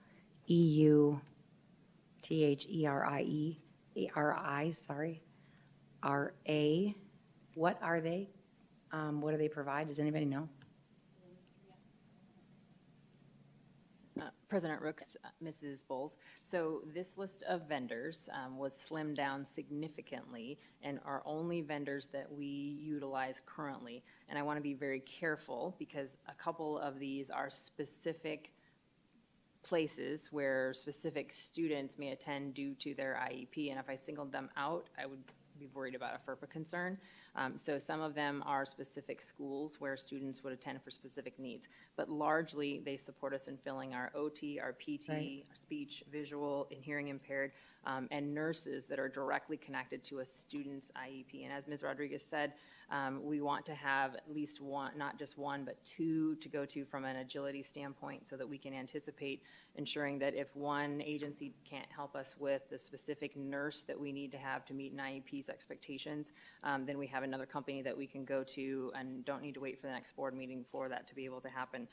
The other companies on here are service-based, not necessarily staffing-based, like the OTs, PTs, and the speech personnel. But we did go through the list significantly and verify these are the ones that we have used or we may need to use, given the IEPs that we currently serve, as well as trying to anticipate students who may move into our boundaries that we would need to support. Okay, and I am familiar with that. I didn't know that you had a larger list, so I appreciate that clarity. It's just a really long list, and I don't like to approve a huge list, but it is what it is, and I do understand that I again know some of these and actually use some. I will say that over the years, many years working in special ed, since COVID, not blaming COVID, but since COVID, some of the services have really become slim. For instance, where companies should be coming out and doing psych evals for obvious reasons. If you know anything about a psych eval, but they're doing it online, or they're, you know, not coming all the way in the facility and those kind of things. So that was more my concern, not really anything else, but that's all I have. Thanks. Clerk Toby, do you have any questions or comments? Yeah, it's an extensive list, and I think that everybody on the board does trust that it's going to be for the purposes that it's, you mentioned Dr. Hernandez.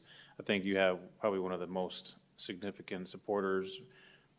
This board is supporting special education in a way that probably hasn't been seen before in this district, and so we definitely want to support this. It's just when I have a list of 30-plus contractors with a $5 million price tag, we're also about transparency. And this should be an information push, not an information pull. And I feel like I'm doing a lot of pulling lately. And it's making me work double time, and it's obviously creating a lot of discussion and debate and second guessing. And so in the future, again, I think that this needs to be an information push. And I'd like to see a little more detail as far as what is the purpose and function of the contractors and how is it benefiting our student. Thank you. I would just add to that with specific contracts with the vendors, specifically if there's employees involved in those vendors, what are specifically like the background checks and how does it correlate with our policies for employees? Because yeah, that's a lot on there. And I would like it to also, like what he said, is informational presented to us, but I do feel like it is at a time crunch, like right before school starts, and then we have no board meetings. So I think in the future, if we've got something this big, that we know, hey, we got to have this approved before the school year, can we possibly bring it a meeting before so that if we do need to table something, like, I know you're shaking the head, but, okay. Thank you, President Rooks, board members. So part of my ask of the purchasing department is that we don't do these marathon procurement. I've seen for the last 5 or 6 meetings, we have this going on. So what we are planning to do next year is bring a majority of these contracts back to you in April. Like, I'm going to be proactive. We're going to get them to you so we're not crunching at the end, right before school starts, so that we can have them all in place. Okay. And we're not putting you in this position then to have these conversations and then feel torn about whether you're going to feel comfortable approving it or don't approve it. And then if I don't have kids that don't have transportation, what are we going to do? It's putting you in a difficult position, and I appreciate that. I see that is happening. So we're going to be a little more forthcoming next year, and thank you for your feedback on clarification, on maybe more detail of what type of services each of these companies delivers. Maybe the amounts that we're spending with these companies, and historically, are we using them, aren't we using them? As much information as I can bring back to you in this type of procurement, I will be more than happy to do that for you. So I have a question on that, if you can bring back to, I know it's the 5 million. I don't know if this is a weird question or a silly question, but it's very late. But when we have the students on IEPs and the services are billed and we get reimbursed for those services, does any of that funds go towards that 5 million that we have here? I don't know if I'm making sense, I guess. Yes, thank you, Okay. President Rooks, for the question. So you're talking about the Medicaid reimbursements that we receive? Yes, yeah. Okay, so Medicaid works a little different, and I've been doing this for a little bit, and when I first saw it, I'm like, great, I could use that money to pay back for the money we spent on those services. It doesn't work that way. Okay. I can't use the reimbursement money to pay for the services, which just seems unusual to me, but Okay. But we can take that money and redirect it in other areas of maybe areas where we don't get reimbursed for Okay, all right. items or the services. Okay, thank you. That was President my Rooks, if I may. Yes. It's a loaded question, but I really don't even expect an answer. Maybe at a later time. If we had one of our contractors' employees come on our campus, deliver a service, I know we have policy in place when they cross the threshold of our school, I'm assuming, and I know that's probably correct. Will the board be notified? How do I ask this question? I would like to see the board notified as soon as we know of an issue with any employee of a contractor working with our special ed kids. That's a loaded question because I know we don't have full control over that. But I'm just going to put it out there that I would expect that we would know as soon as you know if there's an issue with any of these companies, if that makes sense. President Rooks, I have a question, if I may. Yes, of course. Okay. Oh, turn that off. It came up earlier, and then I see companies on here that's regards to staffing. I just wonder if we, because I don't think we have a policy in place, or if it's maybe something we can consider to have a policy where we ask any of our contractors who are interacting with our students that they, it's just a general policy that they meet the same standards that we require of our employees.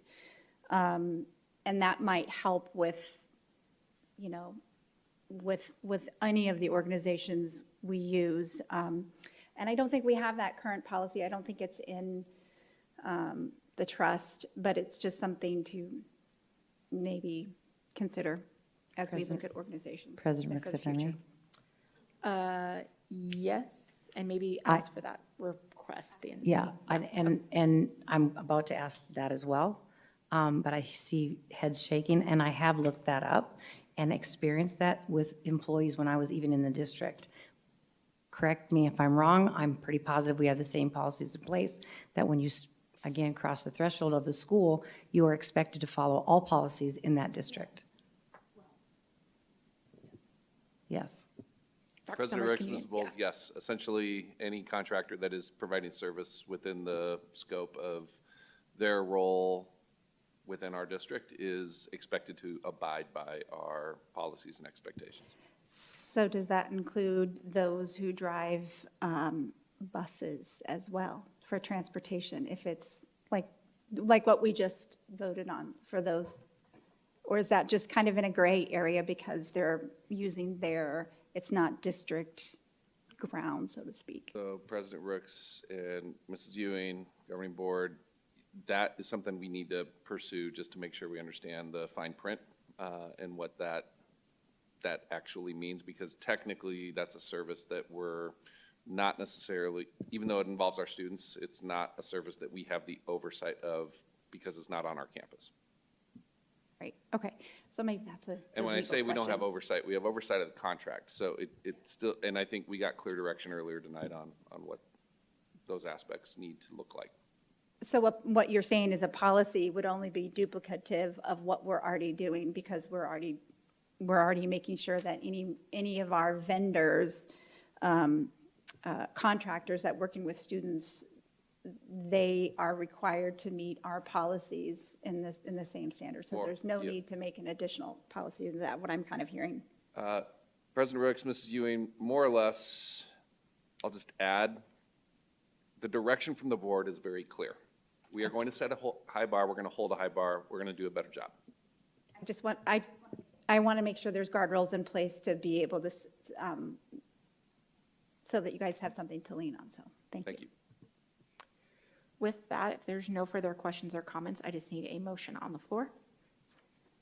I will motion to approve the SAVE IFB 260331 for special education student success through June 30th, 2026, with up to 4 additional one-year extensions. I will second. So a motion made by Mrs. Ewing and a second made by myself.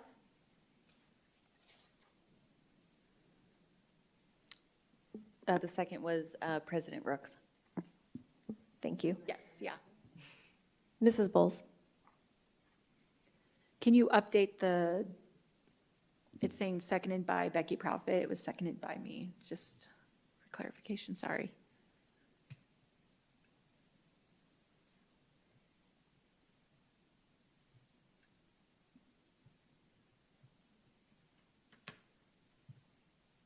Thank you, Ezer. And now you may run us through a voice vote. Ms. Bowles? Yes. Mrs. Ewing? Yes. President Rooks? Yes. Mrs. Proudfit? Yes. Mr. Toby? Yes. Thank you. Motion passes with 5 yeas. Moving on to 8.11, award request for proposal 25-30-03A- maintenance and repair services for chilled water central plants, related equipment, and boilers. Ms. Rodriguez, let's go. Thank you. President Rooks and Clerk Toby, members of the board, Dr. Summers. We have brought the request for, to go out for this proposal. We need to replace one of our chillers, or fix one of our chillers. And that was going to be a significant amount of money, so we had to do an RFP for it because it was going to be over $100,000. And as you can see in the letter that's been drafted here, we had a total of 128 vendors respond. That is amazing, okay? And we awarded it to one, so the recommendation this evening is to award this RFP to Bel Air Mechanical. Thank you. Mrs. Ewing, do you have any questions? I don't, thank you. Mrs. Profit, any questions or comments? None for me. Mrs. Bowles, any questions? I do have questions. Can I don't know if you can answer this because you're new, so I'm putting you on the spot, but I have to ask it. What determined choosing them out of all the other vendors? Do we know? Well, there was an evaluation process. As you can see, the criteria that goes into that. So we have 5 different criterias. We have the committee who reviewed all of the proposals, and I stand corrected. It was 128 we sent it out to, 23 responded, which is still pretty significant. So they reviewed all 23. They scored them, each of the people who are on the evaluation committee, as you see there, and then we total up the scores. So those 5 things are what goes into the criteria of the selection. So based on how they responded is how they were ranked by each of the reviewers. Okay, and then I just have one more clarifying question. The 5 items first are A, B, C, D, E, correct? The 5 Yes, criteria? that is correct. Are they listed in any kind of order as cost being like the highest? That's a very good question. Thank you, President Rooks. Member Bowles, in order for us to use federal funds, we have to have cost as being the highest weighted factor. It's very good to know. Okay, that's all I needed. Thank you. Clerk Tobin, any questions? No, thank you. I don't have any questions on this item either, so I just need a motion on the floor. I motion to award the RFP 25-3003A, maintenance and repair services for chilled water central plants, related equipment, and boilers to Bel Air Mechanical as presented. I'll second. I'm sorry, for a multi-term contract awarded for up to 5 years with annual renewals. I'll second. So we have a motion made by Clerk Toby and a second made by Mrs. Bowles. And run us through a voice vote, please, Ezra. Mrs. Bowles? Yes. Mrs. Ewing? Yes. President Rooks? Yes. Mrs. Proudfit? Yes. Mr. Toby? Yes. Thank you. Motion passes with 5 yeas. Thank you, Mrs. Rodriguez. I know we are moving on to 9 discussion items, but I don't know if anybody needs to use the restroom for 5 minutes or. With some of these discussion items, if we're having a special meeting or we're looking at that, do we want to table some of these, or are they?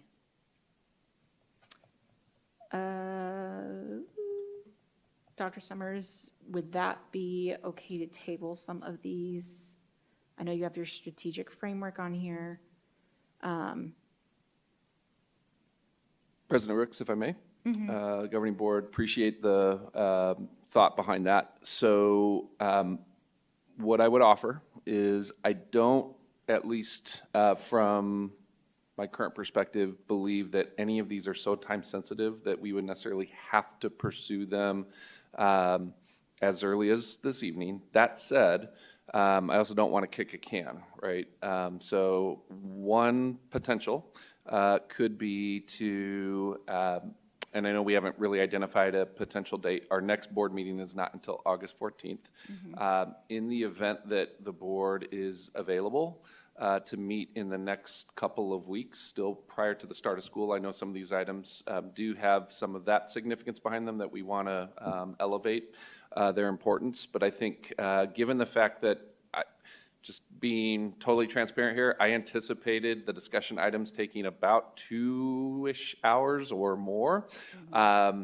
If we start, we're probably not going to be wrapping up until a lot later than what we had anticipated. So, so I'm saying that as sensitively as I can, because I know these are very important to us. But President Rooks, the date I was just going to throw out as a possible option was July 23rd. I know that's 2 weeks from today. We could also envision that being a study session, and whatever action items we may need to create, we can certainly contemplate that as well. But that would give us appropriate time to still, I mean, we can have conversation leading up to that, but that would be my recommendation perhaps is July 23rd, if that is available to you all. That may be most appropriate given the late hour.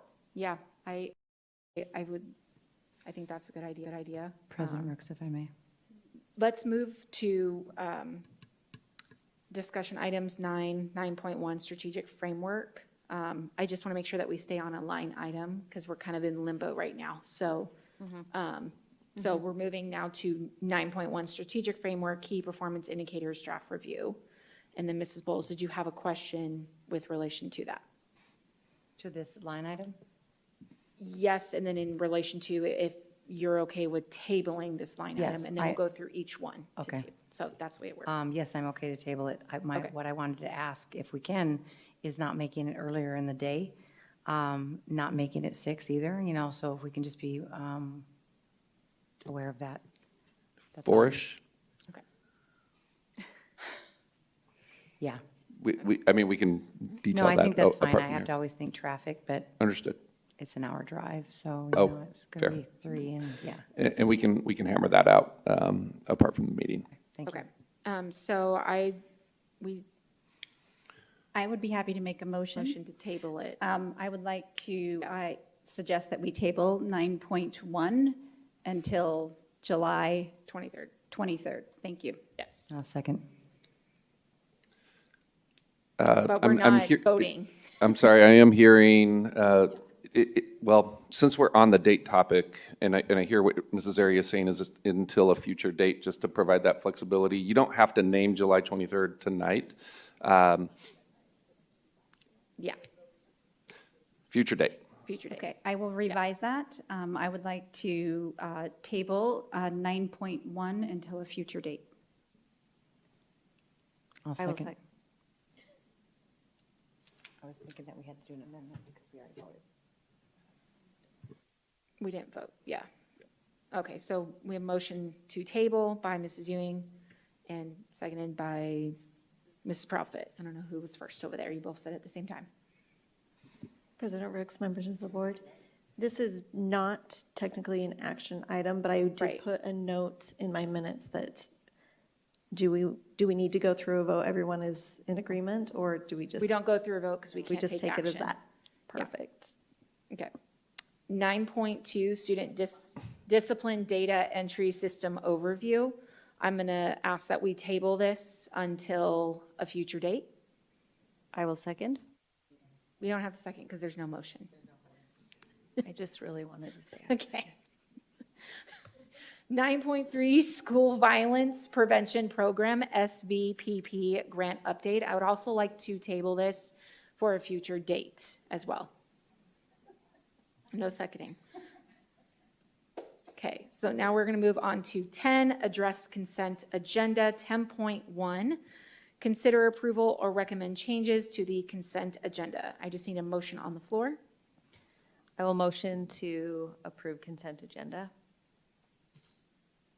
I will second. So we have a motion made by Ms. Proudfit and a second made by Clerk Toby. And if you could run us through a voice vote. Ms. Bowles,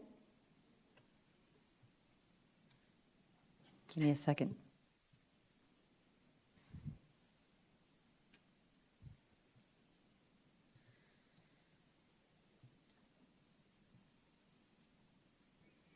Yes. Mrs. Ewing, Yes. President Rooks, Yes. Mrs. Proudfit, Yes. Mr. Toby. Yes. Thank you. Motion passes with 5 yeas.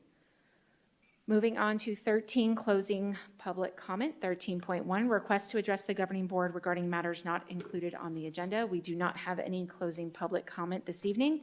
Moving on to 14, informational reports. 14.1, report on upcoming meetings and events. Mrs. Airy. President Rooks, members of the board, we actually have quite a few upcoming meetings and events that just recently came to us and did not make it onto the report that you have this evening.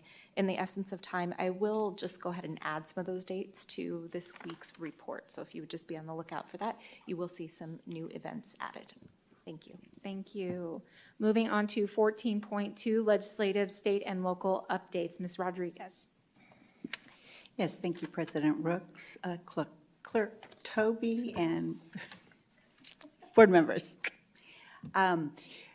Legislative update, you pretty much heard in the presentation of the budget tonight.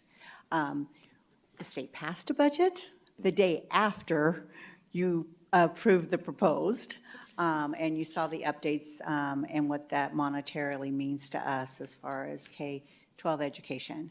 So that is my update this evening. Thank you so much. Moving on to 15, other business. 15.1, request for agenda items for future governing board meetings. I do have a list, but Mrs. Ewing, would you like to go first here? I'll wait. Thank you. I don't have any for today. Okay. Mrs. Proudfit, do you have any? I have one. I would like to request a future discussion item surrounding just having a really robust and comprehensive discussion around block scheduling, and if that is the positives, the negatives, just the whole conversation surrounding whether or not that is the direction we want to continue with our district. I will second. And then Ms. Bowles, do you have any future requests? I do. I would like to request, motion to request a future executive session regarding restorative justice and how we are implementing that in our district, and how it aligns with our policies that are in place around DEI, SEL. I will second. I have something on my list and I can't remember why I wrote it. I'd like an update, maybe in a Friday report, of HB 164 Arizona Healthy School Act. I know that it says we have 2 years. I hope we're not going to kick that can down the road that long. So we're not in a hurry, and I understand that, but just where are we at with the policy and all that? I'll second that. Oh, I remember now. I have student council. We talked so much about student council. I would like to, and I don't know who to ask this, so I'm just going to put it out there. For our student council students, maybe starting at a certain grade, I'll leave that to you guys. That's your job, profession, to put it out there who would like to be part of our board meetings. I know that we can't make that part of a grade, putting that out there. But I would love to have them, train them. I'm willing to do whatever I can in the time I have, and have them part of our board meetings, and even maybe sit up here on the dais and just practice. And I don't even know what that looks like, but I'm willing to help with that. But I would like to just put it out there for the teachers, the students who would like to do that, who's even interested in that, and then go from there. That's all I have. I will second, but if it's student on the dais, I'm just, Yeah, and I not said during a dais, board yeah. meeting, I guess, is what I'm, Probably shouldn't have said dais. Okay. I'll retract that. But I would like to, you know, it be a teaching moment for students that are interested. I don't think they'd be in student council. I was in student council, and I'm sitting up here. So, and if you'd have told me that, I would have ran. But anyway, away from it, not ran for office. Okay. Anyway, but yeah, just to have them, teach them, I mean, why not utilize that? I think kind of put my money, speaking as one board member, where my mouth is, and that is teaching the next generation and letting them be more equipped than I am today. Thanks. Okay, second. Clerk Toby, do you have any future requests? Yes, rapid fire here. So I would like a Friday report with the follow-up action to the constituents email regarding energy drinks on our campuses and how we offer them for sale. I'd like to know, just in a Friday report, how Dr. Summers' cabinet and administration is going to handle that, given the House bill that was passed as well. I will second. Next, I also would like cabinet to generate a policy to present to the board on presenting grant narratives before they are submitted to any agencies. I will second. That one got taken care of. I would like to have, maybe as part of our Friday report, the cooperative contract language that was mentioned earlier for the transportation services. I'd like to read that contract and what it actually specifies. I know that we are seeking the letters from these entities, but I'd like to see the actual contract. I will second. I'd also like cabinet to generate a policy and present to the board a policy regarding random checks of our employees and contractors, criminal checks to be specific. I'll second. You mentioned that one. And then also, I don't know if this needs to be a policy or if this needs to be just a practice as far as what Mrs. Ewing was alluding to, as far as any contractors that we sign abide by our new policy 4-101A, which includes disclosure of arrests or criminal activity, et cetera, whether convicted or not. I will second. I'll let you guess at what voice you heard down there. And I'll leave the rest for our next study session. Thank you. Yeah. Great. So I do have a couple here. I'll try to go fast. I believe I would like to see in a Friday report the Medicaid codes. I know we voted on that tonight, so I just like to see a breakdown of what those codes are, what they do in a Friday report. Thank you. I would like, if we're going to do executive session on the restorative practice that was just requested, if we can also utilize that through the phone policy language. I know there was a couple of legal questions surrounding that tonight, so if we can have an executive session on the phone policy. I will communications. second. Oh my gosh, I wasn't even finished. Okay. I also would like to request, okay, you just asked for the contracts. I wanted that too. Let's see. I would like to look at if the district can come up with a policy on vending machines with healthy drinks and snacks. I know you asked for a Friday report, but I just would like to, get ahead on it because I know that there's been some concerns of what we're putting in those vending machines, if that's really healthy for the students. So that's one item. I will second. Thank you. I would like to request I'm going to work on it, first read policy of no DEI, restorative practices, CRT, SEL in the district, and I will kind of tighten that in with the language. I'll second.